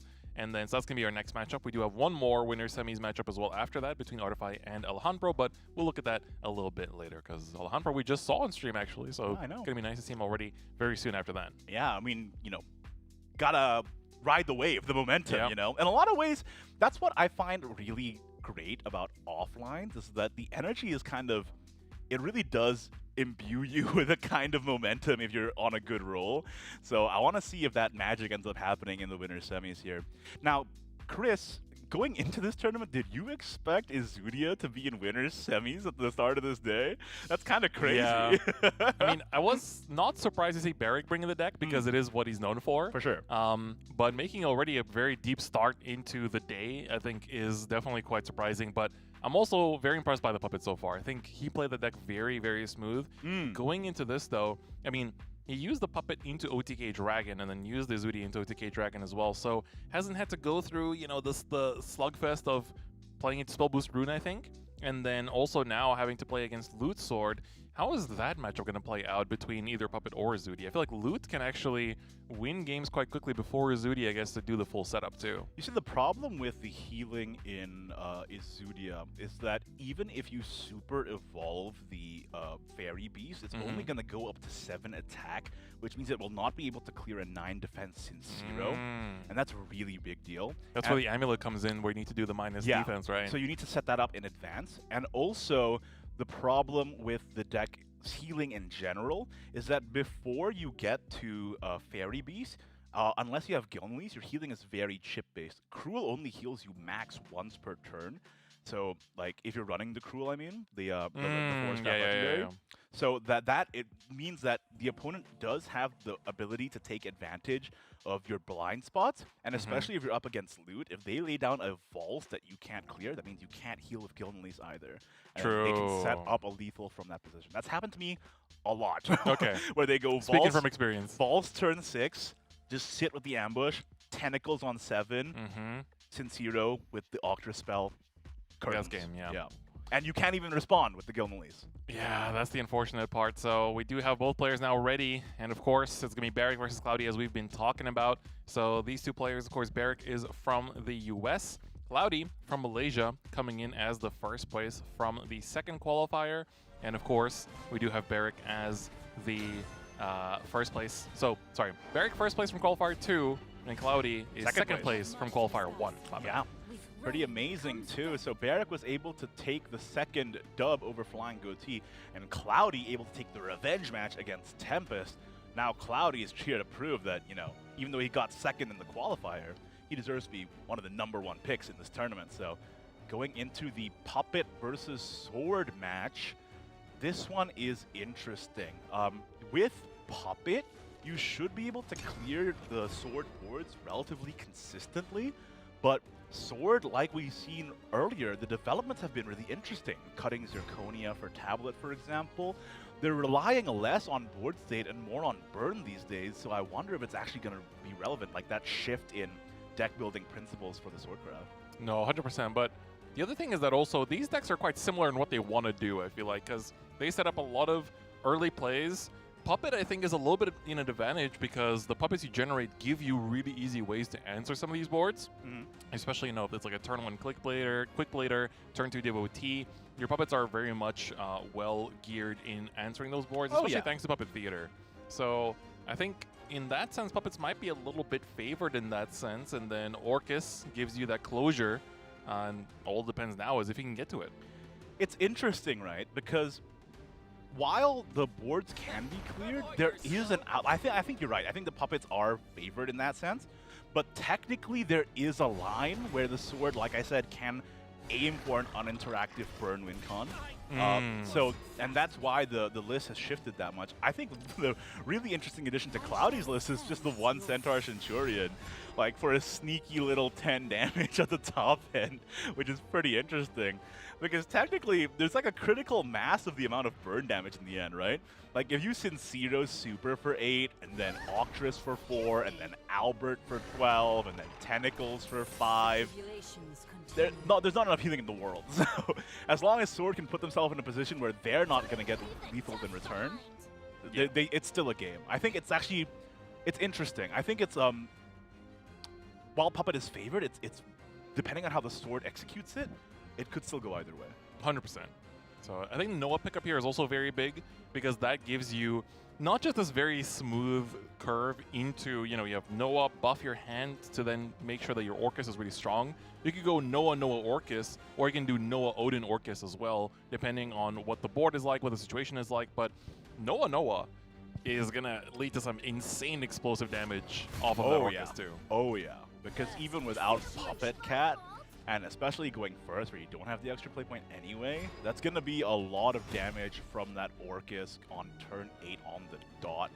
And great pickup for Barrick here too, getting that Zwei on curve for 5 for next turn.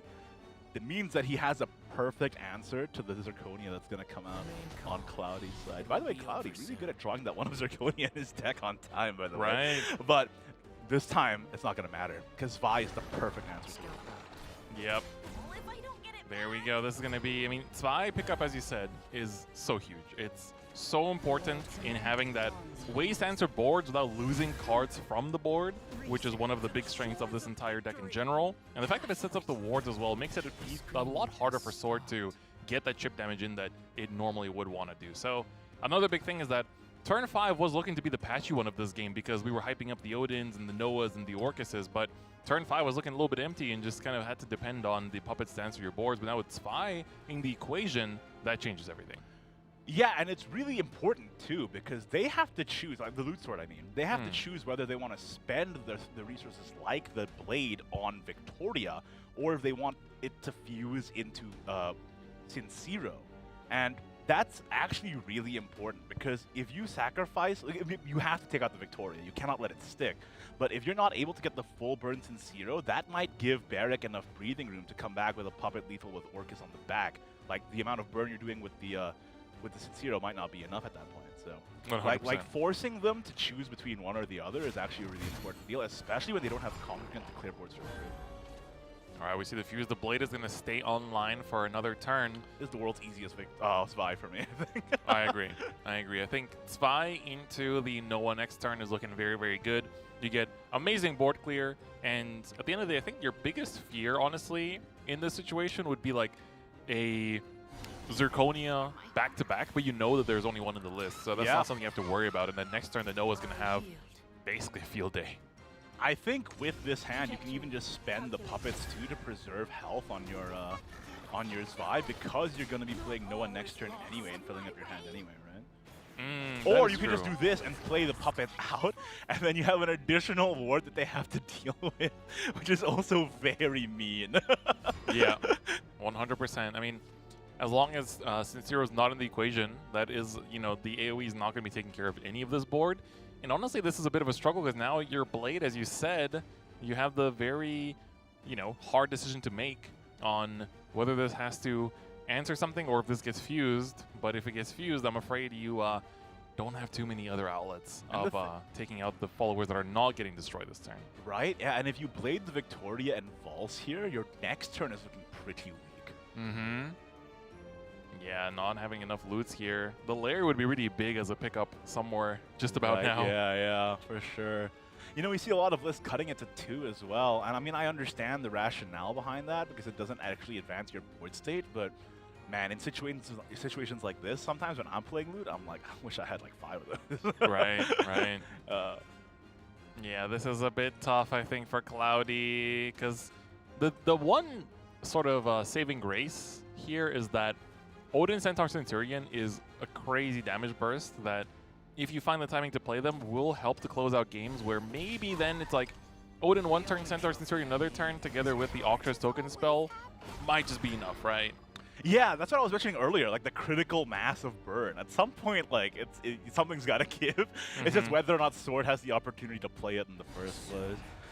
All right, Noah coming out. That's a lot of puppets. I don't know about you, but that's looking pretty scary, especially just like next turn another Noah, and that, like we mentioned earlier, that Orcus is going to get really, really tough. Okay, we finally found some more generators though. Again, but now with one Noah down and another one coming up potentially, those are going to be huge puppets. At this point, the main thing I think Barrack might want is a second Orcus or a way to just close out the game at some point. A Liam would also do. Yeah, I was just going to say, that's what the buffs really improved about Puppet, is that it gave them so much more redundancy. So you're not only depending on Orcus. Now you got options. Oh, I can get Orcus, or I can, you know, set up a Puppet Cat in advance for my turn 8 Orcus, or I get extra play point with Orcus on turn 8 to get the 4 attack, or I could go for Liam. Like, having all these additional options means that Puppet is less one-dimensional, which is exactly what the deck needs. Yep. Ooh, second Orcus Crest is set up now with the first one in hand.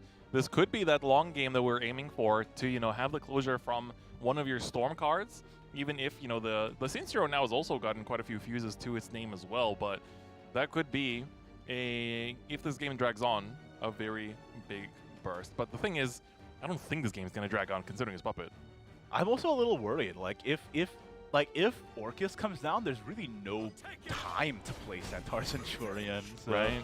It's kind of a dead card because you have to answer the Lloyd, so that's tough too. Yeah, Odin would be the MVP there, just being able to answer whatever, you know, the Orcus herself in that sense. The only issue is, of course, that the Mr. Lloyd does stand in the way. That's right. That's a big puppet. Are we going to see a UD evolve here just to get chip healing? It actually can matter because A lot of the time, Sword's lethal range is very exact. Like, for example, they want to get you to 12 for their Albert turn or what have you. So actually, chip healing can matter in this matchup, but if you are Yudiing here as Barrack is hovering over, it is a pretty unimpactful turn 7. Is there a world where you just Noah for the buff here as well? I think in that case, if you're going to go Noah for the buff, you can play your 2 puppets and then basically replenish your hand with puppets as well. True, true. And having them at 3 attack, again, Orcus gives Storm to all your puppets, and that does mean that you are going to be going in with some crazy damage. Pretty good. Just got a 3 attack puppet out right now. Got a 2-3 attacks in hand. For the Orcus next turn, this might just be an easy slam Sincero here. See, I worry about... No, you need to save the Sincero for post-Orcus. Yeah, to answer that entire whiteboard, Yeah, right? so I don't know about this. Extra play point Odin could have This been an option might- too. This might be a bit early for Sincero, but I'm not sure. We shall see, but I think the extra play point it Odin is is going coming to be out. Odin. Yep. This is good. I mean, next turn you have 8 play points, and at that point, you do have not just the Sincero for the full effect, you also have, of course, the token from Orcus, and still another play point in case anything randomly remains. But again, you now pushed Barrack down to 12, and you have the 12 damage lethal in hand as well, threatening for game. Actually, it could be 14 if you Super Bowl Centaur Centurion if they don't have any other targets on board, but we all know that's not going to be the case. Yeah, this is what I was like trying to lampshade earlier. It's just that Sword has so much burn, and without seeing Gilnelise, it's kind of tough for Barrack to come back from this state. Especially with Sincero in hand. I think he might have to evolve Yudi just for heal or trying to find the Gilnelise, but this might be checkmate already with that Sincero in the bag. This might hurt. Yeah, the chip heal does something, but does it do enough is the question. Puppet Lancer does give you some other high attack output. Yeah, at this point you're just kind of banking on a huge Orcus turn, but with 13 defense, this is going to be a big one because, of course, with the Centaur Centurion, there is... I mean, no, Centaur Centurion itself would not be enough because you have other followers on the board, but now Sincero, this should be the last of the tokens to get the full fuse, and this should be 8 damage AoE together with the Evolve, and then after that, you've got the follow-up necessary. Oh, I really like this. This is the checkmate. You play Centaur Centurion first, their board is clogged, or they trade and they don't have enough damage to deal you anyway, and then next turn you're guaranteed lethal with Sincero even through Orcus. I like it. This is the line. This is the line. Barrack is stuck between a rock and a hard place here. I mean, this deck does have really good damage output, but the problem is that it does also take up a fair bit of space in order to do that combo. Also with Cloudy, like his execution of Loot Sword has been masterful this entire day, honestly. Oh yeah. Yeah. Start to finish, very clean plays. I think we might be playing down the 0 cost 2/1 puppet first just to get the trade off. But then the thing is, if you, I guess you're not going for the Super Evolve this turn in that case. But Barrack knows Sincero's in hand, so I think just playing it out, right? Because just for the sake of it. yeah, but like I think he knows it's over. Yeah, it is looking to be curtains here. Heals down to up to 7, but unfortunately that is not going to be enough. Sincero is just going to come on down and be able to do the AoE damage that can clean up this entire game, put the checkmate down, and manage to execute all the way to a Game 1 win in this very important Game 1 of Winner Semis. It's a pretty incredible usage of Centaur Centurion, basically using it as another copy of Tentacles in a way, where it's like just a big chunk of damage where you can just ignore the opponent's board as long as they don't kill you that turn, and then you just kill them on the following. Like, really, really great execution from Cloudy there, and now he's got 2 chances with Spell Boost Runecraft to take out Barrack's decks, and honestly, Spell Boost versus Azudia, don't love Azudia's chances if they No, draw I the Kaitas on agree, I time. agree. That's going to be a little bit tough. So for Cloudy here, I think you're in a pretty comfortable driver's seat. And I mean, last time we saw him play both these decks, it was, I believe, it was a 2-1 finish over Tempest. So, you know, as long as you get the Loot Sword dub and then the Spell Rune, I mean, that's 2 chances to win with what a lot of people would say is the best deck in the game. I think Spell Boost has a very good odds, yes. Especially against that Izudia. I find it very difficult for Izudia to be able to beat Spell Boost. It's an almost impossible matchup. Because if they just find the Kakaitis on time, they OTK before you do. Exactly. So, alright, Witch's New Brew is going to go ahead and draw into a climb. But, Chris, where's the connective tissue between turn 2 and 5 here? You said the line. That's not it! Yeah, this is going to be Gain and Earth, Sigil and Pass, Barrick. This could be the chance to get the Puppet dub, but again, the real quest is a Game 3, right? The tissue is not tissuing here, brother. I don't know what to tell you. We have verbified the tissue. That's not it, man. This gives you something. It takes out the 2/2, but Yudi is still up. That is right. You don't have the Evolve yet next turn, but even then, Puppet Lancer is just going to present stats. You can just keep putting down stats, and the thing is that if you can put enough bodies on the board, then you have enough pressure that, you know, Ann and Greg can't answer. But down to 12 defense already, that is also a point for concern. Yeah, and with two Zvais in hand too, even Ann and Greg coming down, it's not going to save Barrick just from playing tempo plays next turn either. So, do we see the Puppet Cat? That is an aggressive start from Barrick, sensing blood in the water, honestly. Turn 2 pass, turn 3 pass, he's like, okay, got it. But now out comes the Ann and Greya. And a good thing is it is boosting a climb at least, and it is going to be able to take out 3 bodies here, but a little dangerous.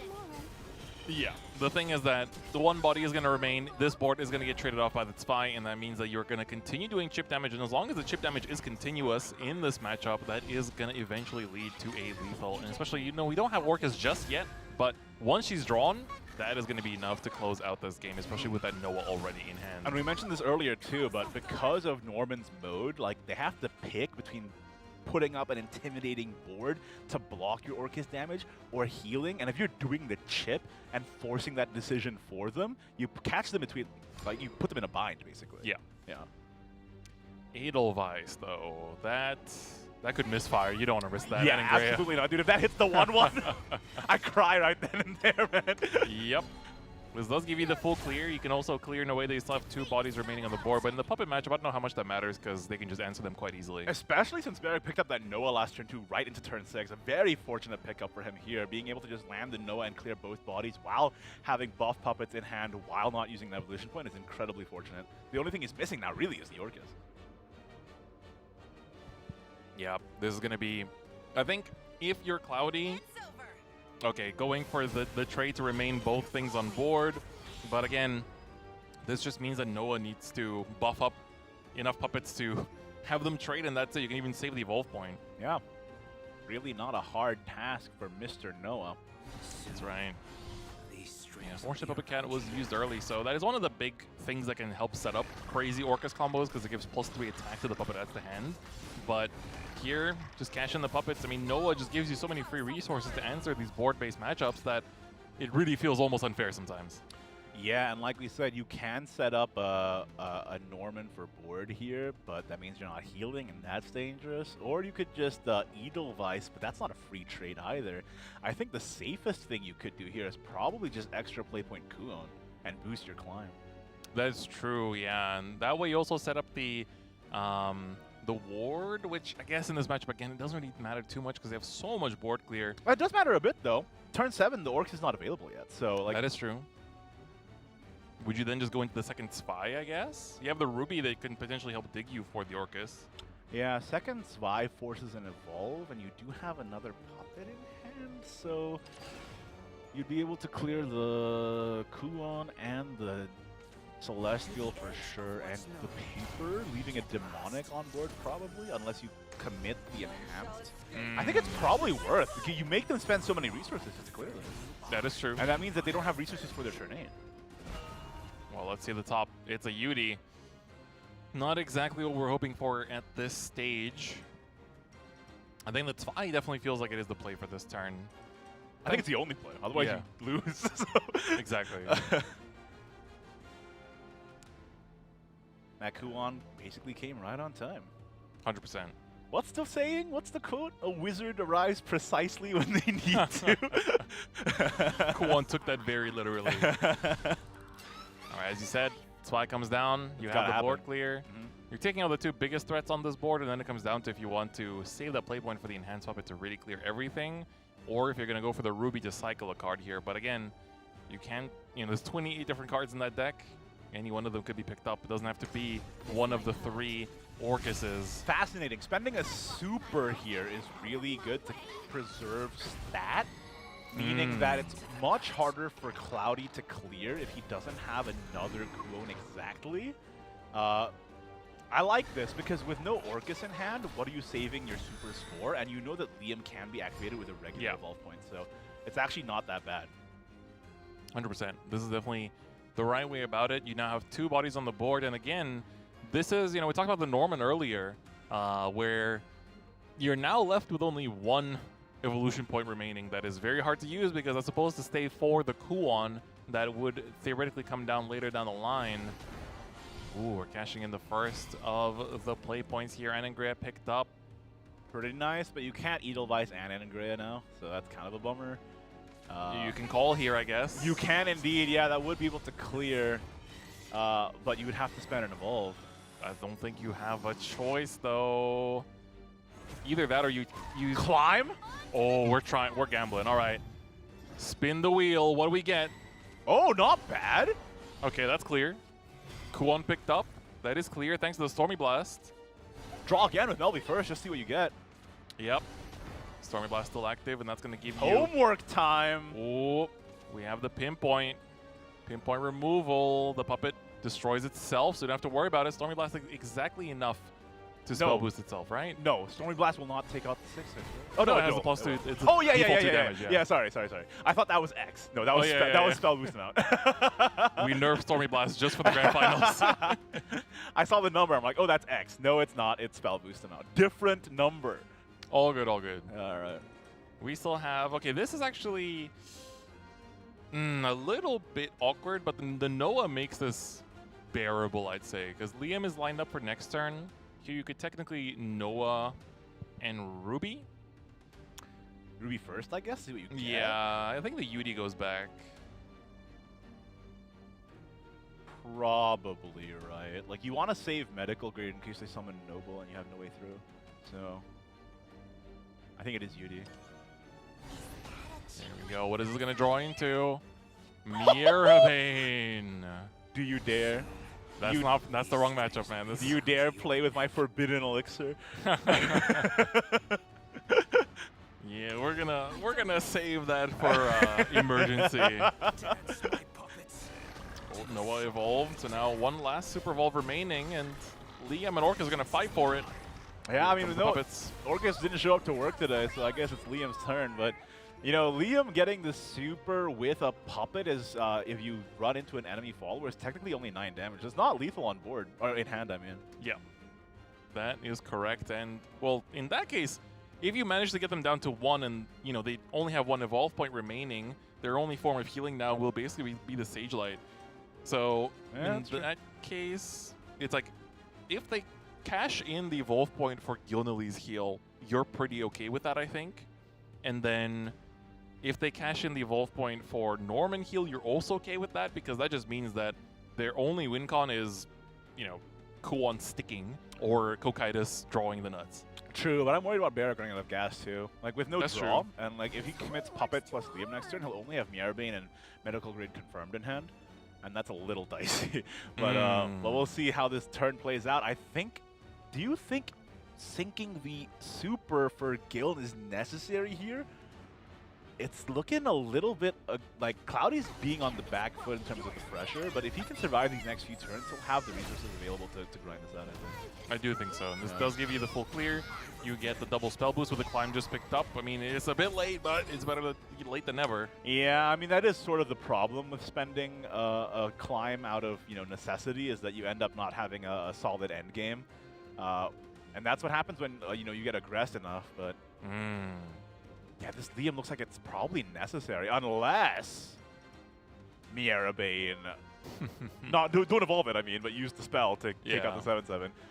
delay it by a turn. You could play the medical grade, and then that gives you the 1-drop puppet as well, technically down the line. But looks like it's going to be a Liam It's angle. gonna be Liam. He's gonna try and end it. This is 9 damage.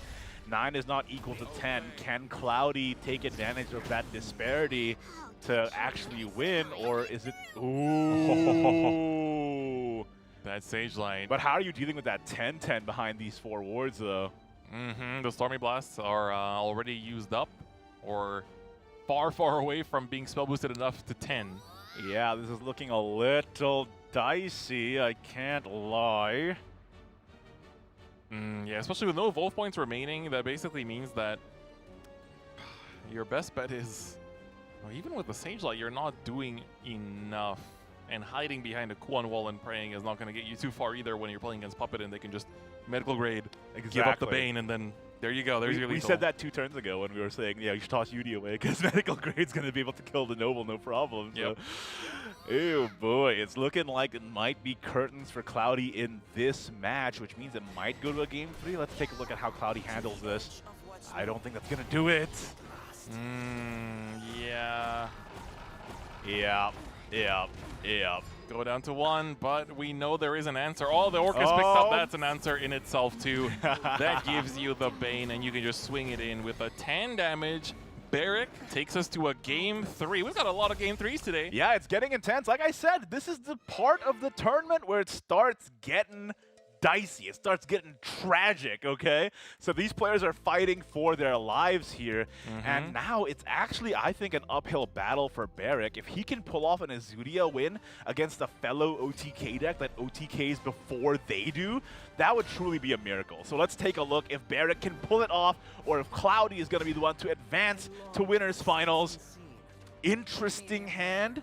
Cloudy hard mulliganed the Cocytus immediately. You know, I wonder if that's the right decision in this matchup in particular. Specifically here, you might want to like secure that end game to make sure you have the OTK before they do. That being said, maybe he was just hard digging for climb, right? Like without the climb, the pieces don't come together anyway. So yeah. Well, there's the Zudi, I guess. And you got some early game from the Fairy Convocation, Fairy Honestly, Fencer.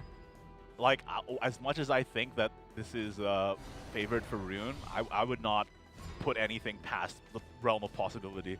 We've seen magic happen on SVO, man. Oh, yeah. So let's take a look at how this game unfolds. I will say, though, Cloudy, not a bad start here with the climb already in hand. The only problem is no homework time for the turn 3. Tossing away the Norman, I think, is the right play. And the grab pickup is huge. Not bad. Very good, very good.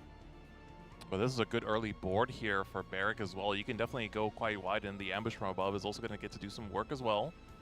I think probably... do you save the ambush from above? I don't... Not in this deck, I think. Yeah, I think you want to push the aggression is the thing.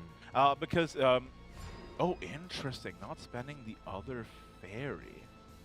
Not going for a full board there. Yeah, I wonder what we're holding that for, actually, because... you know they can't play the Anangrea yet, so that would have technically let you go wide and get some more chip next turn. Well, let me check Barrick's deck list, actually. Is he running Bestial Lord? The Bestial Swipe, you mean? That's the one. Yeah. He's got 3 of it.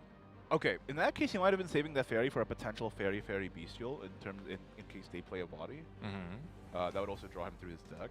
But, because a lot of the things that in this deck activated combo 3, so keeping 2 fairies in hand is not a bad idea generally. So. Yeah, this is now, again, the 1 fairy just remaining in hands. We have pretty good curve after this turn, though. I mean, with the Glade and then the Supplicant, and then see how you can connect on turn 7. It's a very good version. Oh, yeah. Perfect clear. Don't have to worry about the Anangrea, and you get a very powerful crest effect with the Dimension Climb in hand. Here's the potential downside of the onions is that if Barrick takes it super slow, and just lets the board lock happen, get the Azudia back into hand with like an ambush, a bug ambush, right? Or a bug alert rather, or bring it back to hand with a is Deepwood in this list? It is not. But you know, with a bounce in general, and you just let the board stick, and the onions are just doing no damage to you, you might just have the infinite time to get the OTK off. That is true. That would be the one angle. But honestly, it depends on if Cloudy gives him the chance to even board lock him, or if he's just gonna keep playing threat to threat. Looks to be the case right now. This is the Mixed with a Gribnir too. Weasel swipe. Swiping. Two Izudia. Izudias confirmed, meaning the only part of the combo that's missing is Carbuncle now. Oh, for the, yeah, right. For the earlier activation. Because if you let Rune get to turn 12, it's probably Curtain 3, so you probably need to do it on turn 11 if you want to win. So Yeah, that is your win con, right? You're going to have to try and find the Carbuncle, I think. That being said, Barrick, you know, he pilots this deck to literal tournament victories. Maybe he can pull out a line I've never seen before. I'm not putting that out of the realm of possibility. No, 100%. Yeah, I do think you don't have too much draw power in this current hand itself, but if you can find the Carbuncle, he does play it at 2. It's not at 3. Yeah, the problem with Carbuncle is that other than the OTK, it's kind of a dead card. So, but if you can find it, if you can get a Garden's Lure next turn, that would actually be pretty good. That's true. Gives you the draw power, keeps your hand nice and tight without needing to worry about overdrawing any of your important pieces, which we're still very much missing here. What's the draw? Ooh, the Supplicant is interesting. I don't think it's super relevant in this matchup. It gives -3 defense to all enemies, or all enemy followers, and then on Super Evolve it does it again. That is an interesting one to have in the list. I think it's really good against ambushes and like wide board-based decks. Could be relevant, especially against Norman boards. So it depends. Like if but Cloudy knows the list, right? So he would maybe like not even bother investing in a Norman. Wait, are we gonna see it? The back and forth? Might just be happening. I just saw him hover over it, but he backed Right. out. I think he remembered that Supplicant's in that list. Uh-oh. Hold up. Still hovering. This is a road. That's hell you're walking into. Yeah, I think while it is tempting, especially because it gives you the reach, I do think it's a bit risky, as you mentioned. The cool one does feel like the cool one just does more, right? Yeah, because it also boosts you. If you do this is risky. Oh, but you know what? Doing it this turn, maybe trying to prevent the Izudia from getting landed on turn 8. If you go wide here, it does make it a bit awkward, doesn't it? Yeah, it absolutely does. You might have to delay your Izudia. And the more you delay your Izudia, the better the odds are that Cloudy's just going to kill you with a Kakaitis on 10. So actually, you know what? Pretty heads up from Cloudy here. While the Supplicant does clear this, it would delay Izudia by a turn, which is maybe all you need. The call to make the full board here, and this is a big board at the same time. He's really baiting it. He's like, you want a Supplicant this? Let me see it. Yeah, but if you Supplicant here, you're not Izudia. That's the problem with Izudia in general. It's a really cool OTK, right? But a lot of the turns, like, it's so predictable what the Izudia is going to do that you can kind of maneuver them into an unfavorable position just by making them have a choice. Like, if you Izudia here, you're leaving up 6 stat on board at minimum. Right. So, yeah, it's like even with, like, everything evades the Hamlet just barely too, huh? he has to do it, though. That's the thing. Because you're on a timer. Yeah. The 0-6 happens. The Hamlet has done its job. Oh, actually, with Grimnir effect, this does make it a little less awkward for Barrick. Only one follower will remain. Hey, this is why he's the Izudia master, man. I'm learning too. Right? Gosh darn. Grimnir Crest doing work. Yeah, that Grimnir Crest ended up being super relevant, not having to choose between clear board or Izudia game plan. All right, let's see. This is going to be... Just want to check on how much of the... Yeah, okay, the Stormy Blast is looking big over here. That's going to take out the Izudia if necessary. The thing is, though, no Kakaitis. Your game-winning play is then Kuon into Kuon. Can you make that work? Because Kuon into Kuon is not OTK. It's like 50, 16? So, yeah. Especially with no calls available. You cannot snowman the Azudia. Do not leave the Azudia alive. I'm getting flashbacks. No. I'm getting no. flashbacks. You cannot snowman the Azudia. I think this is just a trade into a Stormy Blast, surely. It has to be. Cloudy, eyes on target. Yep. There. Okay. This is not. I was about to have a heart attack, bro. I'm not even joking. That actually gave me a panic attack a little bit. Do you remember? All right, cool one is gonna come down. Just keep going wide, keep making it a little bit awkward, but we all know that the winner of the competition of going wide is the Congregant of Unkilling. Just look at this board full of 4 TAC followers with various distributed stats that can take care of virtually everything except for the 4-5 here. Honestly, pretty incredible lines from Barrick. I think the only thing holding Cloudy back right now is a lack of Cocytus, but like if he was able to find the Cocytus and boost it in time, he probably has this advantage, which is why I was kind of worried about him mulliganing it in the opening hand. But now it's kind of a gamble of whether he gets it or not, and if he doesn't find it in time, the Azudia might just go to the dome for 20. That is so true. That is so true. That's, I mean, every turn that you take is another turn that the Annihilation approaches. Cloudy's going through it there, head in his hands just now. These trades are going to be relatively straightforward. You do get a full clear here. But choosing to evolve just to retain as many followers on the board as possible. I do like it. I think this is correct. You already evolved your Azudia. The only thing you have left to evolve now, you have another Congregant in hand, so you don't need to evolve to clear their next board. And the only thing you have left to evolve now, if you get it, is the Carbuncle, right? Which requires a super. So I think spending a regular evolve there is totally fine. I do think that is like, you know, again, it's not just your opponent on a timer, you are kind of also on a timer here at the same time, and you know by when you would want to be playing things. Where the frick is Cocytus, bro? That's the question on everybody's lips. Pretty sure we saw it thrown in that early mulligan, didn't we? And as you said, this is one of those matchups where being able to just slam it down does give you that confirmed win. So especially with that climb, man. But it's a tough choice to make. Like, if you're in your mulligan and you see the Cocytus but you don't see the climb, then you're like, man, what am I doing? Right. Oh, but the Divine Thunder is pretty good This here. does not clear the 4-6, though. You just have to snowman it, I guess. Yeah. It's looking to be a snowman pass. And now comes down to the, if you can draw Cocytus off the top, even then, without Carbuncle, I guess you do have a turn, right? Yeah, you do have a turn. The spell is currently at 4. So Yes. you have two so it more goes down to turns 3 without at the end of this Carbuncle. turn, right? You have 2 more turns without Carbuncle. Yeah. If Carbuncle draw next turn, you just lose on the spot. So Right. that's an interesting dilemma. If Barrick Congregants, I think it's checkmate, because if they clear, they can Barrick. Oh, no, it's not checkmate unless he draws Carbuncle. That's true. Yeah. Yeah, it's tough. I think it really all comes down to whether Cloudy gets the Cocytus within the next 2 turns, or if Barrick gets the Carbuncle within the next 2 turns. Yeah, it's really going to come down to that. It's a bit of a top deck war right now between both players needing their key combo cards, but I don't know. Does Barrick have the opportunity to just dig for it here? Like spend the Hamlet? the Hamlet. It's not like he's being contested by anything on board right now. The only problem is that lock from the Snowman is actually pretty heads up from Cloudy, not allowing Barrick to have an empty board to prevent Astaroth or TK.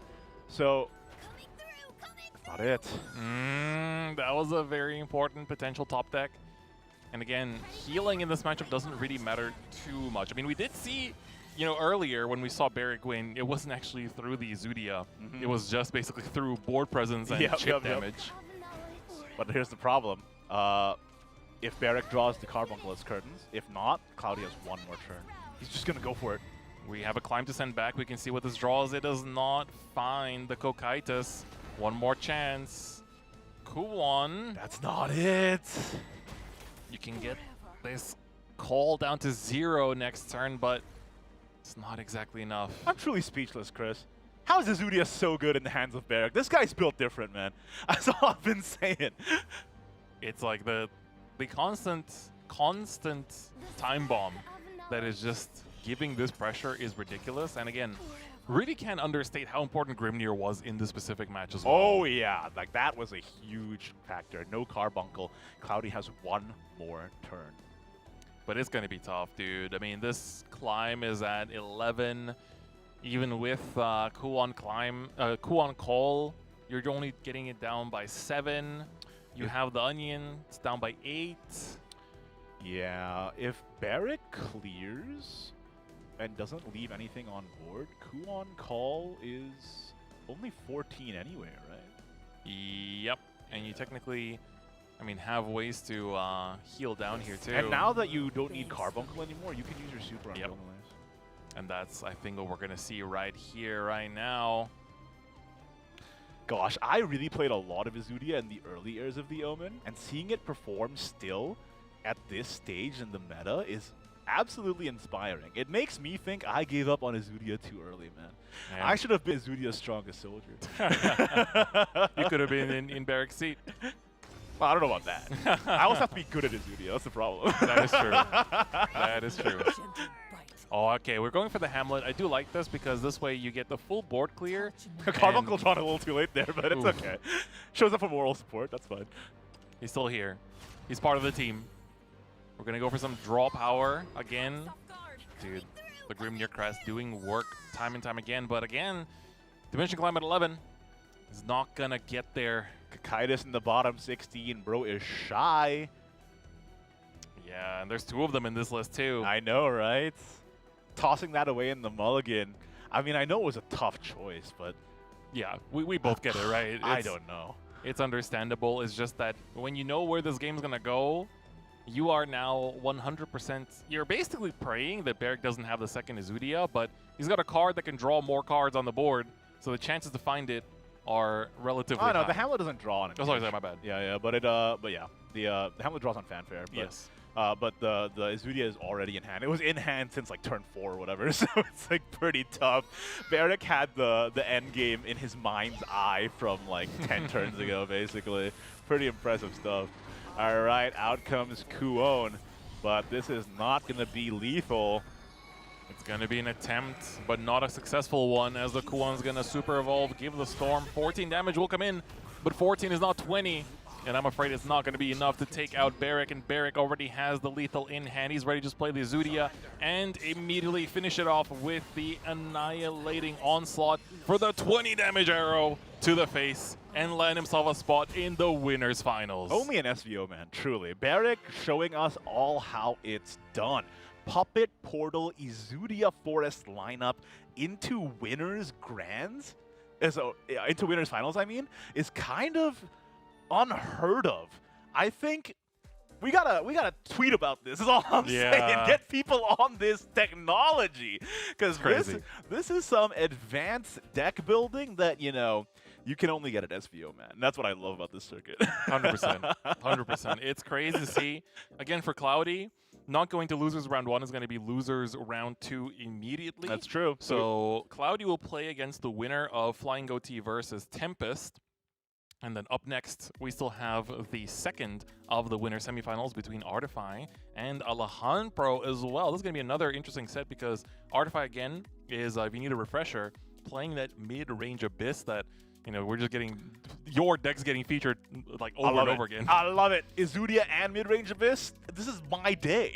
It's your SVO. It's basically my birthday. I mean, it is my birth month, so that counts. Pretty recent, just a couple of weeks ago.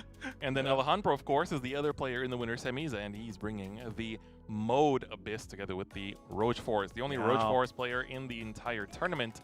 This is going to be an exciting one to take a look at with our next winner semis coming up. Of course, the players are going to take a little second just to get ready, get seated. Everyone's in. They have their own player lounge. Player lounge. Sorry. You got it. But it's been a long day. Everyone's just chilling in there, which is also nice. They have a whole community just to reflect together on these points. And I really hope that our 8 players that are here today, they can forge these friendships going into the future of Shadowverse as well, right? Cheer each other on in next year's circuit, for example. And whoever makes the World Grand Prix from these 8, I think we'll have a very strong support team going into this, right? And you know what I want to see, Chris? Everybody who doesn't make it to World Grand Prix today, I want to see them sign up for LCQ immediately. 100%. 100%. I want to see them again for sure. Yeah. Because they've already proven they can hang out with the best. So That'd be crazy, Yeah, man. yeah. Imagine it's like you have these 8 players, only 2 of them make it out, but then technically there's a third who makes it out from LCQ, That but would be crazy. it could also be you. You, dear viewer, don't forget to sign up for LCQ once these signups are live. I'm not sure if they already are, but soonish, I think. soonish. Just make It's sure in to, November. Make sure to stay tuned on svo.gg as well as, That's you know, right. now we don't have a separate X account anymore. You go to Shadowverse game for the updates on the official account. So, but just keep in tune on svo.gg to see when that's going live, because that is your last chance to qualify for World Grand Prix. And who doesn't want to go to Japan, right? So that is it, man. But yeah, this next game is going to be really interesting. Chris, this is the last game before people start getting cut. Yes. And it's going to be, unfortunately, 2 players that will be bowing out of the tournament already today. And they are of our 4 remaining players in the losers bracket. I think as our players get ready, we can maybe show you the bracket for a second. I'm not sure if we have it updated, but there you go. Barrick's already locked in there in the winners finals. Now it's going to be between Artify and Alejandro to see who will join Barrick in there as well. And then, of course, the losers bracket does have Flying Goatee and Tempest, with Cloudy waiting for the winner between the 2 of them. And then, of course, Sai versus Yan, which we'll be watching today as well. So again, as a reminder, today we're going all the way up to the Sai versus Yan game. After that, we're going to give all the players a breather for the day, and we're going to be back tomorrow, same time as today, for the remaining matches of the losers bracket, and of course, all the way to the grand finals. All right, Chris, the players are seated. They're getting into the match. I am super excited to see this. Truly an international lineup here. Artify from Thailand and Alejandro from Romania. Can you believe it? Isn't it beautiful how card games can bring people together like this from across the 100%. world? It's my favorite part. It's my favorite part. It's, you know, makes communities, introduces you to people that you'd never meet otherwise, and I think that is really what is the great thing about this hobby, is that, you know, you can make lifelong friends that you otherwise would have never met in any other way, right? I mean, hey, Because Chris. everyone's from all over the place. That's how I met you. Damn right. It was damn right.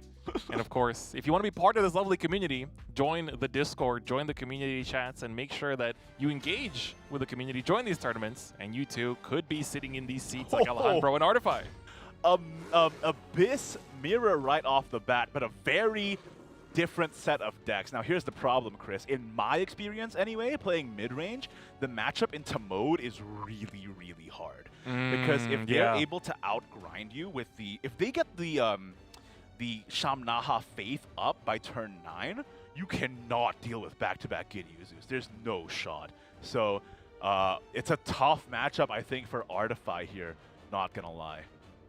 Yeah, so this is, man, it's going to be tough because, as you said, once they get it, your Ginsetsu Yuzuki is literally half of theirs. Yeah, it's worse than theirs. Yeah, you are just playing the worst one, and you're just praying that your 4 destructions hit the right target, Yeah. especially if you don't have any evolve points left. So. Exactly. So this is going to be an uphill battle for Artify, in my opinion, at least with my experience in the deck. That being said, Alejandro and Artify both make pretty interesting tech choices that might alter the state of things. So Alejandro here does have the Cultivator of Malice, not a common inclusion in mode Abyss, but really paying dividends here, being able to play it on turn 1 and going super aggressive right off the rip, meaning that usually where mid-range has the advantage in the early game and mode has the advantage in the late game, actually Alejandro kind of shores up that weakness right away.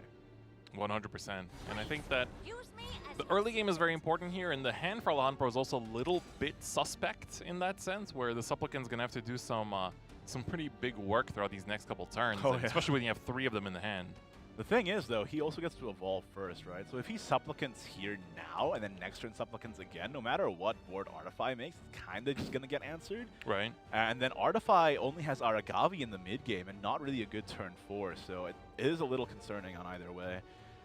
And Alejandro does have the draw off the castle and the Leia. If he's able to find Chaotic Cyclone or Chaos Cyclone and bring the Leia back, that would also be fantastic. So that's one of the best things about mode, I think, is that you can sacrifice Leia, bring her back, and then use her as a Death Slash target. Like, that's so much value. While drawing through your deck, too. While drawing through your deck only with a 2-card combo, it's kind of incredible. Looks like that's what we're going for, saving the extra play point here as well. I wonder what we're going to save that extra play point for, because, you know, the amount of things we can do until turn 5 is somewhat limited. All right, the Supplicant is going to have to hit the Mino first try. Can we believe? It's a 50-50. Roll the dice, flip the coin. Because otherwise it gets awkward. If you hit Nino first try, oh, you can just do this. That is Yes. totally fair. That is the. You can just cash in the extra play point here and still be fine, right? Yeah. Get the heal. Only thing is you will have to still trade with the Supplicant. You can get the clear here otherwise. Of course. That's fine. You know, honestly, for peace of mind and not going for the RNG outcome, I think this is fine. And you know, if you force Artify to use their Aragavi just to deal with one body, that puts you in a great position Right. because now they're going to evolve to try and damage trade you, but you have 2 more Supplicants to heal back up while dealing with their board. So this is actually really good for Alejandro. I mean, as I said, I think this is just a tough matchup for mid-range in general. Like, the amount of healing and sustain that Mode has just means that the amount of aggression that you can output is just not enough. The Skelly does remain here, though. That is one of the good parts that you can try to use this to. This is an Undead Soldier slam, 100% of the Yes. time. The best thing is that it's then matched with a Rulinai, and then after that, whatever remains gets buffed by the Cerberus. So overall, this could you could tempo this game through for Artify still, but for Alejandro, it really depends on how this game continues to go. Because right now we're at 6 in the hand. We can go to 10 already, just based on what is in there, but it will take another 2 turns. So 8 play points, Shamnaha slam.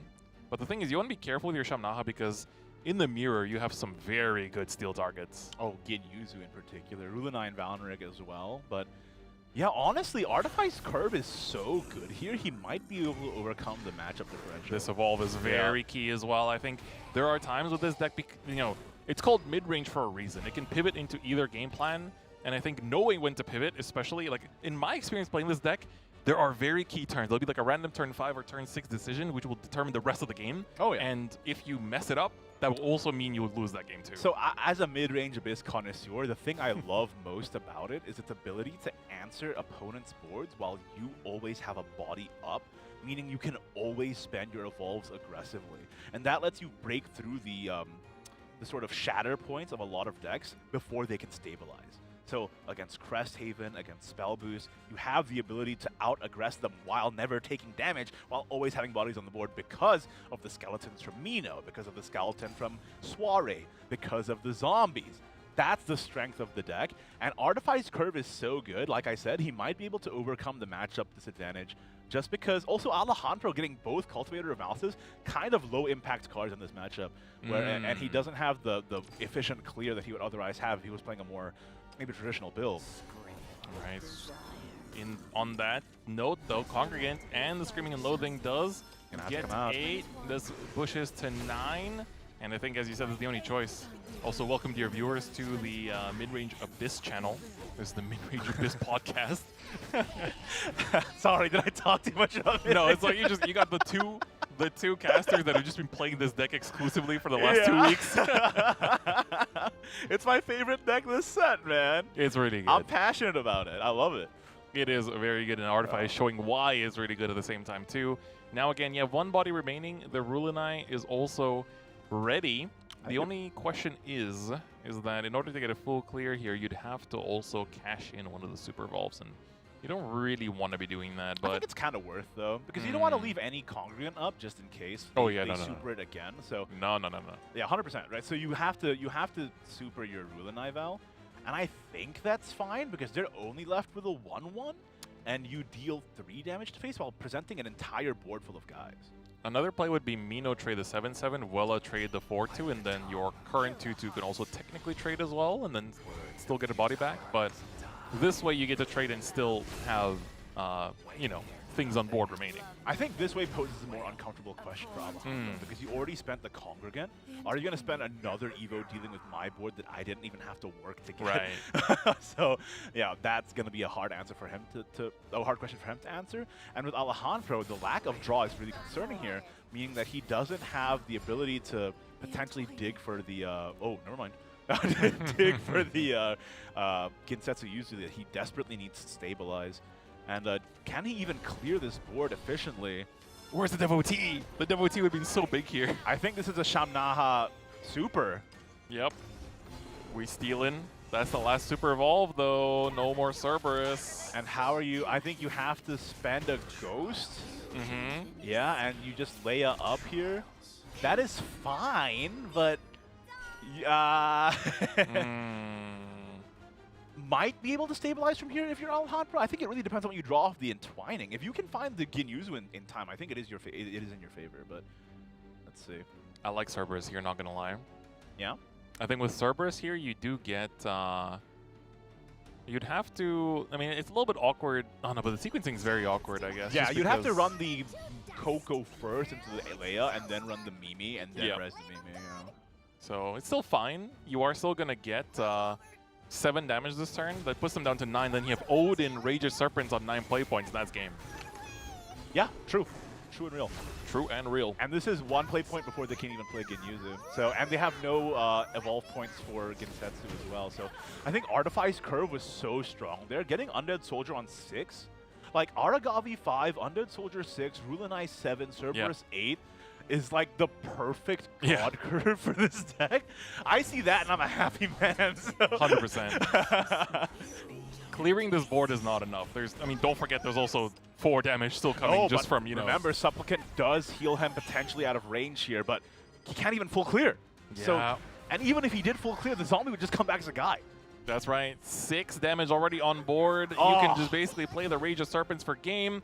Rule Knight Valeric for Wings of Desire. You have so many ways to close out this game. You are spoiled for choice. Absolutely. Wings of Desire comes in with that 5 damage. And Artify, in a unfavored matchup, manages to take the first game of winner semis. You know, I really do wonder if it was the text that Alejandro made to combat early game curves. Like, the Cultivator of Malice really did nothing that game for him, and it took up a card slot in his hand that ended up having little to no impact on the game state. So I wonder if, like, teching for a more aggressive curve ended up biting back in this matchup in particular.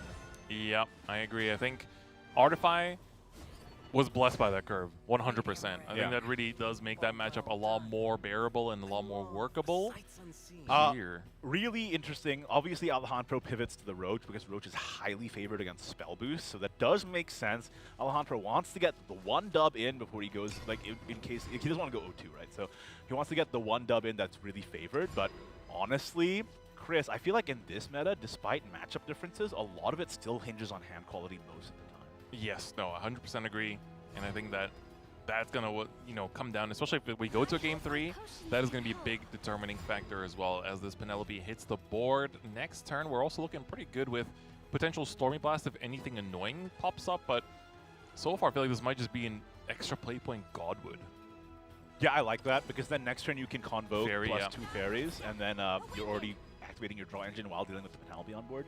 Drawing both Cocytuses yet again. Artify does run Ruby, doesn't? Or Astrologer, I mean, doesn't? Yeah, So pretty sure. should be able to toss it back, but it is unfortunate that that's happened twice this tournament so far. Really should not be happening this often. No, he does not run any ways to put it back, actually. Oh! I think I was thinking of a different player. Yep. Goodness gracious. This is the illusory conjuration tech. Oh, that's right. So that's going to be... But does that really matter in this matchup? Not really. No, there's nothing that you really want to get rid of. Glade, I guess. But you already have ways to take care of it, so... Yeah, right? Yeah, this double Cocytus is going to be sticking in his hand until it gets climbed away. That's literally -2 cards. That feels pretty bad.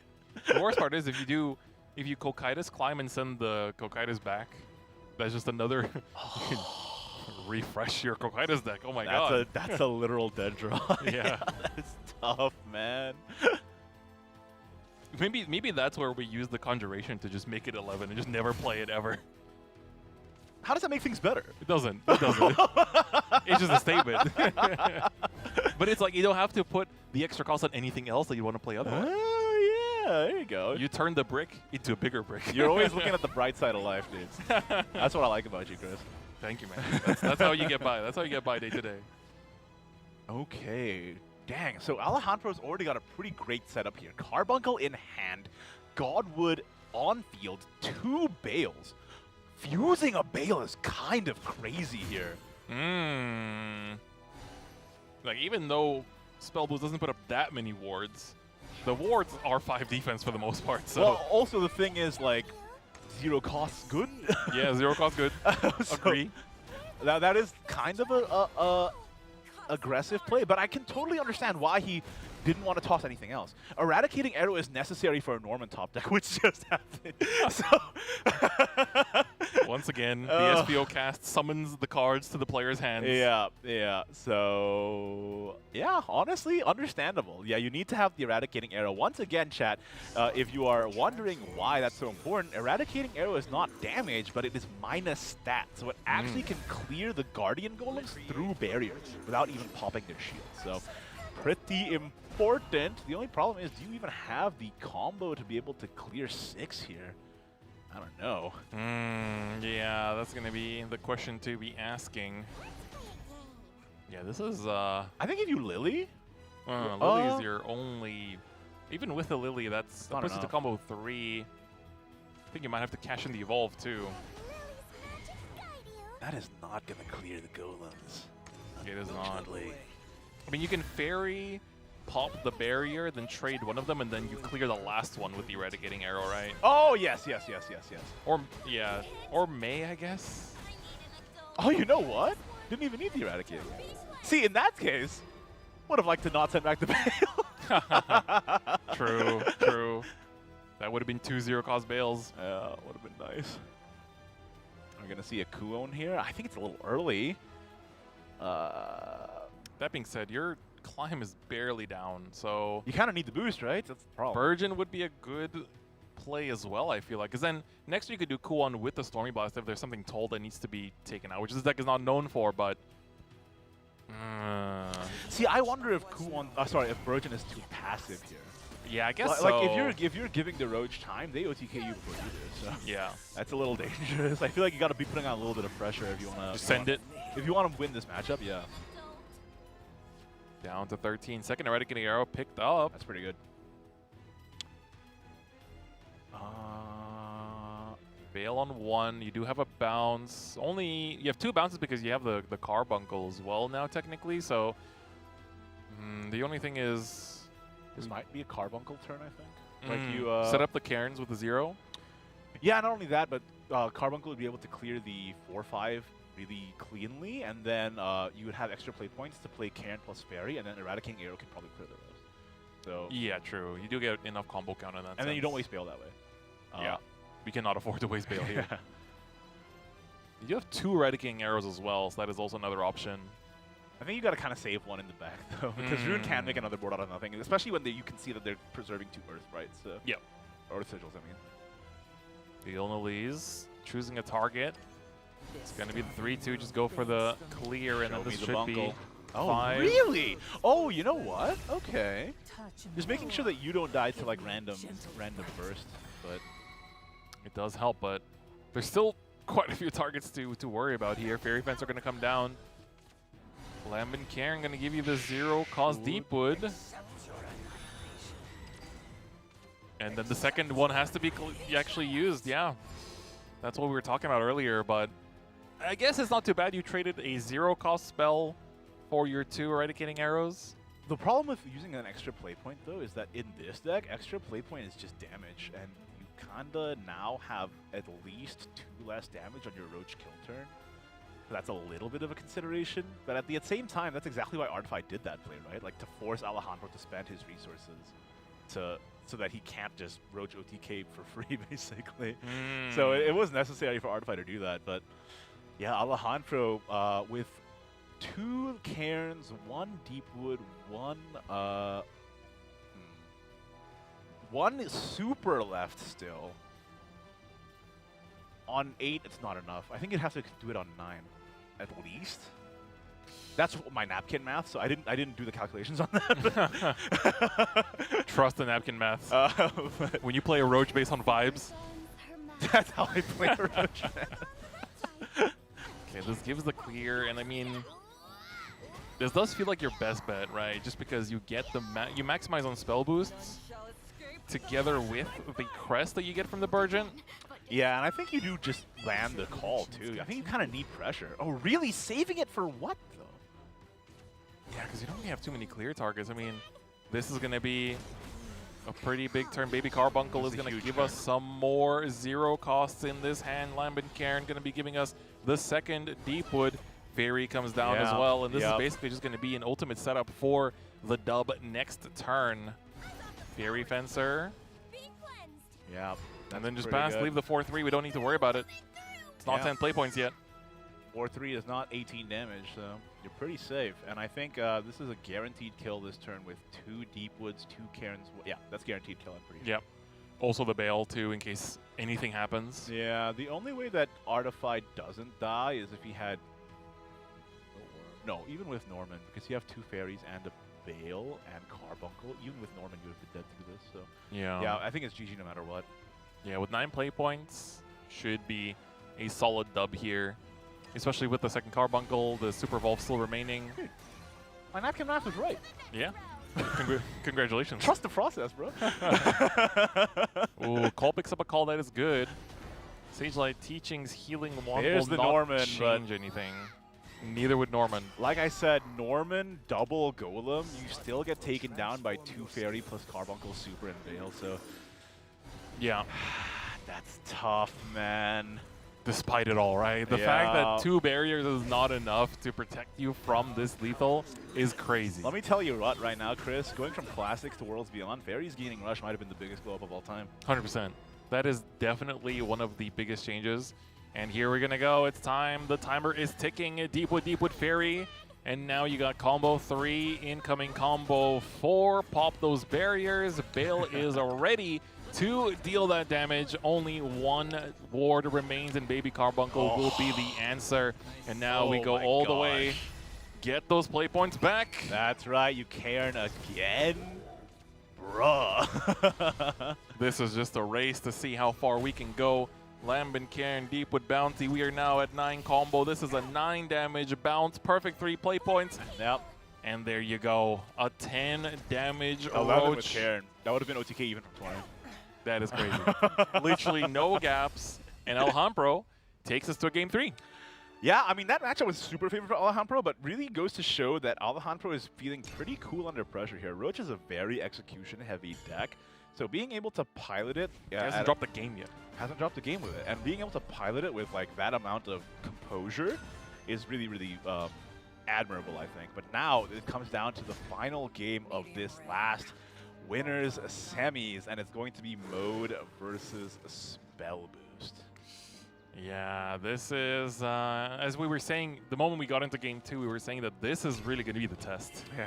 I mean, It's a pretty even matchup, too. Like, and honestly, I don't know what the techs that Artify and Alejandro make are gonna, like, how that's gonna affect the calculus. So, really, it's anybody's game, I think. yeah, this is going to be one that I think, again, we talked about a little bit earlier, how it's the hand quality that can really determine these matchups that are very close, right? Especially when, you know, we have the 8 best players representing the region. The skill level is very similar across all of them.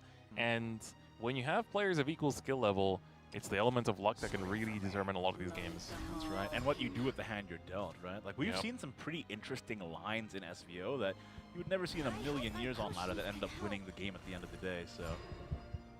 100%. Now then, Screaming and Loathing. Second one, just get the last one out. Easy Keep the peasy. gas going. You already have the Sham in hand, so trying to get that as soon as possible is a really important way to win this matchup as Mode. Like, if you can land a Congregant with double Mode early, it's really backbreaking for Runecraft to clear. Because once you buff it past the 4 health threshold, you can't easily clear with Sage Light anymore. So if Alejandro is able to get, like, basically turbo the Faith and get that Congregant down, I think it might be hard for Artify to come back, but we'll have to see how the draws go for the next couple turns here. Leah comes down as well, just for the potential resurrection later down the line from the Chaos Cyclone. And now Anangreal. I mean, don't even have to cash the Evolve in. You can basically just trade and pass, and then keep building up the spell boosts on this hand. It's a disturbing lack of Congregants, so a little concerned. But, you know, the Screaming and Loathing has a 50-50 here to just land on the Anangreal. If it hits the Anangreal, this is an incredibly efficient turn. Is able to land the 50-50, and Alejandro can now play a 3 play.77 that Artify has to deal with. And this stat line is so important because on the turn 6 of Artify, it now even trades with an Evolved Norman. And that's a huge deal. What is the difference between commentary and narration? I ask myself. It calls another play that happens literally as the cards are drawn. Oh man, is this my fault? Am I willing it into existence? We're just playing out your thoughts in front of an audience of 1,000 people. I'm actually in a coma. This is a dream I'm having. Chris never existed, bro. Oh my god. Why did I have to get removed? So yeah, because of this 7/7 and that hit landing on the 4/4, hey, Illusory Conjuration. That's pretty good. Yo, hold up the tech. I feel like that card has actually put in work in almost every single game that we've seen Artify play. I mean, he's in Winter Semis. So. Yeah. This might have been the secret tech. Supplicant just to progress the mode, basically. But with... his next turn is a little awkward. He doesn't have a mode card to capitalize, to get the Faith in hand, right? Yeah, but having said that, cashing in the Evolve just to get to 9 doesn't matter because you need the second one anyway, right? Yeah, true. So I think at this point you're hoping to pick up one of your... I mean, optimally another Devotee would be cool. Or Castle. Congregant would be cool too. I think Castle would be great. I mean, barring any of those options, you might have to evolve Leia for the draw, which is kind of awkward, so... The thing is, if you're expecting a Kuon or a Norman here, you don't really have the, the freedom to be doing either of those plays. That's true. Yeah. Especially now that your 7/7 that you worked so hard got taken out by that godly technology, Illusory Conjuration. It was just an illusion. The 7/7 itself was an illusion. There we go. Coming in with a double barrier. I like it. It's like you add an extra cost to something in hand, but it doesn't really punish you too much. Yeah, it's not like you were going to do anything with this extra play point anyways. It really doesn't matter. I think this tech might be saucy, bro. Yeah. This might just be the tech. Oh, does pick up a Chaos Cyclone, which is actually a pretty important pickup. Can get Leia off of this if you desire, and you can even evolve the Leia for a draw. Mukon, though, that's, I think, the main target here because you do give, you have that Ghost right now that can also get the Bane now. It kills through barrier. Yeah, takes care of everything. This Mukon tech is also, this is the battle of the techs, dude. Mukon is actually, I have seen that a little bit popping up here and there. I think, once again, with Heirs of the Omen, even this late into the expansion's lifecycle, we are literal days away from set 4. Yeah, right. And we are still seeing innovations in the metagame. It's kind of amazing. Like, Mukon was a pretty recent technology. The OTK Dragon we saw earlier, also a pretty recent development. Roach coming back as well. Recent. So the fact that things are still moving along despite the fact that we're almost at the next set just goes to show you the amount of space for exploration that this set provided. Yeah, right. It really is. I mean, as the card pool keeps getting deeper, I think it's going to continue to give these opportunities for cards to just randomly come back every so often. And I'm curious to see how the next set will add to that as we see another Norman turn. Likely just going to be doing the same thing and seeing if Alejandro has the answer. Yeah. 10 out of 10, I did it again. Go ahead and deal with it. Stormy Blast unboosted, but doesn't need to be. Shamnaha still not active, but the castle is drawn right on time for a Shamnaha to hit the field. Now here's the tragedy, Chris. Norman is a mode, but Alejandro has no way of generating Earth Sigils, so it doesn't do anything. Unfortunate. Can't steal that much. Yeah. You could steal the Penelope, if there was one, later down the line. Set up the play yourself. That Death Slash is a Oh huge my pickup! God, that is insane. That is massive. Yeah, this is, you could even play down the Lee or the Cultivator. Yeah.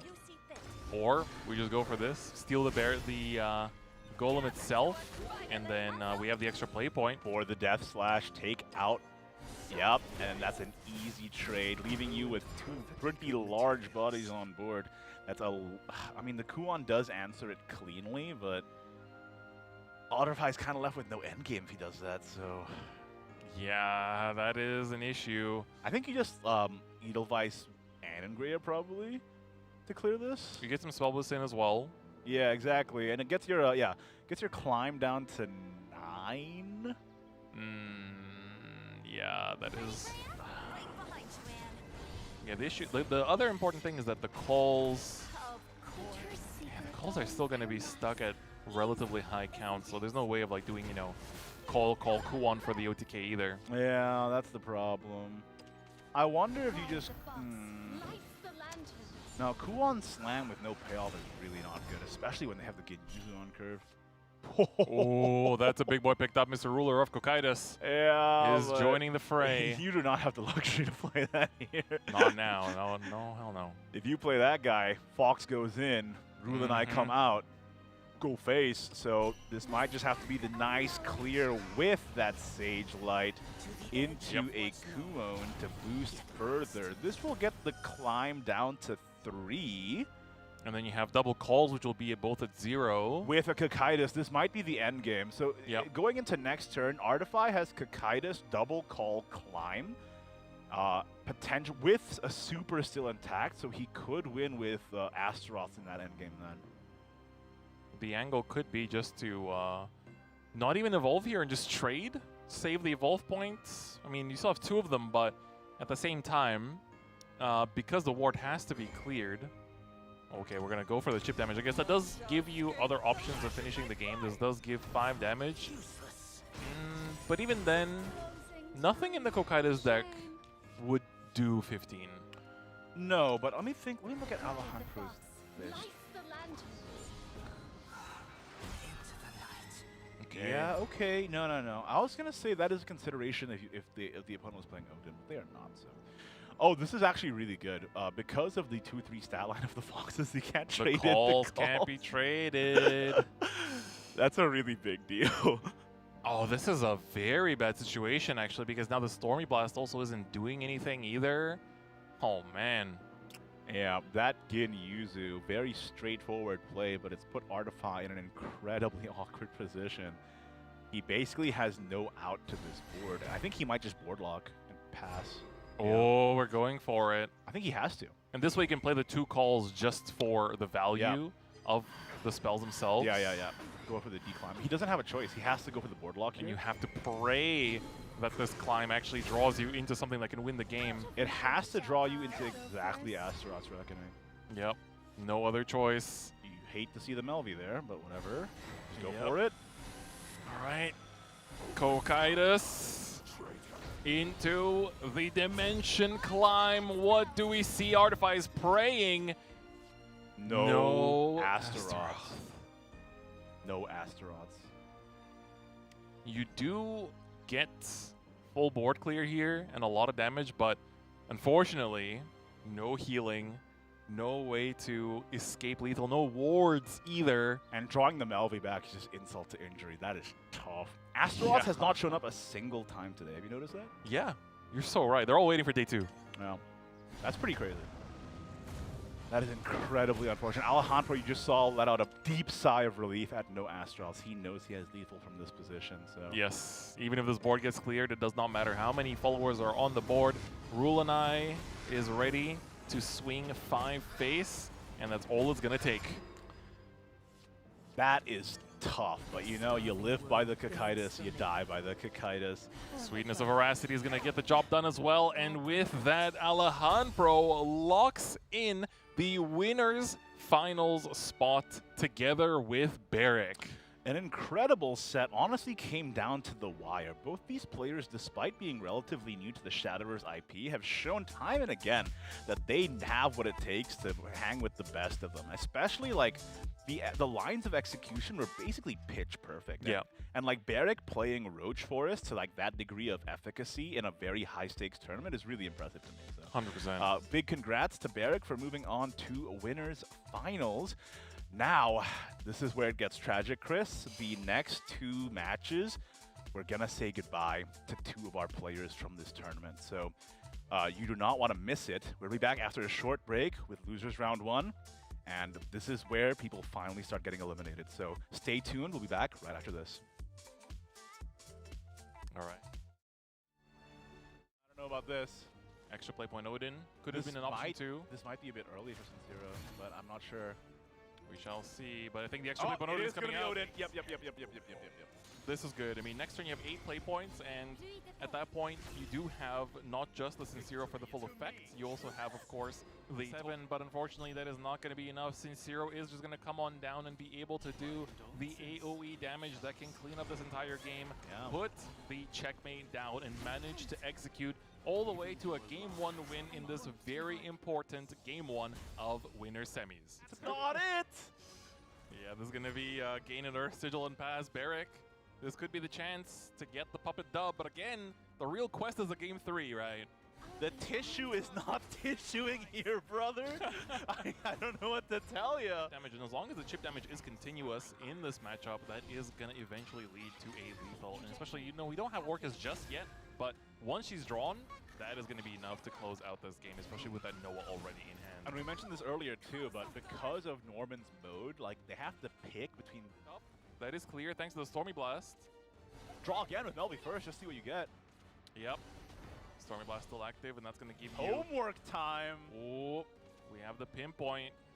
Pinpoint removal. The puppet destroys itself, so you don't have to worry about it. Stormy Blast is exactly enough to spell boost itself, right? No, Stormy Blast will not take out the 6. Oh, no, it has the +2. It's Oh, yeah, default 2 yeah. damage, Yeah, sorry. I thought that was Do it. Yeah. Go down to 1, but we know there is an answer. Oh, the Orcus picks up. That's an answer in itself, too. That gives you the Bane, and you can just swing it in with a 10 damage. Barrick takes us to a Game 3. We've got a lot of Game 3s today, and I'm afraid it's not going to be enough to take out Barrick, and Barrick already has the lethal in hand. He's ready to just play the Zudia and immediately finish it off with the Annihilating Onslaught for the 20 damage arrow to the face and land himself a spot in the winners finals. Only an odd curve for this deck. I see that and I'm a happy man. So. 100%. Clearing this board is not enough. I mean, don't forget there's also 4 damage still coming just from, you know. Remember, Supplicant does heal him potentially out of range here, but he can't even full clear. Yeah. So, and even if he did full clear, the zombie would just come back as a guy. That's right. 6 damage already on board. You can just basically play the Rage of Serpents for game. Rule Knight Valeric for Wings of Desire. You have so many ways to close out this game. You are spoiled for choice. Absolutely. Wings of Desire comes in with that 5 damage, and Artify, in a unfavored matchup, manages to take the first game of Winner Semis. You know, using a Bale is kind of crazy here. Like, even though Spell Boost doesn't put up that many wards, the wards are 5 defense for the most part. So Well, also the thing is, like, 0 costs good. yeah, 0 cost good. So, Agree. Now that is kind of a aggressive play, but I can totally understand why he didn't want to toss anything. See, I wonder if if Virgin is too passive here. Yeah, I guess Like, so. if you're giving the Roach time, they OTK you for sure. So Yeah. that's a little dangerous. I feel like you got to be putting on a little bit of pressure if you want to Just send it.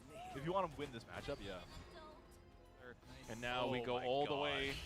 Get those play points back. That's right, you Cairn again, bruh. This is just a race to see how far we can go. Lambin Cairn deep with bounty. We are now at 9 combo. This is a 9 damage bounce. Perfect 3 play points. Yep. And there you go. A 10 damage Oh, that would Roach. have been OTK even from 20. That is crazy. Literally no gaps. And Alhambro takes us to a Game 3. A little concerned. But, you know, the Screaming and Loathing has a 50-50 here to just land on the Ann and Grail. If it hits the Ann and Grail, this is an incredibly efficient turn. Is able to land the 50-50, and Alejandro can now play a 3 play point 7-7 that Artify has to deal with. And this, he basically has no out to this board. I think he might just board lock and pass. Oh, we're going for it. I think he has to. And this way you can play the 2 calls just for the value of the spells themselves. Yeah. Go for the decline. He doesn't have a choice. He has to go for the board lock And here. you have to pray that this climb actually draws you into something that can win the game. It has to draw you into exactly Astaroth's Reckoning. Is ready to swing 5 face, and that's all it's going to take. That is tough, but you know, you live by the Cocytus, you die by the Cocytus. Sweetness of Veracity is going to get the job done as well. And with that, Alejandro locks in the winners.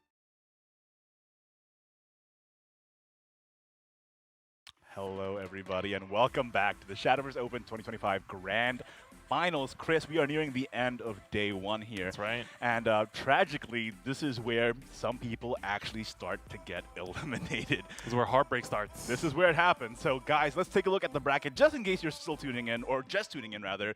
This is where we've been and where we're going. Barrack was able to take it over Flying Goatee in the rematch from their qualifier, and then win against Cloudy to make it to winners finals. And then on the bottom half there, Alejandro taking it over Yen, and then Artify to match up with Barrack. But we're not going to see that until tomorrow, because right now, let's swap over to the losers bracket here. Flying Goatee up against DV Tempest, and then EMT Sai versus Yen. Two of these players are going to be eliminated right here, right now. Yeah, this is going to be a heartbreaking set of games, as of course, only two of the players that you see here will be able to move on to day 2 tomorrow, and two of them will unfortunately say goodbye. It also means that our remaining 4 players are done for the day. They can just chill and watch these remaining games play out and think about what they want to do tomorrow. And for Flying Goatee and Tempest, this is the time to lock in and, you know, fight for your life quite literally. Yeah, this is where it gets really, really intense, and things start getting very, very... the stakes are high, is all I can say about that. Let me remind everybody what is at stake here today, because I can say it all day long, but you need to know. Not only is there money on the line, it's every game you place, every placement you go up, you earn significantly more money. But remember, the first and second place in this tournament will qualify to World Grand Prix at the end of the year in Japan, where they can play to compete for a grand prize of 100 million yen. That's right. And so, to say the stakes are high would be an understatement, I think, Chris. Yeah. So what's also kind of crazy is that because we have both Barrack and Alejandro in the finals, that means that one of them is confirmed a spot into World Grand Prix as well. That's true, yeah. So we already know that at least one of them is going to go to Japan at the end of the year. But which one? That's something that you'll have to find out over the course of these 2 days of competition. I will say, honor and a privilege to do a whole 2 days of epic Shadowverse action. That's right. But now, guys, the players are already seated. It's Tempest and Flying Goatee. They're at the seat right now. You can see on the player cams, it's getting intense. You can tell by the expressions as well. Yeah. Like, it started the day pretty energetic, and now it's getting real serious. So, Chris, remind me, what are the decks that each of these players are playing? If you want to see the list themselves, we did cover them back in quarters, but just as a reminder. So Flying Goatee, again, is coming from Malaysia, was the second place of Qualifier 2, and is bringing OTK Dragoncraft and Spell Boost Runecraft. On the other hand, Tempest here was the winner of Qualifier 1, and is also coming from Singapore, where we are right now, and bringing that Mode Abyss together with a Spell Boost Rune. So I think so far, Flying Goatee, he was, the first one in the morning. I think definitely had also a strong case of just tournament nerves. So going into this, I want to see a reset, and now starting off with that dragon. Also our only dragon in the whole tournament. That's right. It's a very unique deck too, Chris. So people who are tuning in right now are unaware of the game plan here. You want to ramp into Fenny, which is halves your costs of your deck. And then you play Mirabane for the crest. You play Cocytus to replace your deck with the Apocalypse deck. Then you play Tablet, and the Mirabane crest will draw you straight into the victory card for an OTK. Honestly, on Flying Goatee's side right now, not a bad start. That hand is looking pretty good. You got the Tablet for the draw power, the Dragon Sign. You can also play out next turn just to ramp up as well. Like Dragon Sign, Tablet, and then you're chilling. Yeah, you're Bing chillin', although you still need to find the Fenny and the Mirabane, of course, but, against Mode, it's less aggressive than mid-range, so you might actually have the time. So keep that in mind. Do you Tablet first just to maximize your Draw potential. Draw power? I think you do, actually. I do think more so than the ramp, because the ramp you can find whenever, but looks like, yeah, it was still the choice to ramp. See, the problem with ramping here is that you only go to 4 play points next turn, and what are you doing with that extra play point anyway? Soaring Ivory Dragon. Yeah, that's not... So I'm not sure. I think maybe the Tablet might have been a consideration. Then again, if you ramp, the faster you ramp, the more you can play over the next few turns. It's just that Yeah, I don't know. Maybe I would have gone for the tablet there. It is a tough choice, and I think it really depends on how strong the early game from Tempest was, and so far it's been a little on the slower side, so I think here, likely just going to go for the ramp again. This way, next turn you could play the tablet and a 3 play point follower or a card after that as well. And then that also, I mean, would be on 6 play points next turn, plays the tablet, and then you don't have the refresh yet. What's the best draw? Like third Dragon Sign would be the best draw. Basically, yeah. You do remove everything from the deck except for that. Not Golden bad. Node is also decent. That is draw power. I think you tablet now, 100%. Yeah. Thin out the deck first, then start drawing. You Golden Node to try and find your Miara Bane and your Fenny on time. Let's see it. And look at the bottom left of the screen there. Chat, you can see the deck size is currently 32. And when this tablet comes into play, it is going down to 15. Bye. Oh, and the Mirabane drawn right away. The only problem is the Fenny with Ruler of Kakaidas and Mirabane in hand. Fenny's not discounting either of them, meaning that that combo is going to take several turns to accomplish rather than just doing it all in one go. That is somewhat Oh, unfortunate. the other Kakaidas was drawn as well! That's not good. But again, that is the reality of the deck. That is just how it plays. And unfortunately, Fenny is missing an action with 12 cards remaining in the deck here. I think Mirabane is a must, otherwise you can't clear both of these. Right? Because you have to Mirabane and then use the spell to take out the Shamnaha, run the Mirabane in. You leave one up. Is there a way to clear? There's nothing in the deck that can clear for 2 play points. No, especially not with Fenny being here yet. So there is. If you draw the Galmu spell, and then you can trade with the Soaring Ivory Dragon. There is a chance. It's very low chances, though. You got to see what you draw. 1 in 11. Yeah. Mirabane comes down first. That is definitely not a negotiable. And also evolving it. That gives you now, the crest. no, but now you're tossing the Kakaidas, so Yeah, that's no longer an option. you're just gonna have to play the Mirabane game plan straight up. Just then. normal Mirabane gameplay, yeah. The OTK is not happening this game. Tempest was able to put the pressure on, and with both Kakaidases in hand and no Fenny in sight, Flying Goatee was put into a pretty awkward position. Yeah, that's unfortunate. No Fenny. I mean, this is basically just the regular gameplay, and then in a race of Mode versus Mirabane, it feels like Mode. I mean, depends. Looking at this hand right now. I mean, this is a pretty fast Mirabane activation, to be fair. Yeah. And the thing is that you also have more play points to work with compared to the average Mirabane, so True. you can actually make Congregant of Unkilling next turn. Yeah, that's what I was gonna say. That's a pretty big swing into whatever board Tempest presents, so that could actually be super relevant. Devotee is pretty big here for Tempest as well. So that could be what comes down here just to get the double clear, and then you also get to Mode 6 Maybe you use the castle for stat first. Yeah, because then you can get 5 to face as well. So, and that way you get to 7 Mode at the very least, potentially 8 if you evolve the Devotee for stats, but not sure if you would go that far. I don't think it's necessary. No, maybe actually. There's no supplicant or congregant in hands. I'm a little concerned. In that case, you go for draw here, because you don't have the I don't want to So say your it. hand is at 9 right now. Oh yeah, you'd have to play the You'd have to. Yeah, it's just gonna have to be the play here, and then the evolve is gonna get also used, become a 5/5. Like I said, because no supplicant, no congregant, right? So. Yeah. That being said, These Congregant of Unkilling. Wait, these both get perfectly cleared by Raging Lightning. True. That's kind of incredible. That is quite good, actually. Hold up. Having the tablet up is also really good now that you're on the Mirabane. Yeah, true. You can technically draw into a second one eventually. Raging Lightning is technically an easier clear than Congregant, and you save your extra play point too, but... The only thing is you'd have a pretty threatening board. No, actually, you would lose a lot because you'd lose your evolve point, so... Yeah. And keeping your evolve point's really important in the Mirabane deck, because there's some cards that are really, really powerful in Heirs of the Omen if you still have supers. So for example, if you get Supplicant of Unkilling, off of your Mirrorbane draw, that can like clear an entire enemy board. Actually, evolving the Comrade of the Swordmaster here, I think is very bold because this can just get full cleared by a Medusa. Yeah, she's gonna get the work done here. Or just go face. Yeah. Tempest smells blood.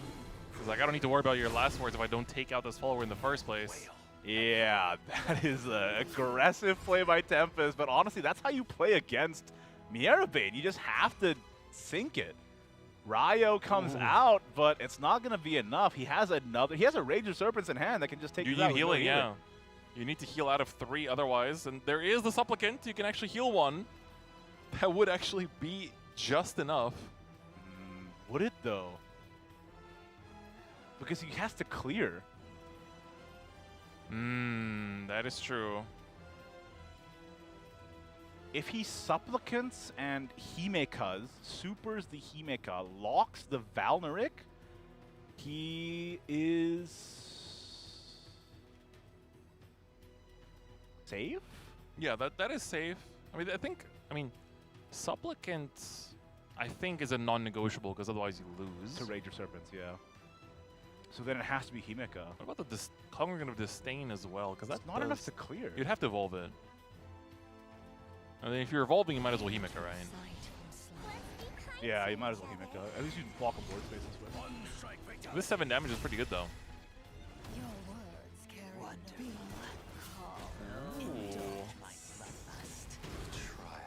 All right. Oh yeah. Himeka's not Morrowind. She doesn't require that. But you know, by attacking with the Supplicant, he didn't heal out of Rage of Serpent's range. That's so true. Just playing playing the Himeka and evolving it would have been a safer play there. Yeah, right. Yeah. That would have actually gotten the heal out potentially, but Flying Goatee, man, this has been really trying with the Dragon list. The only player bringing Dragon, and the first time we get to see Flying Goatee not pick it. Tempest now 1 game away from surviving the first round of losers bracket and moving on to day 2. Yeah, Flying Goatee pivoting to the spell boost list. It's probably safe, but it's a mirror, and you know it's always just down to hand quality at that point. Thankfully, though, Flying Goatee does have the Dimension Climb right in the opener. Yeah, this is a little bit difficult. I mean, this matchup is going to be. It's going to be tough, just because of the fact that you also have to, you know, worry about hand quality in that sense. And with Tempest being 1 game away, it does make it so that even if you drop this game, you can always just run it back again in the Dragon matchup. And you know, like, with Spellboost Rune being, I think, undoubtedly one of the strongest decks in the metagame, having 2 chances is already a huge advantage. Yeah. All right. Going into this, it's just a 2-drop versus 2-drop battle. One interesting thing is that Tempest does run that 1 of Odin, which is pretty interesting in spell boost. And the Cocytus as well in his list, so he technically has more endgame potentially. I'm gonna check Flying Goatee's list as well. Yeah, Flying Goatee is. I think, yeah, we haven't looked at Flying Goatee's list since the very beginning of the cast. Runs the 1 tablet in this list, actually. And the Cocytus as well, so let's see if that ends up coming into play. Yeah, I'm going to be very curious. The tablet in Spell Boost is interesting because once you do hit the Cocytus, you know, your chance of finding the hit. Is it just 1 Cocytus for each of them? I do think so. Okay, so they're not on the 2 Cocytus build. Interesting. All right, so Stormy Blast can take out the 2/2, and then you just, I guess, extra play point to Anangrea the next turn. Oh yeah, Tempest was the one that was running the Odin as well. Yeah. Oh, actually, in this matchup, do you save your extra play point to get an early Norman? I think that does end up deciding a lot of games. Ooh, now we're matched on the Normans. Yeah, that is a little dicey.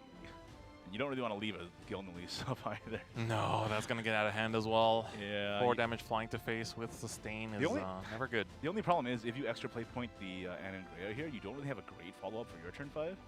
True. Like, you have Witch's New Brew into call, I guess, but that's dicey at best, so I don't know. Yeah. Do you just New Brew first, see what you get, or do you want to commit to the Anangrea now? I wonder because, yeah, the thing is, if you don't commit anything, then they play the Anangrea and then essentially evolve the Gilneas go face. I feel like you don't have a choice almost. That's true. Yeah. Or do you really just use the Sage Light here? Like, Sage Light to clear Gilneas does not feel good. Yeah, I think you have to do it. No choice, really. At least you have the Dimension Climb that you are pushing, so while this next turn does look a little bit suspect, at the very least here the Sage Light would actually feel a lot better. And it also would get you your call down to 2, so you can finish up whatever's remaining on the board in that sense. Yeah. Yeah. The only issue here is that if you Sage Light call here, you're out of sigils for your turn 6. And True. that's huge disadvantage. We don't like that. That's a huge disadvantage going into their turn 6 and they have 2 sigils. And you spent a Sage Light. That's pretty bad. So that's pretty distressing, I think, as well for Flying Goatees. Yeah, for Flying Goatees. Like. Well, then actually you don't care about the call because you can just Sage Light to take care of the Anangrea, and then you can Witch's New Brew and still have a play point to boost it to have 2 sigils for the Norman turn, right? Oh, yeah. So true. Because the summoning will just take care of itself. I guess Stormy Blast also is one of the other answers. That's a pretty here. good draw. I think Witch's New Brew here first 100% of the time. Just see what you draw first. Now, interestingly, Temp is also running that one of Divine Thunder, which is not super common in spell boost. I wonder what that is teched for. Actually takes Noble. Noble Orcus. Yeah. It's actually pretty relevant. You expect to run into Barrack and it's a counter to Zudia. All right, he's going to go ahead and send it, but this means that I guess you can extra for a 2 activation Norman next turn. That doesn't feel like the best use of the extra play That feels point. pretty bad, right? But if Tempest does a double Golem Norman here, you kind of have to have an answer. Right. And this is what I mean. Like, I feel like a lot of the Rune Mirror comes down to who lands the most effective Norman in the mid-game battle. And Tempest seems to be winning that battle at the current moment. Yeah, so far, definitely looking to be the case here. Penelope coming down for 2 extra Earth Sigils. This is where the Burgeon is so big as well, just for giving you the way to pop these barriers, which you do not have in this situation. I mean, you can clear here. It's not that bad, but like that doesn't feel great. No, it really doesn't. I mean, the good news is that if you super Penelope here, you do heal and draw, so it's actually a consideration. And you also give yourself 2 stacks for a Norman next turn, so I think you might have to super Penelope here if you're flying go-to. And then just use the Normans with the regular evolve too, right? Yeah. I don't think you have a choice. Yeah. This is why you put Penelope in the deck, right? Yep. The situation's like this. Another Climb picked up, another Norman picked up. That's pretty good given how thin the hand was. Yeah, but kind of no boosts for the climbs right now. It's kind of tragic. True. Is this an Odin face? This Tempest is could. hovering over it. Like, that's intimidating. It is a situation where it's not particularly being punished by anything. Next turn you've got Kuon, and you can get the call down to 0 potentially as well, and the Stormy Blast could get pretty strong, but gonna go for the Kuon instead, try to keep it wide here, and also get some chip damage regardless, even without the Odin. Yeah, that makes sense to me. Like, if he played the Odin, it does get kind of hard punished by Norman involved this next turn. So, ooh, Kakaitis, but again, no boost still. Yeah, any boosters in chat? This is really tough position for Flying Goatee. I don't think he has a way out of this pincer. Yeah, it's been, man, Flying Goatee does feel like it's been a very rough tournament run so far. Just a lot of rough situations, game after game. And even in this mirror, I mean, this is really where, you know, things can go from very balanced at the beginning to flipped completely upside down, depending on how the mid-game goes. Yeah, there's no way to even clear this cool. All you can do is set up barriers and hope that there's no answer. But we know that there is, unfortunately. Mm-hmm. Especially Tempest listed teched out for it, too. He's got the Divine Thunder to pop the barriers. He's got the... Yeah. Yeah. So that's really tough. And, you know, DB Tempest, not an opponent you want to be going up against in the losers. Yeah. Because Tempest is one of the veterans of this scene. Like, I think one of 2 players in this tournament who's been here since Classic. So if you're going up against somebody in losers, it's not, you don't want it to be Tempest, who's cool as a cucumber and can operate under pressure. Oof. Went for the draw here. Did manage to find a Kuon. That's an Odin lethal, isn't it? Yeah, you're so right. This is basically going to be already 15 damage even without the evolutions. That's crazy. That is actually just going to be game, and Tempest is going to win 2-0 and secure that ticket into day 2. Gets to keep playing, and you can see he's already apologizing. Like he's like, force a habit, just just a habit. Evolve the Odin. Yeah, it's the optimal line. Takes Man, the dub. that's a tough match for Flying Goatee. Honestly, I want to give a lot of grace to Flying Goatee. You know, first real like Shadowverse offline, very much nervous, and the run of competition he's up against is not easy. Like having to go up against Barrick, who ended up being like the one of the off-meta favorites hero. today. Yeah, and then against Tempest is like that is tough, man. Yeah. So you know he's still, even though he is eliminated, he is still walking away with a good sum of cash for even making it. $350, yeah. Yeah, even for just even making it to here in the first place. And honestly, Flying Goatee, I want to see him rally and get back in there for the LCQ next That's month. right. New meta, new set, going to be full of new surprises and all other new challenges that you can also, take on in the LCQ. So you have the time now. Wednesday approaches, new set comes out, and you get to, brush up the plays and get ready once again to run it back in LCQ. Because I mean, Flying Goatee, he made it coming second in the qualifier too. Just to make it to the top 8, that's already got to be really good. Yeah. And making all the way to the finals is also a feat of its own. So I'm sure that you can run it back with the next expansion as well. So looking forward to seeing them in the LCQ, hopefully. But we still have one more set today for losers round 1, and it's going to be between Team EMT's Sai and Jan. Remind me, what decks are they playing in this, Chris? So Sai is bringing a Crest, one of the 2 players.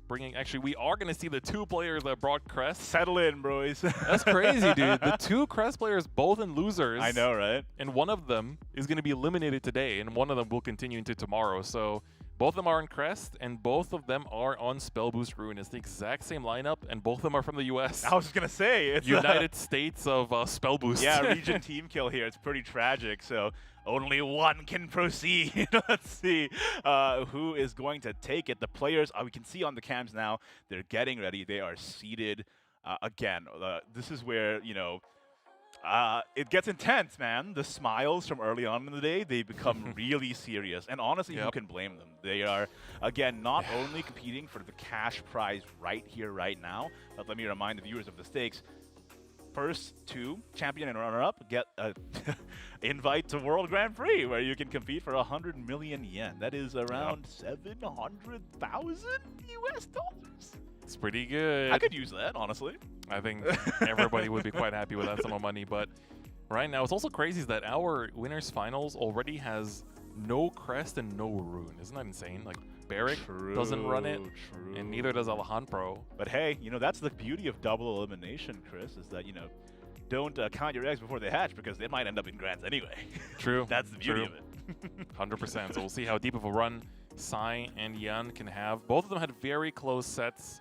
Both of them, Artify beat Sai 2-1, and that was a very close set as well. And then Yan versus Alejandro was also quite a back and forth as well, right? Yeah, honestly, the lineups that we've seen today, crazy diversity, frankly, at this late into the meta. It really shows to show that not only is the meta full of, like, opportunities for deck exploration, but also that SBO, they're pretty creative deck builders, and especially players just like being able to confidently bring decks like this to a tournament of this scale. Right. It's kind of incredible. So no matter what happens today, I was super privileged to get to see these players play, but unfortunately, as we said, this is where it gets serious, right? So after this battle, one of these players is going to be eliminated.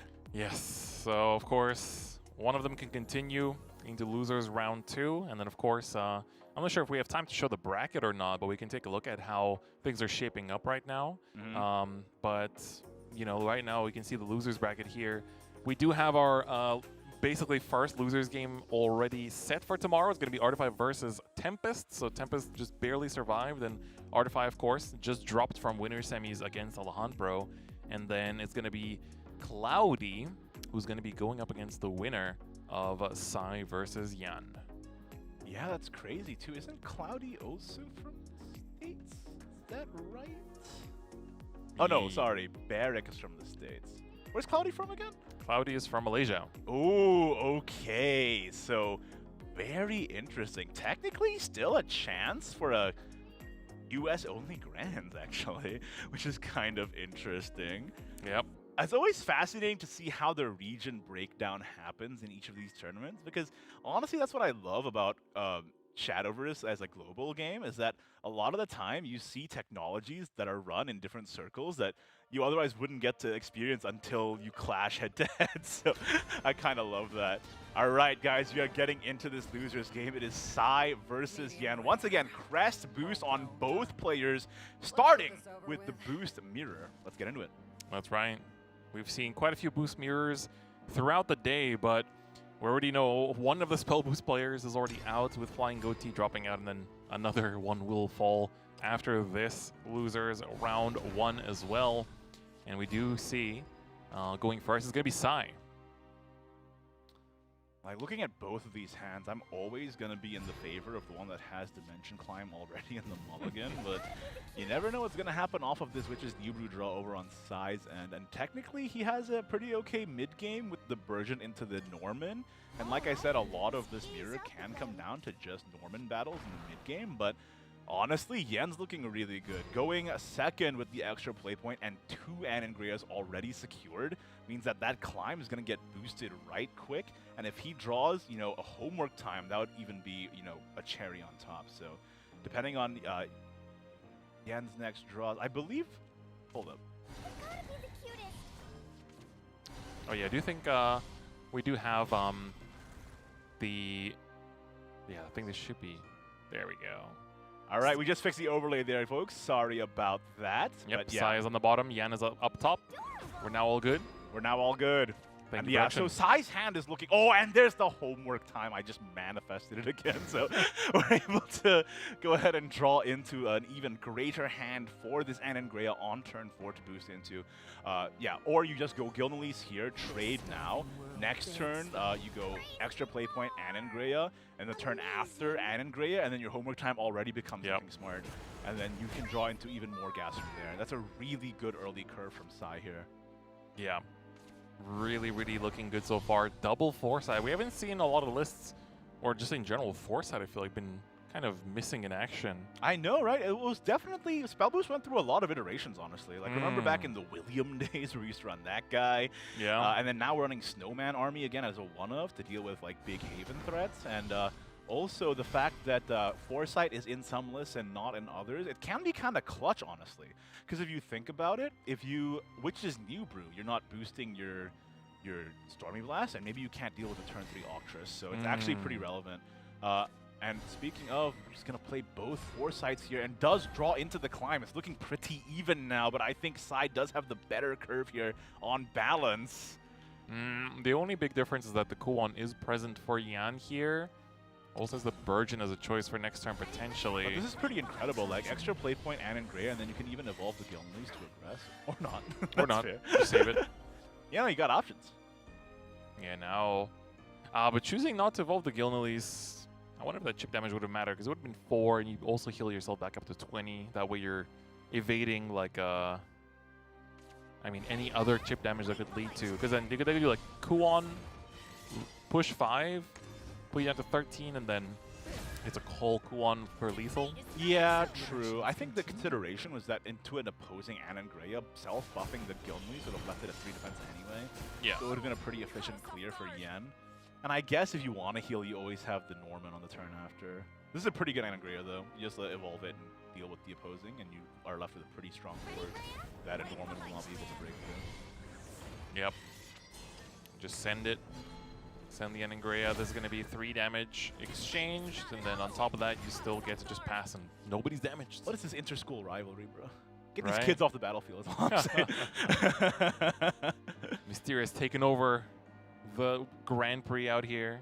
Right. I mean, Yan's got a pretty good hand to clear with this without even having to invest that many resources, though. Like, he does just have the Stormy Blast that can take out this Anangrea right quick, and then a Looking Smart to draw into more fuel. But then it's making... This turn is a little slow for him then, and then if Sai is the one that gets the advantage and is able to bring down the Norman faster, that might be a consideration. Yeah, because like if you spend your Stormy Blast now, how are you dealing with a 7 Norman that doesn't have to trade the next turn, right? Like... Exactly. Yeah, that's tough. It's a tough scenario. Yeah, I think Burgent, Crest. I think this is likely going to be the best case scenario. Gonna go for the Evolve here, Rejected Arts. You kind of have to spend your blast though then. This is one of those it is what it is situations, I think. It is what it is. You know, wiser words than Urban said. Truly. I think you do just run the onions in, man. You got the climb to boost, so. Yeah, I do think that will make the difference in the mirror. It's those small, like extra boosts that can make the difference. That can be hard punished either by a Looking Smart. Yeah, Looking Smart, but you'd have to extra play point boost into the Norman then if you want to do that. If this hits the 6/6, okay, it does not.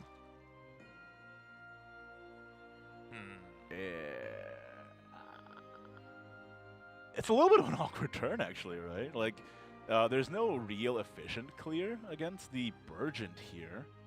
Yeah, the problem is you also only one Earth Sigil, so Norman's not really that good either, so it's like you'd want to Sage Light for the Sigils. I think you probably send back one of the Normans for sure with Astrologer. That's not a bad pickup, but... Again, would require the extra play point, though. Yeah, that's not what you want to be doing. But with no Kuon in sight, do you have a choice? You do have the clear because you get the 2 play points back, so then you can use it on the Stormy or the Demonic Call. But then you don't have a Versatility for the next turn for your Norman. And it's a dead card once again, so that's tough. I think you might just have to double tap the Burgent with the Demonic and just leave it at that, leaving 1 Onion up, and this lets you go for Norman for draw next turn, which is pretty crucial considering you're already out of gas in the mid game here. Yeah, look at this hand, dude. This is the mirror, right? Like, things can change in an instant depending on like what draw tools each player gets. Like earlier on, it was looking like Sai was having a pretty good curve, but then once Yen drew his own Dimension Climb, and suddenly he's the one with the pedal to the metal with the Kuon in his hand. This is what we mean by like hand quality really affects a lot, especially in mirrors. So yeah, you got to be really careful about that. 100%. Now it's gonna really. I do think the onions trading is fine. You get enough spell boost that. I mean, again, you can basically just go for chipping with a Kuon this turn, and then. Is that better than Normaning?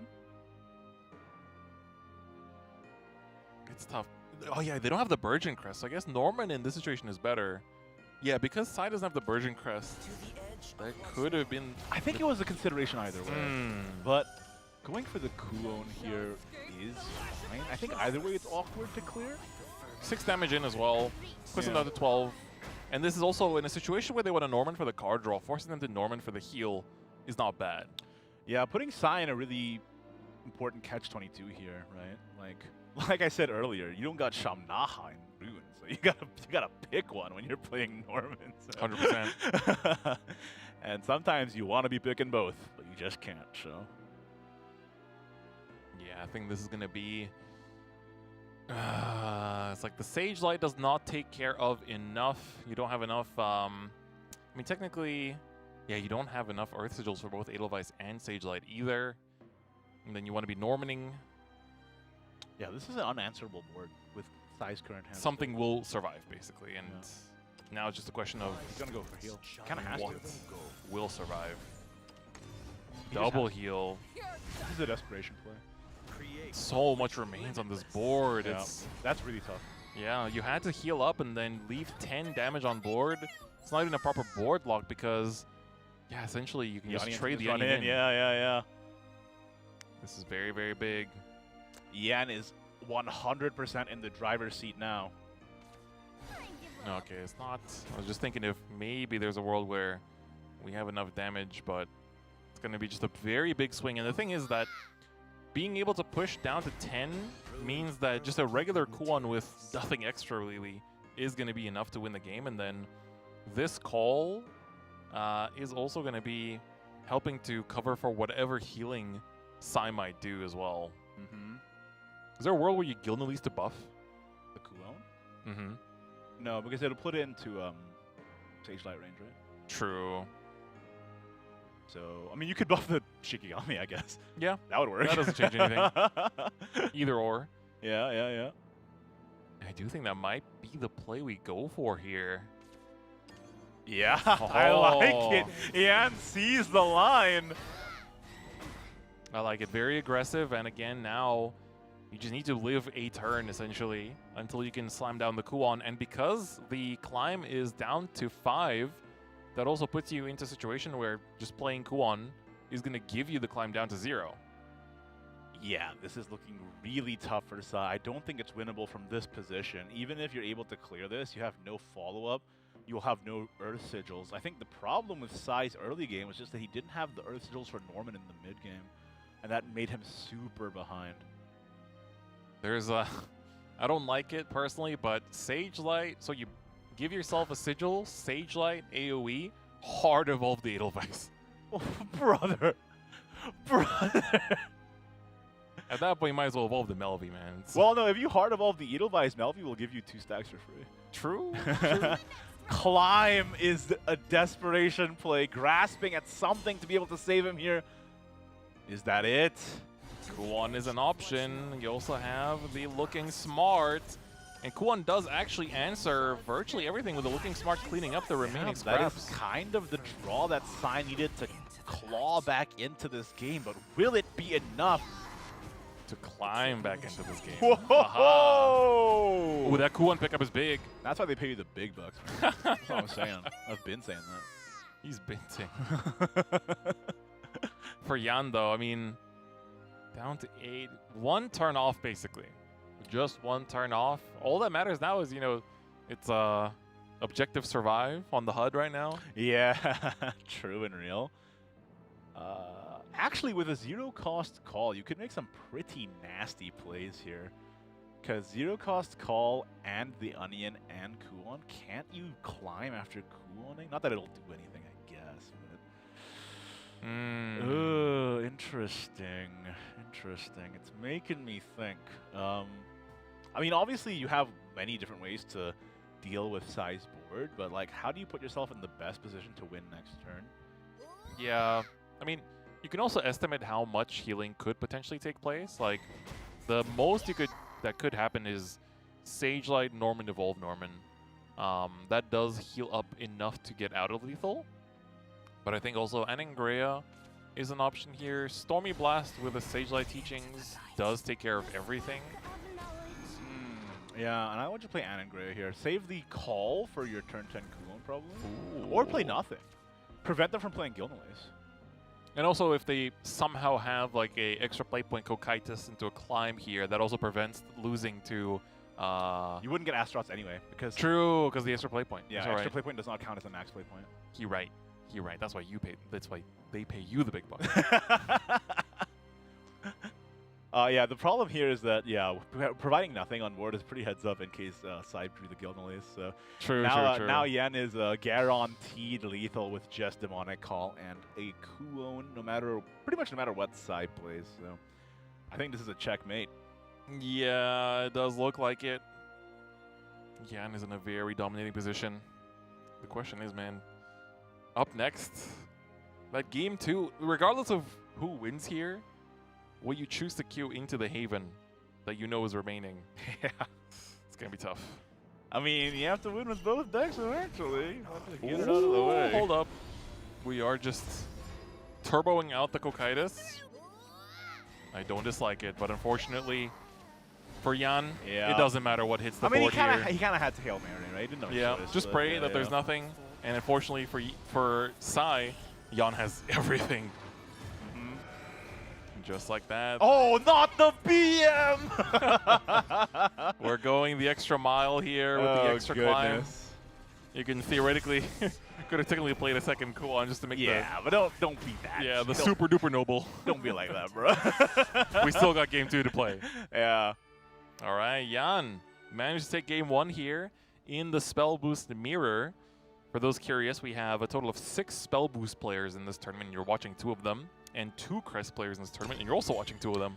Yeah, these are the only crests in the tournament, can you believe it? Both crests ended up in losers round 1 at this SVO Grand Finals. That's why this region may be the most volatile, honestly, and that's kind of why I love it. You get to see the real creativity from players as well as deck builders and like what lineups they choose to bring and what lineups they end up performing with. It's honestly an inspiration. Now, Sai is going to double back with the spell boost against the crest, which I think is fair. I guess with spell boost, you can think about certain lines on how you're going to be able to manage Crest's game plan, whereas if you queue the mirror, you're really at the mercy of hand quality. So I think I understand why Sai doubled up on the rune here, just to give some agency. He actually ended up doing triple climb in his opening hand, and is gonna send one back, which is pretty great.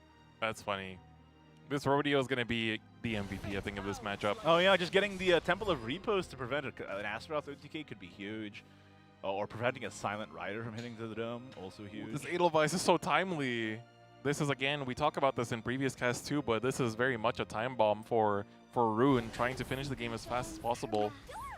I mean, it's kind of for both of the decks, really. They're trying to both finish it quickly, because the Haven side needs to win before the Kokaitis combo comes down, and then the Rune side needs to try to aggress as much as possible to prevent them from having options, basically. Especially on a turn like this, where normally you'd be seeing the Marwyn.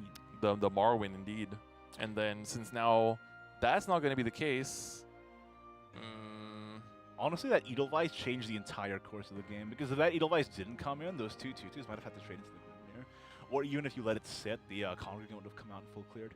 Now Yan has no full clear, no matter what card he chooses to play here. yeah, Blinding Faith is not enough either. Yeah. And that means that whatever Sai does, he can actually aggressively evolve depending on whatever he draws. Yep. We might just be going towards a Crest Haven Mirror for Game 3 here. Congregant. Oh, calling it early, Chris. I'm seeing it. We had a lot of Game 3 so far. That's true. That's true. We're especially going to have a Game 3, I think, if Sai draws Anne and Gray next turn and then is able to aggressively evolve while trading into the Congregant. That would be pretty good. He's really debating on attacking here or not, and I do understand not wanting to, because you don't have the Marwyn, you want to be searching. Yeah, that's the problem. Like, if you put Haven into the situation where they have to choose between their draw power, getting their pieces, or clearing your board, it's actually kind of a hard task. That is not a great draw, honestly. The Anne and Gray are a little too deep, so we're just going to see the 2/2 hit the dome, leaving a 4/4 up for next turn. But this means that Norman is allowed next turn. The only issue about that is that, you know, Haven is maybe the class with some of the best options on dealing with a board like that. That's for sure.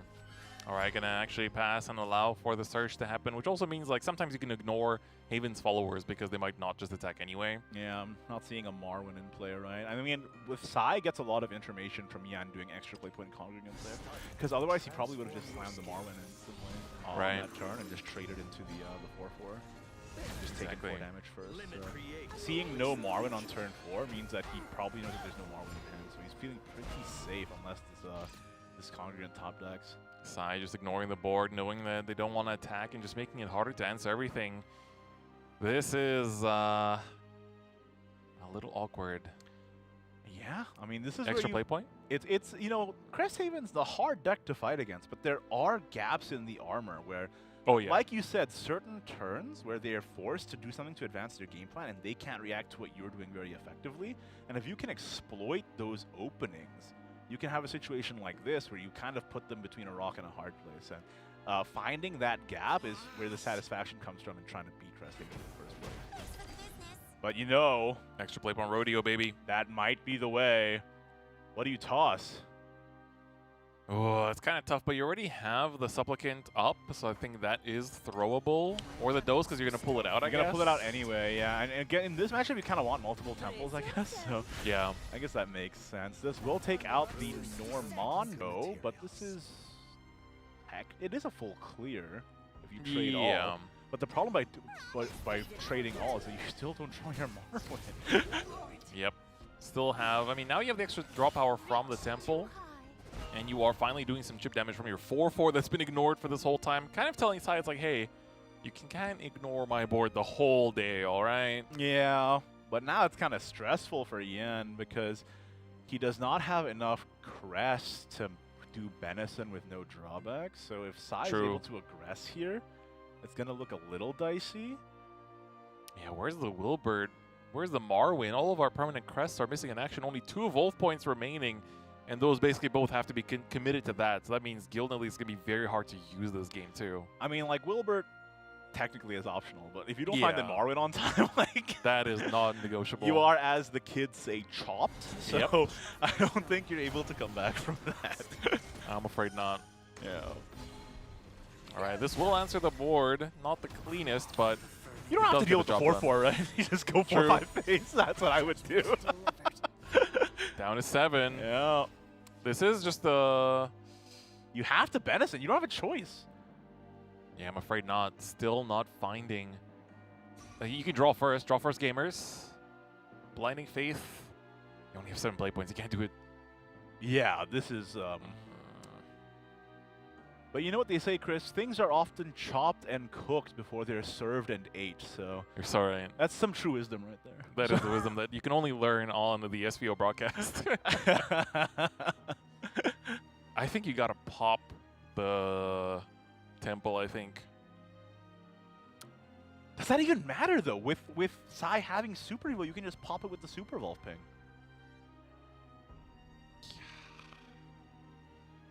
Like, using your temple before all Super Evolves are out is, like, really inefficient, but you may not have a choice. That's the problem. It's like if Sai was forced into more dire straits and used the Super Evolves early, there's a world where you could Benison and then temple the damage off. Yes, that is... but there's not an option right now. No, not at the moment. Oh, this is a regular Evolve, so this will not proc the Grimnir Crest effect. It's just being used for the trade, and that also means that's a turn of not searching for Marwin. That's crazy. I've never seen Crest backed into a corner quite like this. Sai is really putting on that pressure. Mm-hmm. Is this just an Anangrea? I feel like it is. Or a play point boost into the... Oh, yeah. Not play point boost, sorry. The Earthright boost, Edelweiss, and then Anangrea. And then Anangrea. That is a really clean turn, and that's a couple of bodies behind a ward that are not cleared, crucially, by Blinding Faith. Salefa, there's Marwin. Oh my god, that was too close for comfort. It's still pretty uncomfortable. Yeah. Because if this Marwin does not hit... no, it's okay. Because Marwin, you Super Evolve it, so you have Grimnir Crest effect. Yeah. And then you can do Blinding for AoE. AoE plus Crest effect is good. Yes, true. We're barely in it. Barely in it. Emphasis on barely. It's close. I think you have to blind it. Blinding Phase. You have to blinding. I think otherwise, if you lose this 33% roll, I'm afraid we might not be served. Uh-oh. Okay, well that does do it, and you can Benison. It takes care of the Anangrea. You have to Benison though. Oh no, you don't.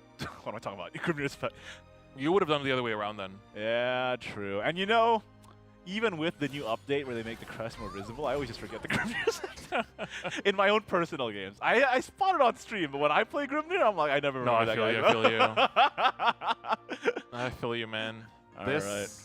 Dude, these like the random 1 heals have been so key here, just to get out of the 5 damage from Kuwan that would come down before the 10 play points. But I mean, taking care of this shouldn't be an issue. Anangrea plus the Cole gets it. You can also just evolve, I guess. That also gets it. Are we brewing? Are we getting some brewskis? Why wouldn't you brew earlier? Is there anything better you could draw into? Norman is not... I mean, you could brew, draw Norman, and then playpoint boost... Oh, it's not play point. I keep saying that. Earthright, yeah. Earth Sigil engage. Stack, engage the engage stack, the stack. and then you'd be able to do the Norman effect again off the evolve. So yeah, I do agree. Drawing first off the Witch New Brew was, I think, a bit safer. Do you think it's Ziggy's trying to keep board space open for a Kuon? I'm not sure, but that seems a little risky. Passing. Okay. Wilbert, but no evolve. Wilbert. He is here. Is that how you pronounce it? No, I think Wilbur's fine. Fair enough. This is... Yeah, I feel like Benizen is starting to get very, very crucial here. Oh, double Benizen. Oh, hold up. Yeah, you can pop... You can do twice just to go up to 20, and then you do get one turn. Is that worth it? I think you do have to do it once, because otherwise you just lose the Kuon. Yeah, that's true. That is true. Especially if you have a target on board, which you do, which is why Sai didn't deal with it. That's a pretty heads-up play. So, because Sai didn't clear the Marwyn, it means he has a guaranteed target for Super Evolve to pop a shield. Not just that, but also the Call has something to trade into as well. True. So that way you can actually push the maximum damage from this Kuon. Although I guess that's not as relevant if you're not playing Yuru anyway, because you'd be able to play it regardless. But yeah, that's pretty heads up to leave that Marwyn alive on Sai's end, making it so that this temple, the temple do not be templing. That's right. But this is not OTK. Oh wait, you do have Cocytus. That being said, it's only Cocytus, so this will just trade and pass. And then, but the thing is that you actually have Kuon that can make both of your climbs 0, and then you can just redraw them for maximum chances of drawing for lethal. Yeah, that's really strong. Only thing is, how are you popping barrier? You still have the super. But if they don't give you a target, I guess. Thing is, you have the super, but the super pops the barrier. That doesn't. Then you don't have the 1 damage from the Astaroth, right? Yeah. Oh, I thought you meant with a Kuon line, but. No. Oh yeah. The Kuon line is different, but I think at this point. No, because if you don't have to Astaroth then, because you can Kuon. Just win off the Kuon, yeah. No, you Kuon, you pop the barrier. The Noble is 10 damage, and then you draw Silent Rider. That's another lethal out. True. And that would pop the barrier that way too. That also works. You just have to find Silent Rider, bro. You got a lot of chances. This climb is already going to be a 3 just going into You'll have the 2 turn. climbs for it, too. Yeah. Yeah. The best part is if you pop the barrier and deal 10 damage, you can just pass turn and they lose to their own crest. Unless they Marwyn here to delay it. It is such... Yeah, it's a rock and a hard place. If Yan plays Marwyn, he has to play Marwyn to delay the Benison. If he doesn't play Marwyn, he would be preventing Super, but he'll have to do it, so there's really no good solution. Yeah. It has to be the Marwyn. It has to also... I mean, Blinding Faith first, so you'd have to risk... I mean, it doesn't really necessarily make a big difference, but it is better to go through it this way. Yeah, do some chip, but Down to 8. I'm I'm pretty sure this is like super lethal. Yep. You can just go for the Kuon, get your 2 climbs down to 0, and you then even got another call to get out of your hand first. and has a target to swing into. Yeah. Let's see how far this goes. With a bang and a boom. Any old heads remember that? There's the rider. There it is. Yep. 21 damage at the ready. Sai is going to take us to another game 3, the very last game of the day. And It's a crest mirror. it's a crest mirror. You are so right. Settle in, folks. That's right. Sai manages to continue fighting for tournament life as Yan had a very strong game 1. And now it's going to be Crest versus Crest. Their lists are... They both run the Cocytus. Oh, wait, no, that's not true. One of them only runs the Rodeo, but one of them does run the Cocytus. So I think Yan is probably advantaged because he has that inevitability that perhaps Sai doesn't have. Sai the only... Yeah, Cry. Yeah, okay. They both have the Rodeo.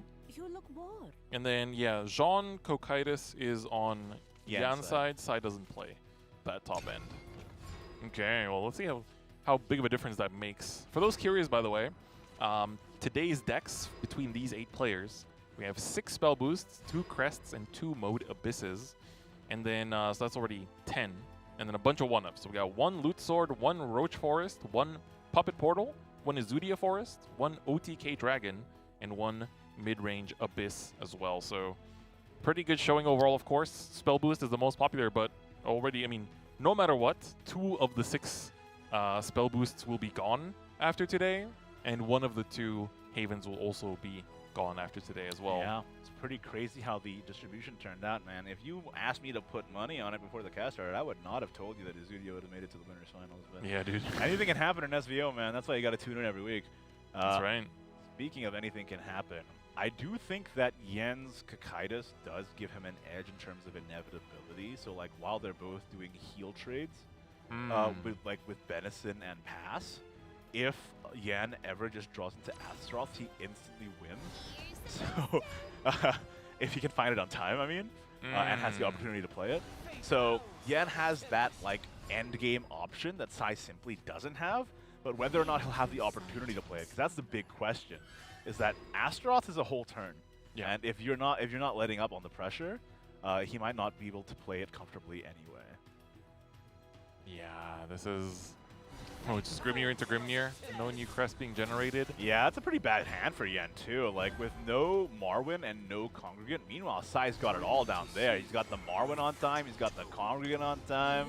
The only thing he doesn't have is that didn't play the Grimnir before the Marwyn, so that it will mess up any Marwyn damage in the future. True. But, you know, it's not the biggest of issues. It only does really affect you on 2 out of the turns in the mirror. And I think when in the longer games, it's less impactful because you have so many more turns to play out. But yeah, that's still true. All right, 1 damage coming in here. This Yen's is one of hand the is- only turns where you actually attack. Yen's hand is really bad. Yeah, this rodeo is also, like, if anything, you are waiting to last until the rodeo just to get the tablet up. And then here, I feel like it might just be the Salifa. I think you don't have a choice. You have to Salifa and trade into the Marwyn, but that gives them an entire free turn to set up Crest while committing no resources and then dealing damage to you. That's tragic. Yeah, that's pretty bad. I think you don't have a choice, though. You can't afford to be eating 7, potentially 10 damage. Yeah, not this early. Not when you should have the better endgame. Right. It's moments like this that can really determine how the game finishes, so let's see. I do feel like just the Salifa does not feel good. Yeah, but the alternative is just landing Shining, and then you take, gosh, 9 to the head? That's tough. That's not good. Yeah. And it's like, that trade will also make it so that the only way to balance it out will be through the Benizons. And what's also interesting, that Yan, they both only play 2. Yeah, that's interesting. That's interesting. I mean, it's Grimnir, man, you're 1 turn too late. I think Unfortunate. the reason why they only play 2 is because they both play with tablets. So That's true, they that's can true. afford to run less ratios because they have the increased The draw power for them, yeah. That's a lot of damage without even investing any resources pretty much whatsoever. And look at that, 2 more crests as well. So once we do finally slow down, it's also going to be quite chill. And then next turn, I mean, you're spoiled for choice on Sai's side. You have Congregant to, you know, destroy anything that comes down here. Rodeo is not going to come down yet either. This might be the Vessel that gets... probably not Vessel, actually, because you could... even Salifa is not enough. Although you don't care about the 0-4 too much. So Salifa trades everything and just leaves the Devotee on board. Yeah, but I just don't know how you can possibly win this mirror if you don't get your Marwyn in time. Yep, that's definitely the determining factor. So, like, is the only option to Vessel this turn and then to Congregant the next turn to answer whatever they play? Looks like that's the case. I don't think they had an alternative. And you know, you really don't want to be put into a situation where you're in the mirror and you have no options. That feels really bad. Extra play point Rodeo, though, coming in here, I think. That's We're gonna going to be be just super ditching the Devotee, likely? I think so. Because you already have the crest up, and it's probably the least impactful crest anyway. Yeah. And the crazy thing about this is that it thins your deck so much. Not only do you take 3 amulets out of your deck, but you also just have an extra draw for the entire game. The Marwyn does end up being pulled. That's pretty huge. Is it too late is the only question here. Right? You're already at 8 defense. That's tough. And if you evolve the Marwyn, you only have 2 crests up too, so you're not like you're doing any damage in return. Yeah, so there's going to be one of those turns where you do trade. And the problem is that then you're left with 3 play points. You can play your Temple, but probably not use it. And you're likely going to have to cash in the Disenchantment. Just to heal. Yeah, just to heal and do some chip. That's tough. I don't think you have a choice. If you don't get your Marwyn up, you're really not doing anything while they advance their entire game plan. Mm-hmm.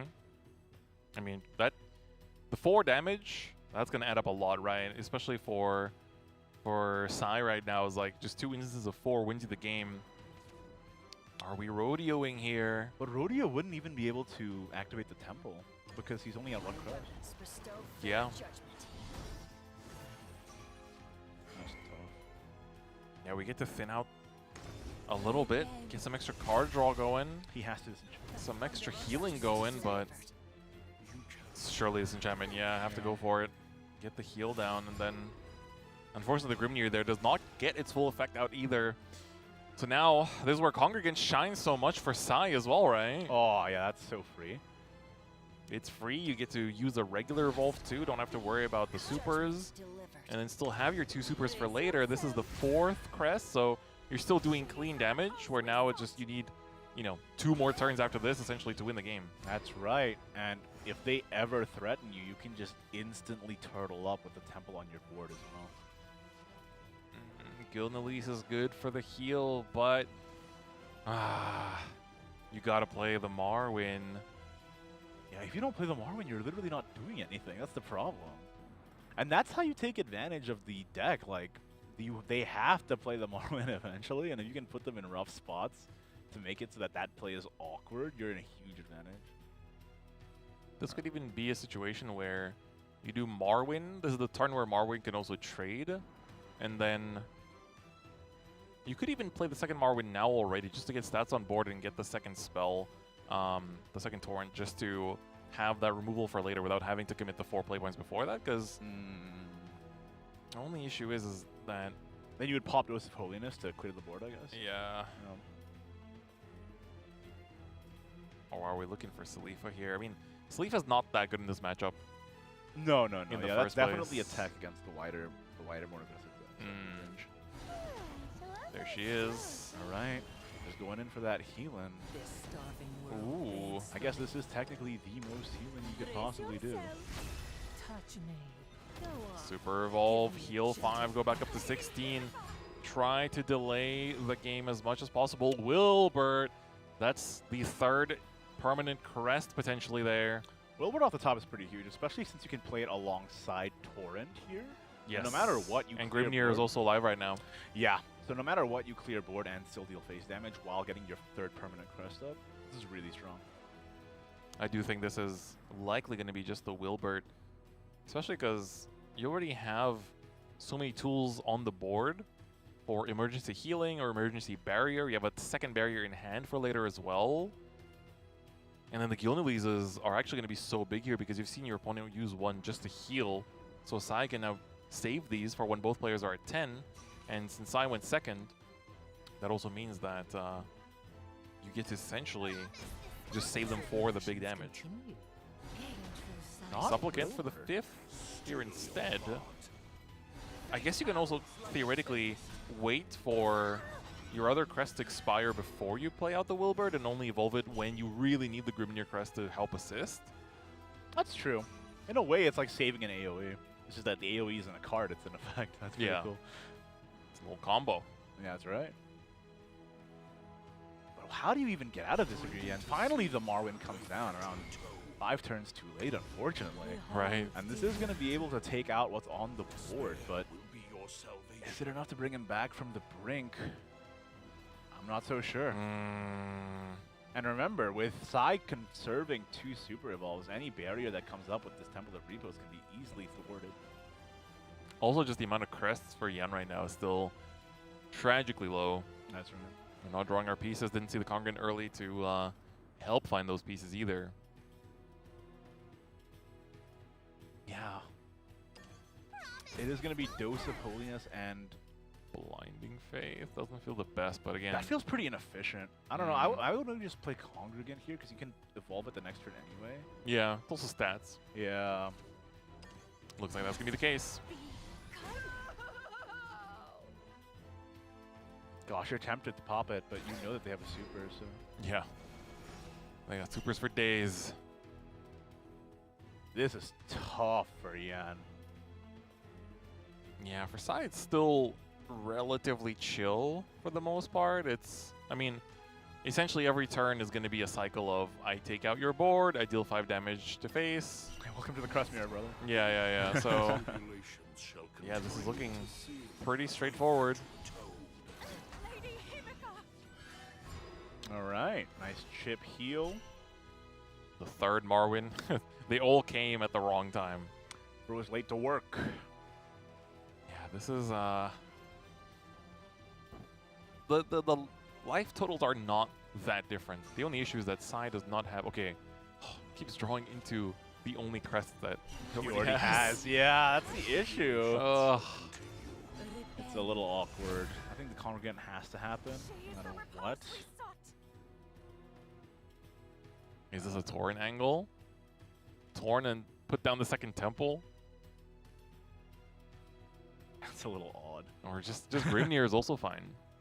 Yeah, you could. Yeah, get something out of your hand. Get 3 damage in as well. I don't think you can Torrent. You need Torrent for when they Wilbert. Yeah, that's true. The thing is, if they play the Wilbert, you do have Another more Marwyn. Marwyns in Yeah, hand that's to true, go. that's true. So, That's true, that's true. and the good thing is that you can do if they put down something smaller, then maybe there you do get the blinding faith in order to take that out, and then that's exactly 10 play points. Get this mana. Get this mana true. All right, with another Temple on board, no point in not popping this. Yan is actually trying to bring this back from the brink. Yeah, it's gonna be a close one. To be honest, still kind of anybody's game. Yan was really looking disadvantaged there, but he really brought it back. The only problem is he's out of evolves entirely, and Sai is not. But if Yan can find an opportunity to play Cocytus, this game is not over, not by a long shot. These barriers are going to keep stalling it out, basically, because the barriers not just shut down the damage from the Marwyn Crest, but also the Gilnelis as well. Yeah. So that's another big thing to keep in mind, is that neither of these decks really have any random tools to do random damage. If anything, Yan has a slight advantage if they draw into the Cocytus. But even then. Oh, speak of the devil, there is the Wilbert. Gilnelis coming down as well. This is going to be a big heal. Or just evolve the Wilbert as well. Yeah, and then the Grimnir effect. But it would Yep. be kind of out of order, right? Because you got the Marwyn Crest first, so... And that doesn't matter because there's 5 crests. So as long Yeah, as you do so 1 damage to face here, that pops the... It pops the... Yeah, so it's all good. Or you can just do this. Yep, doesn't really change the... Same. Yeah. Benison, but still not a whole lot of crest generators. Only the Devotee, no Supplicant, no Wilbert. And you know Wilbert would have done it anyway. Oh, it's too late, sir. I think this is likely Marwyn, Blinding Faith into... The Torrent of Despair. Torrent. Yeah, I don't think there's another choice, really. Do you just pop your barrier again? That's tough. Because the Super Evolve ping doesn't really matter as much in this matchup. I Because you don't guess, attack yeah. much. I guess. But that's where it can kind of trick you. You're like, oh, I can ignore this, and then suddenly it's swing in for a lot if they have the Jean in play. Right. Which one runs the Jean again? Yan? Okay. The Jean is on Yan's side, yeah. Okay. All right. The play we talked about has come to fruition. He is going to pop it. Hey, okay. Crest generators acquired. Finally. Yan took a little time to start up there, but now I feel like it's actually pretty even. Yeah, this is still anyone's game. There's still one more barrier on Sai's side as well.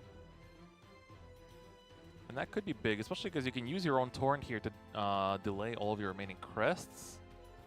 You could also technically just go for the Gilnelis here to set up 10 damage in hand, and that way, if you pop this barrier and you don't have another one, which both players are playing, Yan is only playing 2, so you know that's the last one out. So actually, yeah, if you pop this barrier, your line of play is set up the second Gilnelis, delay these crests so that you have you pop the barrier this turn from the crest. It goes to I hear 15. ya. Yeah, If they don't heal, you have 5 from crest and 5/5 from the 2 sweetnesses. Forces them to use the Benison to survive, but if they can't step enough crests to get rid of the detriment, then they're going to eat that damage eventually anyway. Yeah, that's true. The thing is, Yen is super fortunate to draw the Supplicant there then, because that chip healing might end up being the difference maker in terms of, Yep. in terms of the chip. I also will say, actually super impressive how Yen would manage to crawl back from a pretty large deficit without having to even use Benison once. So Right? Wow, these Wilberts, if only it was earlier, could have been a big difference maker, but right now, we can actually get to 5 crests, which is really good. We have Devotee, we have Supplicant, that goes to 5, and then you can do Benison to go up to 20, but the only problem is that you are left with 3 play points to answer the remaining board.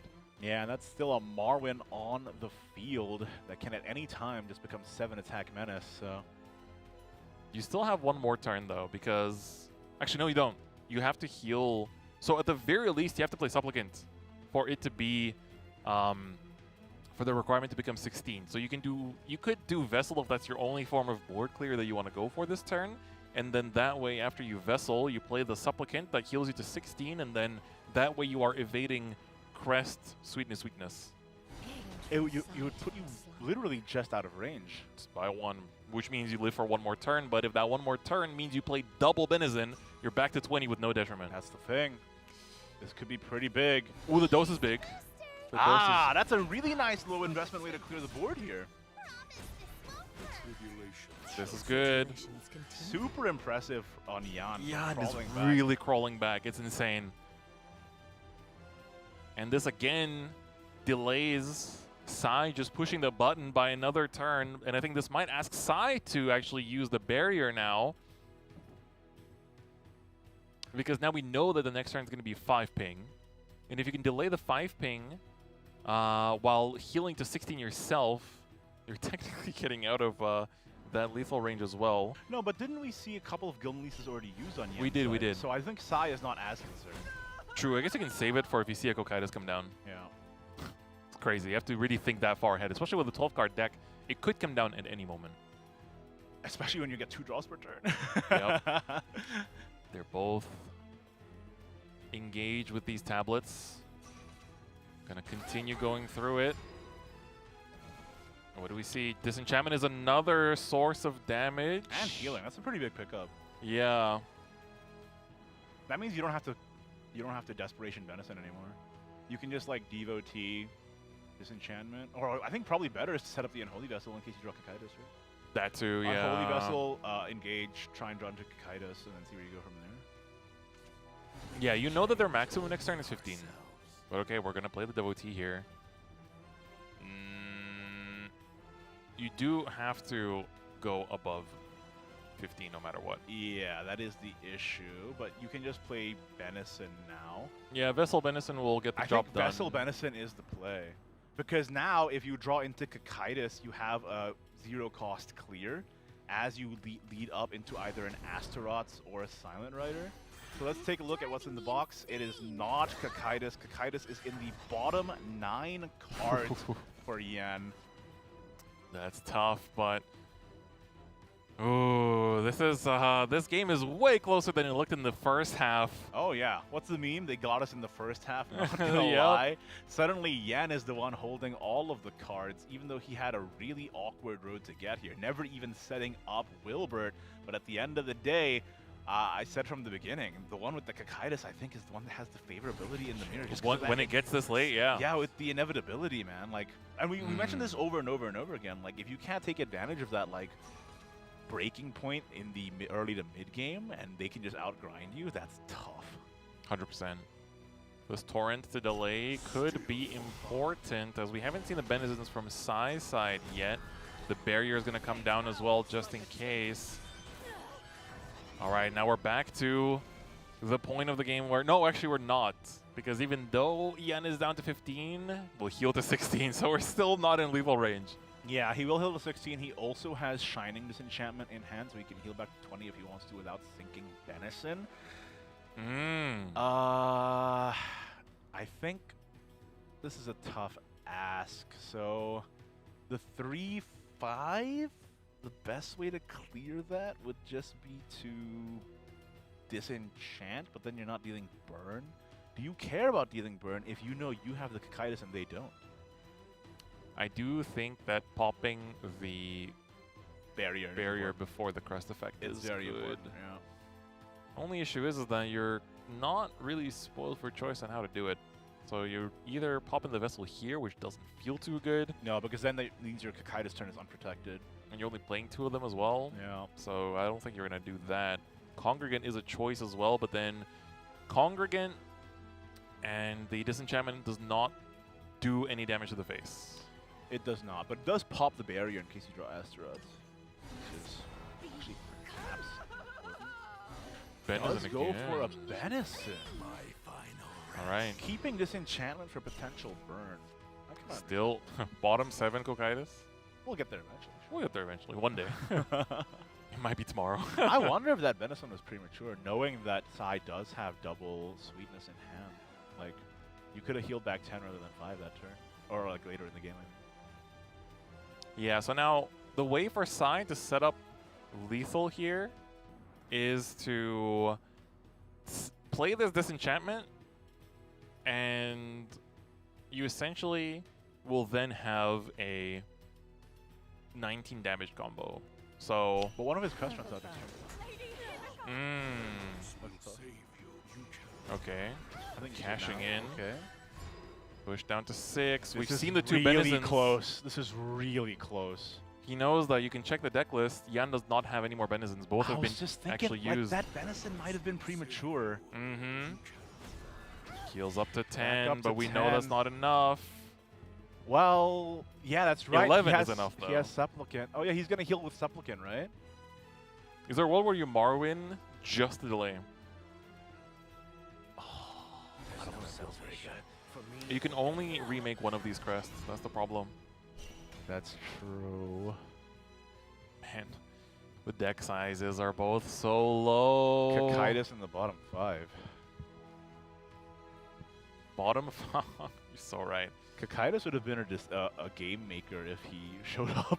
If he showed up. Ooh, alas. This Wilbert is quite annoying, though. Yeah, it's just gonna soak damage, isn't it? So. Yeah, not having any more Marwins to banish away is a detriment. And Yana's on the robot next turn too. Only other thing for Sai to keep in mind is that he's the one not playing Cocytus, so there is a limit to how much you can draw from the tablet. Yeah. Meanwhile, Yan is just drawing away like no problemo. Hold up. Oh, this could be something. Can you set this up?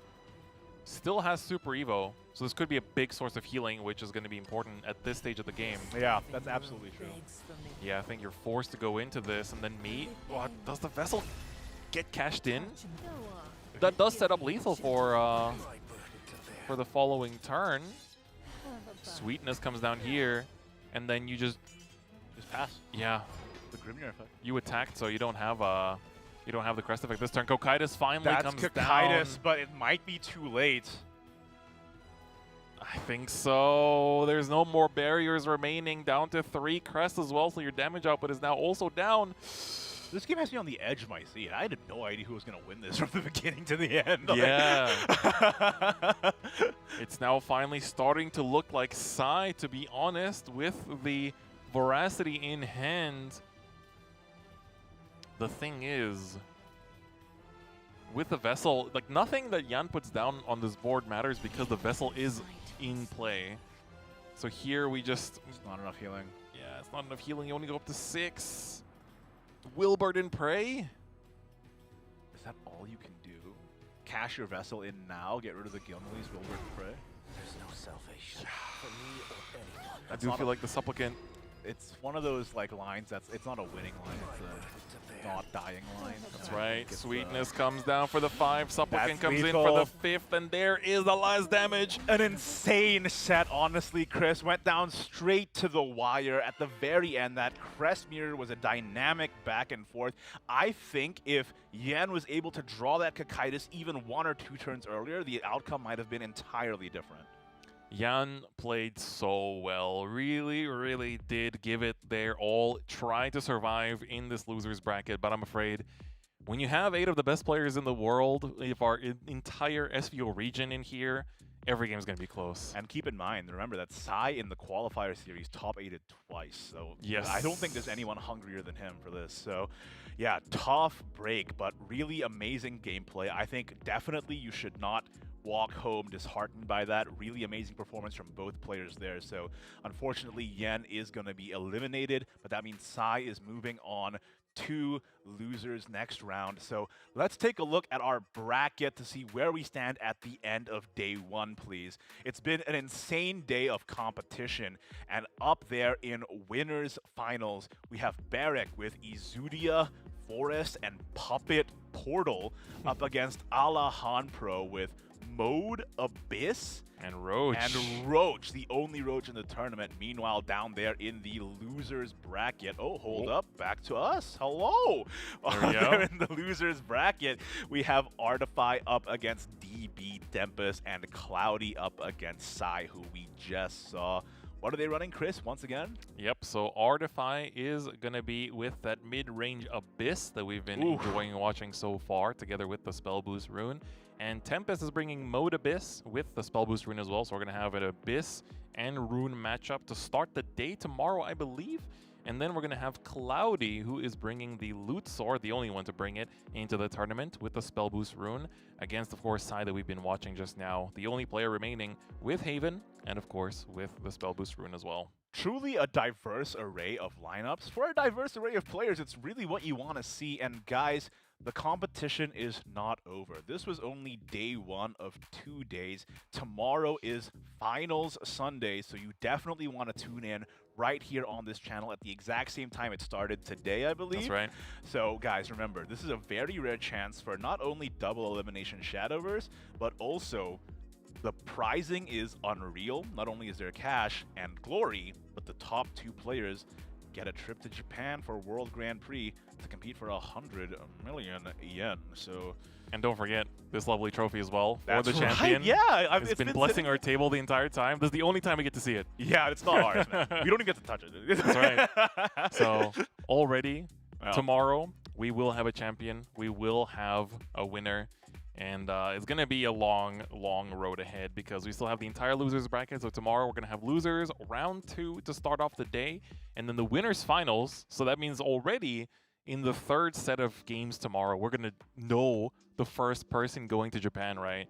But then after that, it's going to be losers semis together with the, of course, grand finals. And we also have potentially some announcements coming up as well tomorrow. Very So exciting. you guys are going to want to tune in for that and take a look at what we have in store for y'all. This is going to be very exciting. Well, guys, thank you guys so much for watching and joining us on this epic day of Shadowverse. Once again, huge shouts to the host Singapore for the SVO Grand Finals here. Super cool to be doing an offline after so long. Yeah. The energy is completely different. 100%. And honestly, I just want to say a big shout outs to production as well, and of course my handsome co-caster here. You gotta give yourself props more than me, man.